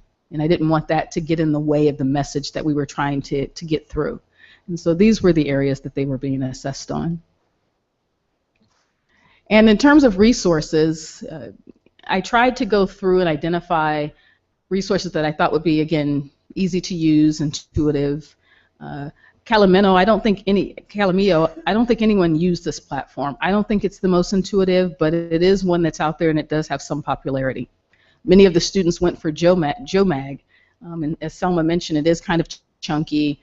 What they immediately found out is that it doesn't have an embed code, so you couldn't embed it into the website. You had to just provide a link to go to the magazine. And of course, we all know from a user perspective, it's better to have it embedded right there so you can flip through it. And one of the groups used AZIZA. Is that how you pronounce it? Issue. And I think that one's okay. Again, I didn't see too many mag platforms out there that I thought were really user-friendly where you could just sort of upload your content and keep going, but it makes it look slick. That's what we were looking for. And the last component that we're going to talk about is the website. And here I'll mention the requirements and the assessment all in one. And so what we're looking at were 4 graded components for the website. There was the home page, the landing page, and what we see and how visually appealing is that. The about page was where the primary information was for the campaign. So this is where that detailed information would be located. Of course, there would be a video page and an eMag page.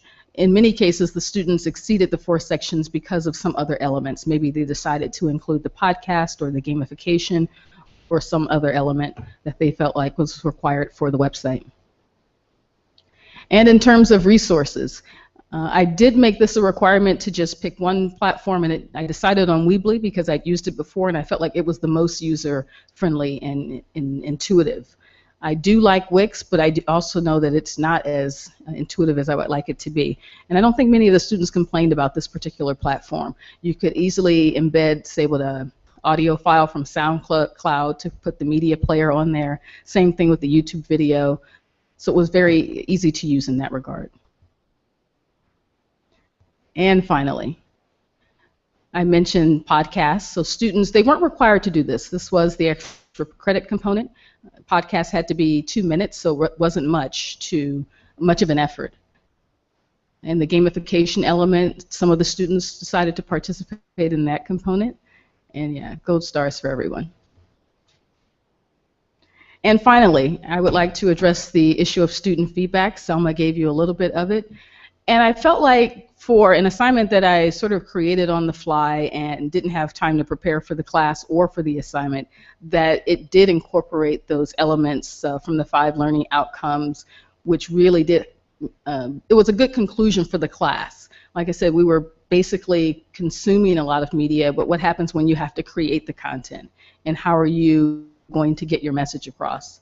Most of the students enjoyed the assignment because it was very creative and interactive, and it allowed them to think in ways that they hadn't utilized before, because many of them were freshmen. And so I really thought that the feedback was positive. If I could do it again, I would say probably giving them a little bit more time. I don't know if I would want to give them a lot more time, because I think that's the learning part. We've talked about this here this weekend, that when the students are doing it and they're getting that learning as they're doing, and they can figure it out. I mean, we're really lucky that working with multimedia content these days, a lot of it has been dumbed down for ease of use, that we can get someone else to do HTML code. I did a demonstration in my class the other day about using HTML code and looked like the magician. And so I was like, how did you do that? It's a copy and paste. It's awesome. So that kind of thing. And empowering the students that it's possible, that you can do this with limited tools and limited time and still come out with something that you're proud of. And I really thought that some of the messages that we were able to get from the campaigns were very strong, and that the students had that learning component of, these messages are nice to share, not just with amongst ourselves, but to a larger community as well. So thank you.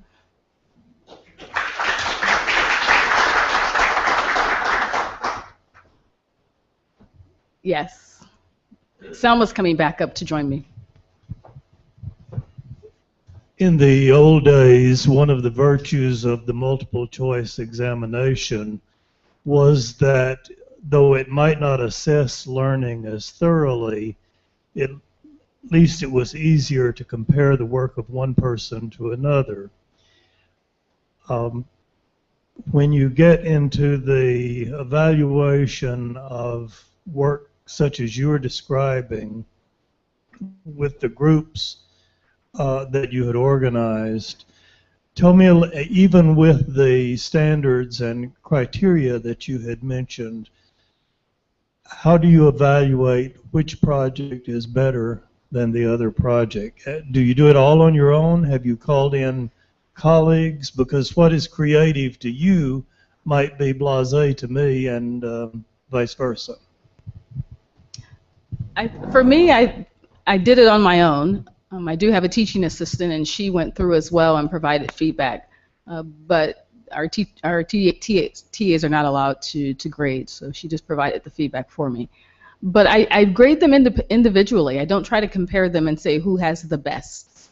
We did have awards at the end of the presentations for best video and best campaign, but it wasn't from a graded perspective. It's more from popularity or what looks good right here, right now, what best logo and slogan and things like that. And so I really did measure it based on the individual group's assignment. And because there's a writing component, it makes a huge difference. And you can, and there are journals. The students had to do journals, so I count that as additional material to say, like Selma said, who's doing the work? You know, are 2 students working and 2 aren't? You can figure that out easily from the journals and very fast. And I just look at them independently, and I think about, again, how much time did I give them, how many resources, and there was time in class to work on some of this, and those are all some variables that I considered in the grading process. Did you want to add? I have 2 questions. One, was this, just a quick question first, was this assignment in lieu of a research paper? Was this like the major projects? It was a major project. For the class? They had already produced a research paper earlier in the semester. Okay. My second question is more about the concept of media literacy. Did you introduce some materials about what media literacy is? I mean, how did you define it with the students? What was the process for that? Throughout the semester for each chapter, there was some focus on media literacy and different media theories. And so they had been introduced to them on some level. It was pretty much the theme that ran throughout the course. Not just about media literacy, but ethics and theories. I think it's overwhelming. It's a lot of information. Yeah, it was basically the first chapter was about media literacy, and the same theme kept recurring throughout all the chapters. So it was the most important aspect of the whole curriculum. And as we went through each chapter, I was also able to, with the help of the students, identify appropriate media literacy issues related to that topic in Egypt.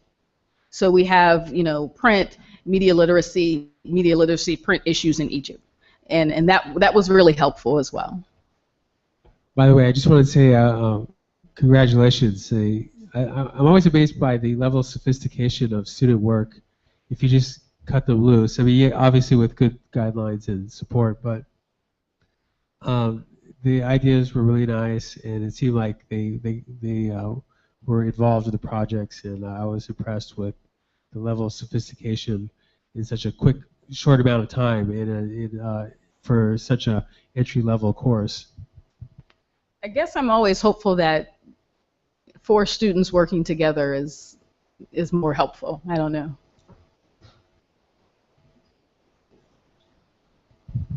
Can I ask Salma, if you compare the research paper you did and the project, and being honest with us, which one do you think you first learned the most from, second enjoyed the most?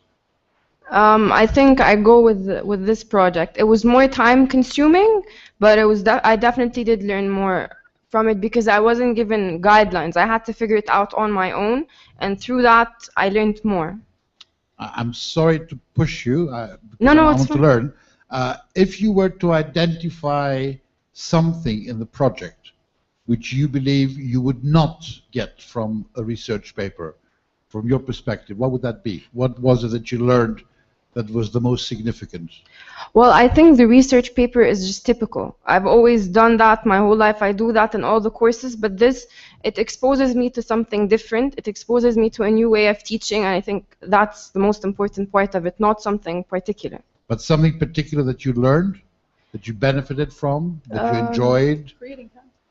Yeah, well, other than creating content, obviously, I think it was that, well, I'm used, because I'm still a freshman, it was my first semester, so I was used to being spoon-fed information, but here no one's going to give you guidelines. You're going to have to open, you're going to have to ask people, open tutorials, try to figure it out. So I think that was the most significant part. I had to depend on myself to teach myself how to use it. And you liked this part? Yeah, I loved this part. Thank you.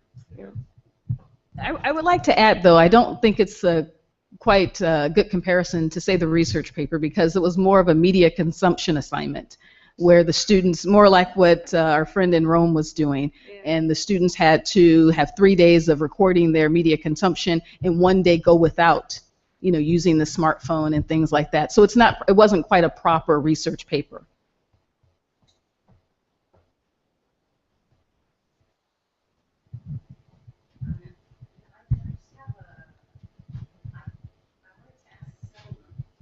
To explain the video. I was going to ask, explain the video. What was the concept of the video? I mean, I understand that the boy was, in the president role, but I didn't understand the body language of it. Okay, well, the point of it, at the very beginning, he was asking them, what am I supposed to do, right? And you're supposed to be the president, you're supposed to know what you're going to do. So it's that idea that he doesn't even know what he's doing. It's an agenda, basically, all right? And then how they're prepping him up, it all goes back to how fake the politicians are being. And then the man who's sitting watching, that's all of us sitting at home watching the television, and it basically he's just how politicians are brainwashing us. And the video was supposed to be self-explanatory, but does that answer your question? Yes, I just didn't understand that we were that audience. Oh, okay. No, that's us.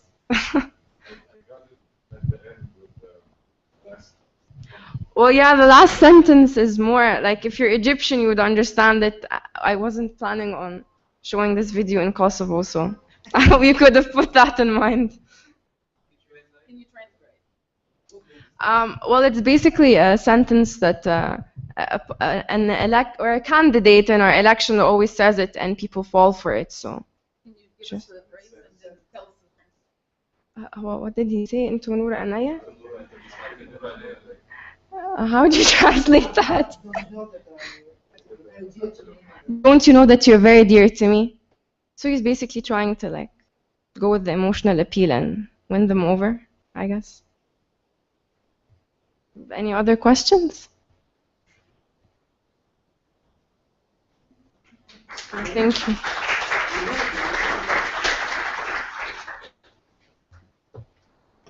Thank you for that session. Let's break for lunch and meet out front.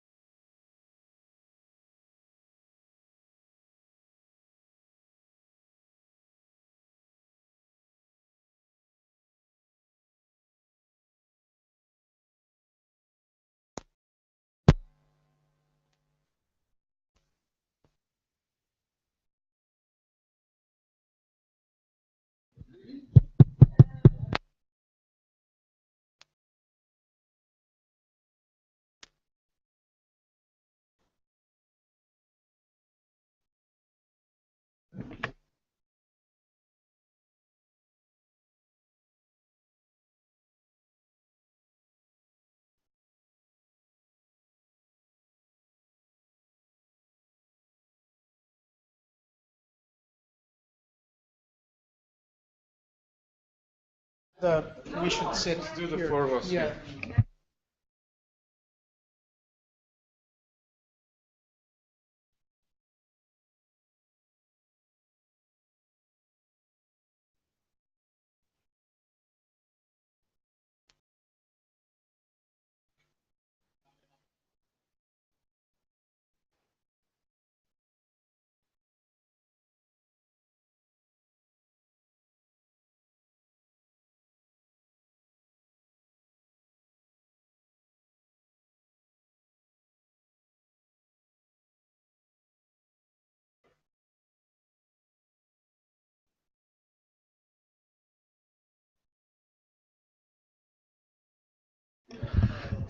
Can we please get everybody in from outside?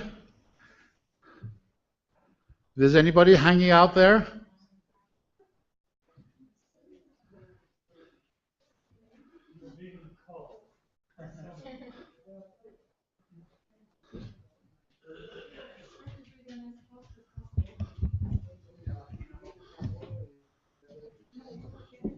Can I have you take a photograph with this so we can send it to our sponsor? Yeah. Yes. There's a lot of photographs with this. Are there? Well, we just need one of them. It's a little. Oh, is there? Okay. Okay. Yeah.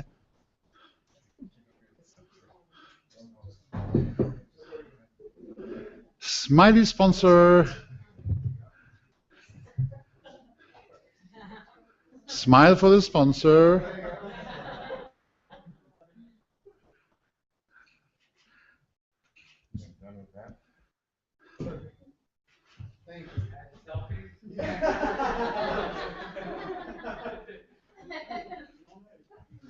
Okay.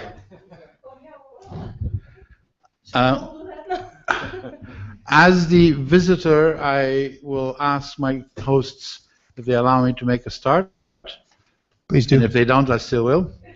Yeah. And I would like, first of all, to say once again a very, very special thank you to Ivana, Daniel, and their team. They've all been absolutely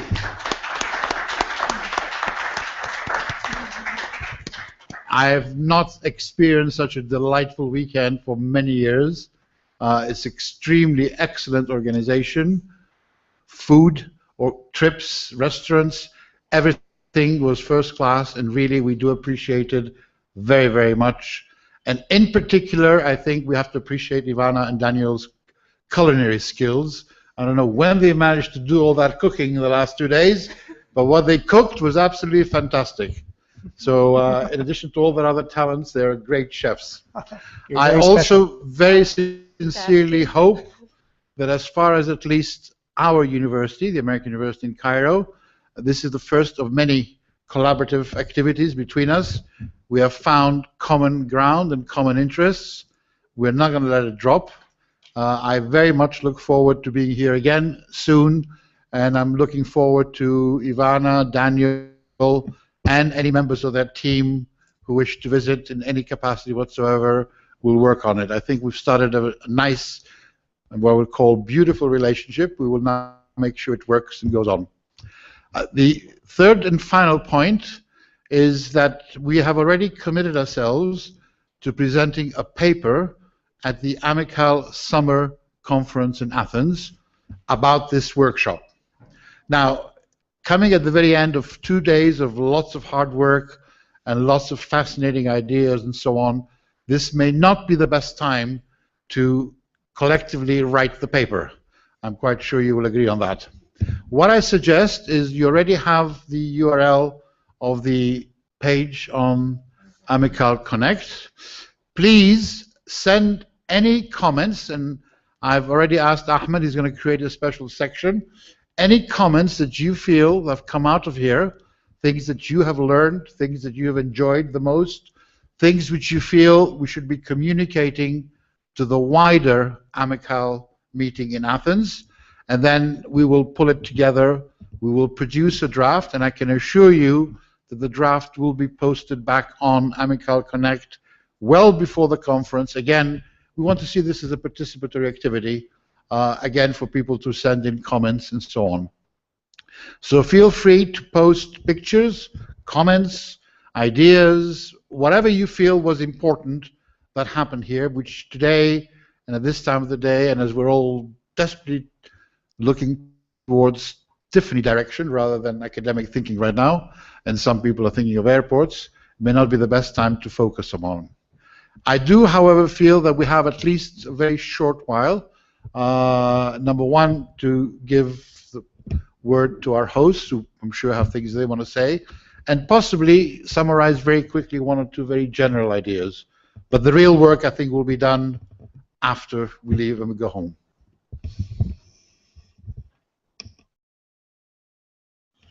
I'd just like to add my thanks. You guys did a great job. The organization is impeccable. Everything went as smoothly as it could. I had organized the workshop at ACE as well, so I know what you guys have been through. So, good. You're welcome. Ahmad, thank you. You're really making us blush now. I want to thank everyone for amazing job we have all together done during these 2 days. I'm very happy, and we are, as organizational team, very happy to see everyone were very active, and I think that there is no person, single person in this room that didn't ask a question or shared experience. And I just want to thank and applaud to all of us for these 2 days. Daniel will now just sum up some of the points we will be talking about in Athens conference. I have to say and add that Pandeli and Ahmed, that it was a real pleasure to work with them, especially it went so very smoothly. So I consider you high in my list of colleagues to work with. So thank you for beginning this process, which started in Rome at the main AMICAL conference. I also want to thank the students that came here this time. We talked about it from the beginning, about adding students to this panel. I hope you all sort of think of this process in the future, and I hope that that creates some nice collaborations between students as well as faculty, as well as librarians, as well as IT specialists. In the end, the student is who we're here to serve. So thank you all for being here and presenting and doing such an excellent job. I think we can just open this to the floor for some ideas or some questions. Is there any general comments that anyone wants to make in regards to this? If I may, I'll just pick up on one point that Daniel made about the students. I think we all feel very strongly about it. We did not invite you here just for the sake of it. And I would hope that all of us who are here now and who may be at AMICAL in the summer would also voice this as strongly as possible. And we're also looking at people, colleagues and experts like Dr. Lippincott. Any comment that is made towards the AMICAL consortium, emphasizing that students are a necessary part of our meetings in the future. We've made the start, and let's hope that AMICAL adopts it as a policy from now on to always allow spaces for students. After all, if we don't have you there to tell us what you think of what we're doing, we're wasting our time to some extent or other. We need your input. I think it's a very logical and a very sensible step forward. So please, everybody, bombard Jeff and the AMICAL consortium with your comments about including students in future activities. Open to comments, suggestions, ideas, praise, joys, sorrows.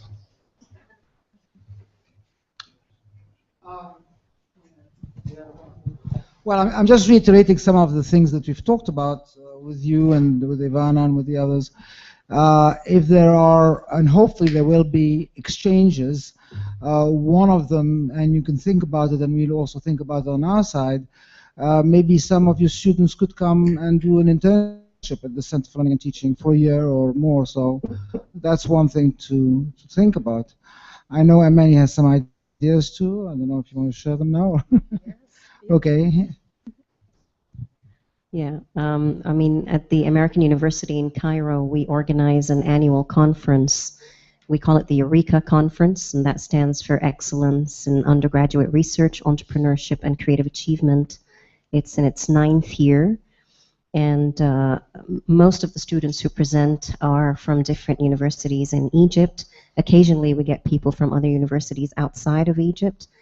And this year I hope we can negotiate with my dean to try and invite some students from Kosovo, fully funded of course, and they will come to present their research and their work that they've been able to present here. And I think our students would really love that interaction and to see people with a different perspective come in, and I think the students here will enjoy it in Egypt. So we hope to welcome you soon. Yeah. Thank you so much. What a wonderful outcome of a workshop. So thank you.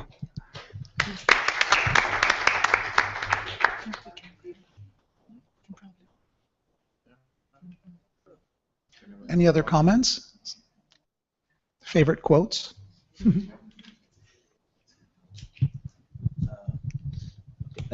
First of all, I would like to thank you for an amazing 2 days workshop.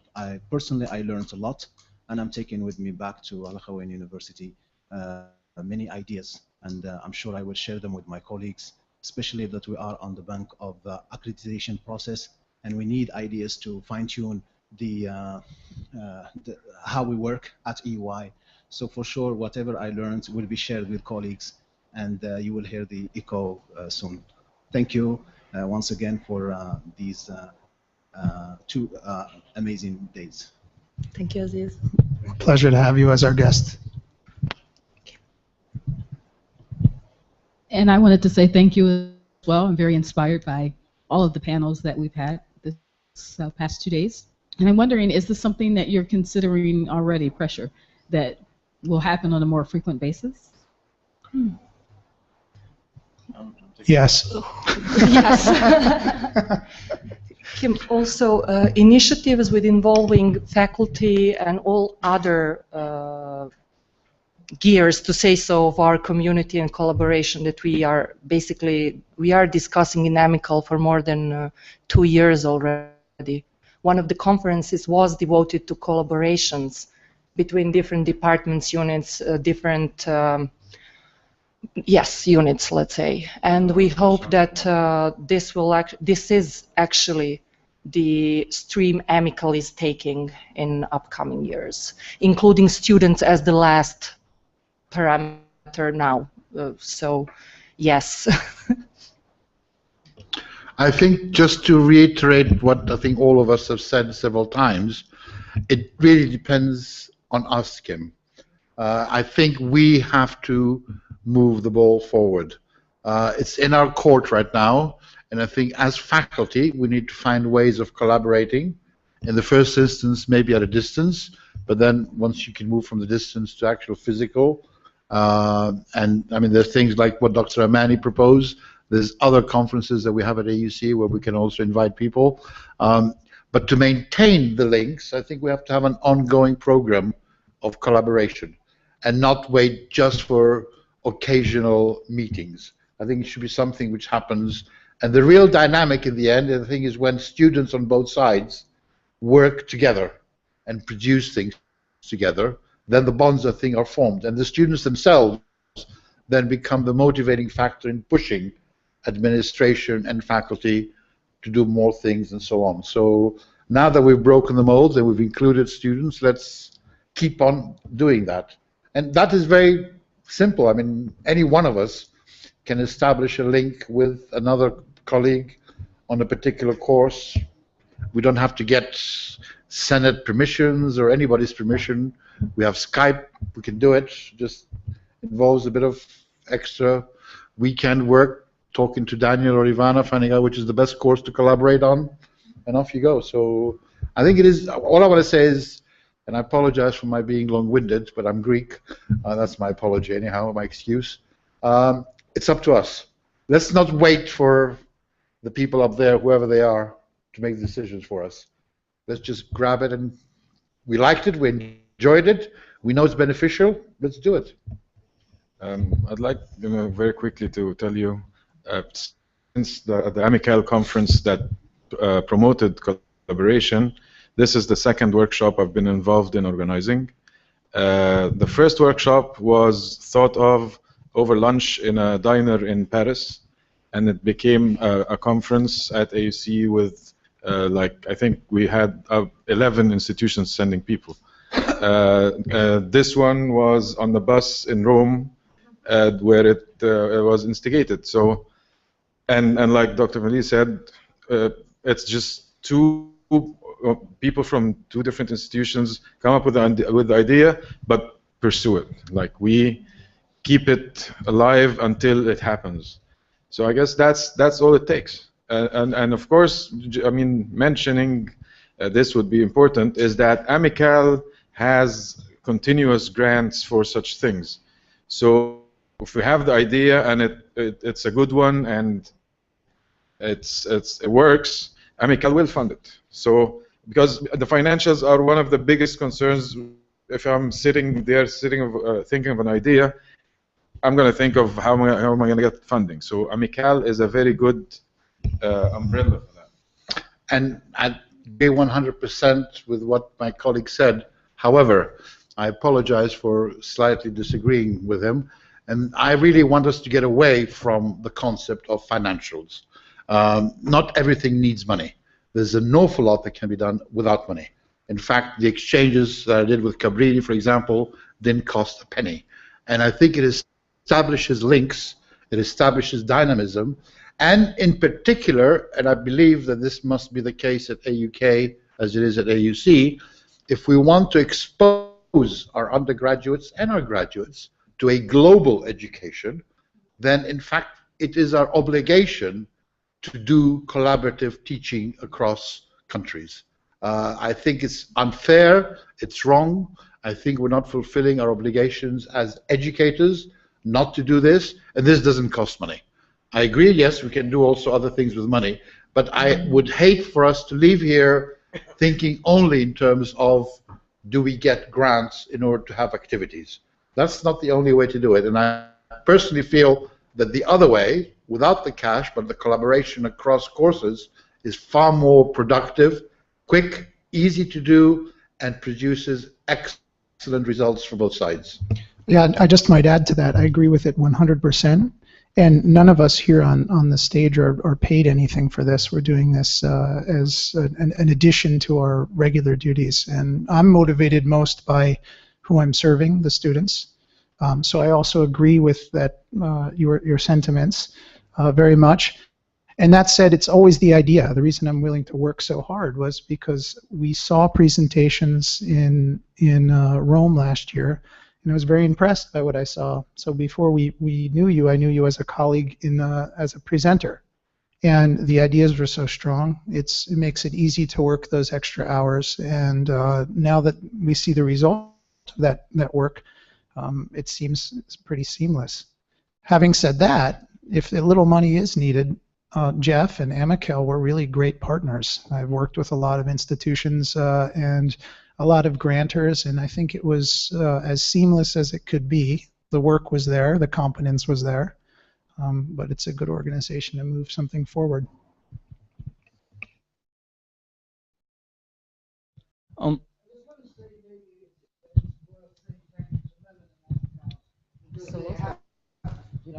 We love you, Mellon Foundation. And thank you. And thank you. This is a short little quote I would like to share. It's about Benjamin Franklin. It goes, tell me and I forget, teach me and I may remember, and involve me and I will learn. And I just want to thank Dana for involving me in this workshop, and thank the AMICAL team for making this opportunity possible for the students to interact in. So thank you all. Good to have you. A pleasure. I would like to thank all of you for coming to AUK for the conference, and share a sense of pride with our own staff and faculty members for having put it together, and particular pride to have watched the contribution of our students and the students from other institutions who are here. This part is a little bit of a plug, and first let me say we very much appreciate the possibility that some of our students might get an opportunity to travel to AUC for the research activities. the plug part is that I do want to mention we have a summer program here in the month of June that is on post-conflict dispute resolution. It's taught for the most part by U.S. State Department diplomats and faculty members at various institutions in Europe and the United States. And of course, a course on post-conflict dispute resolution has a natural home here in the Balkans, and I might even go so far as to say it has a natural home in some of the countries where our institutions are located. And you can get the details of the program on our website. It basically runs for the month of June. Students who participate do get or can get Rochester Institute of Technology credit for at least some of the coursework, and I believe in some instances for all of the coursework they take. So if any of you are interested or know of students on your campus who might be interested, that would be another opportunity for students to come to Kosovo and experience the environment here. Thank you.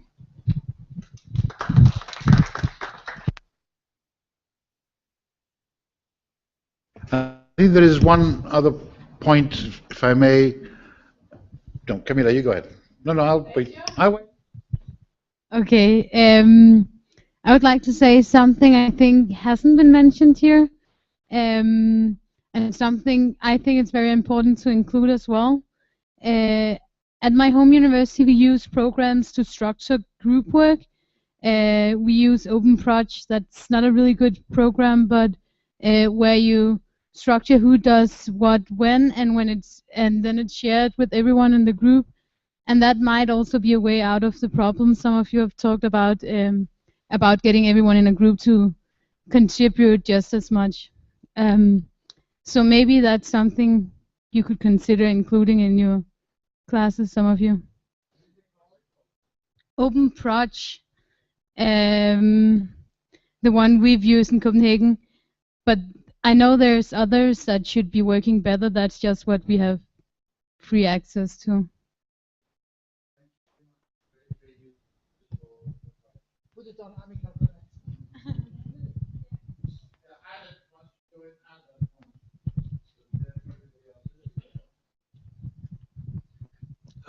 So thank you to everybody. You did an awesome job, and I was so glad I got to come. And I'll be there in Greece, so I'll get to see everyone again, which I look forward to. And I'm just floating an idea, and I think what I'll do is create a group on the AMICAL site related specifically to the topic of media literacy, which is my particular interest. But perhaps, if anyone is interested, I don't think we should do Rome again because we had Rome last year. But a possible collaboration down this year or early next year at a host institution could be a mini conference like today, focused on evolving and transitional definitions of media literacy, whether it's visual literacy, information literacy, trying to combine these different ideas, find what is the common ground, what are the subtleties, what are the differences. So I'm just going to throw this idea out that I'd be happy to collaborate and get involved with. I don't want to exclude anyone. I'm interested in the Mediterranean in particular, but I would, of course, anyone should participate. I think we're all sort of on the edges of the Mediterranean here anyways. Anyways, I'm just throwing that out there. I'll create the group on the AMICAL site. If you want to talk later or now, just planting a little seed. But thank you. I think it's a very good idea. I'd be delighted to see what comes up. May I just simply point out, if you can somehow link it up with the existing multimedia content production site, because the two obviously overlap at some areas, and therefore it would be nice to have people joining one automatically go and look at the other one. Yes. Well, no, I think you create your own group, but make sure that that group is twinned with the other group, so people can see both sides and so on.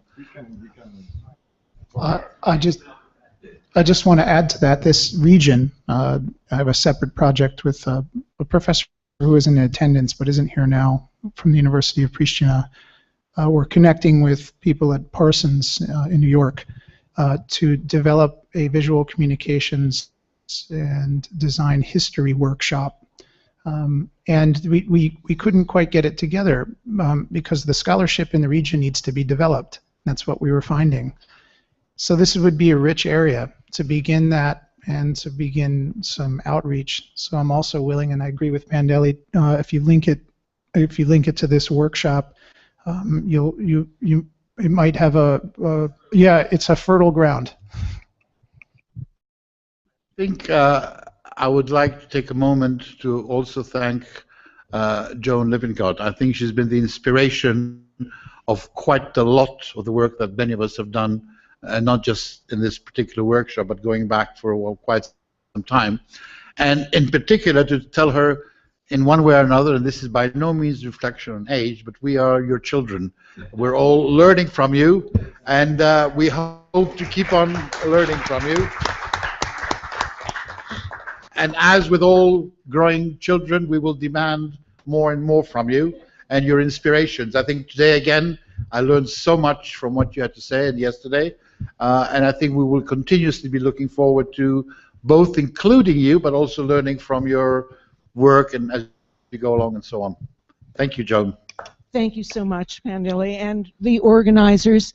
One of the things that I wanted to say is I've had a really good time at this program. It's been engaging, it's been interesting, and when we were talking about the student panel, I wanted to comment that it has been the best student presentations I have seen at a professional conference.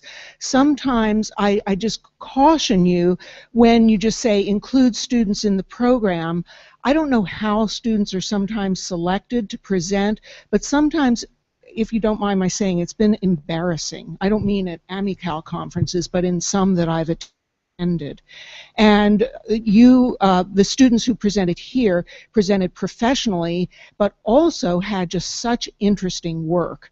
So it's up to you, my colleagues here, to make sure you select wisely who you want to represent your institution as a student in future conferences, and not just randomly have some panel of students giving random thoughts, which I've seen many a time. But I do want to reiterate, I have learned things, I have new examples of wonderful projects that you're doing. It's been great for me to revisit old colleagues, both age and longevity, but even more to meet new colleagues and to enjoy all of the conversations that we've been able to have, and will continue through dinner tonight, and for those of you on the excursion tomorrow. I've enjoyed all of my interactions with you. Thank you.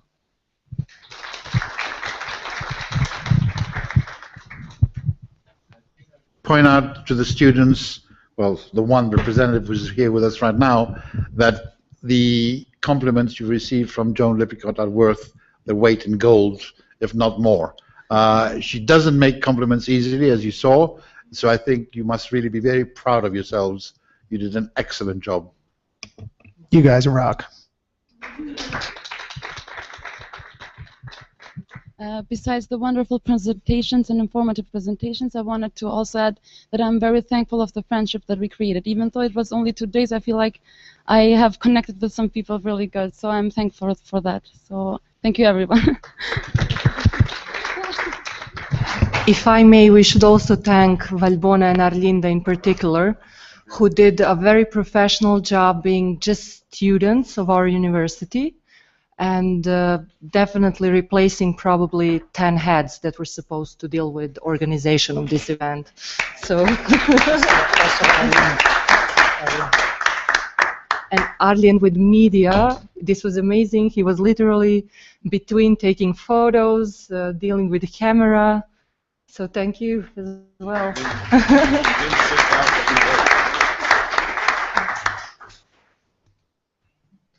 Mani, did you want it to comment? No. Okay. Maybe we can just. as we say, sorry folks, that would be all. Yeah, we have some time. So Tiffany is a traditional restaurant you probably have heard. There'll be some rich foods. So have a little walk, maybe, you know, before we head there. And yeah. Remind us again of what time should we be ready? So please at 7:30 be at the reception, and then whether you choose to go by taxi or walk, we will in both cases have enough time. Also, can I please ask people who are joining us tomorrow in Prizren to raise their hands? So basically from 9:30 until 3 o'clock. 1, 2, 3, 4, 5, 6, 7, 8, 9, 10. Okay, thank you very much. Then thank you again, and go in a good way. We'll see you soon.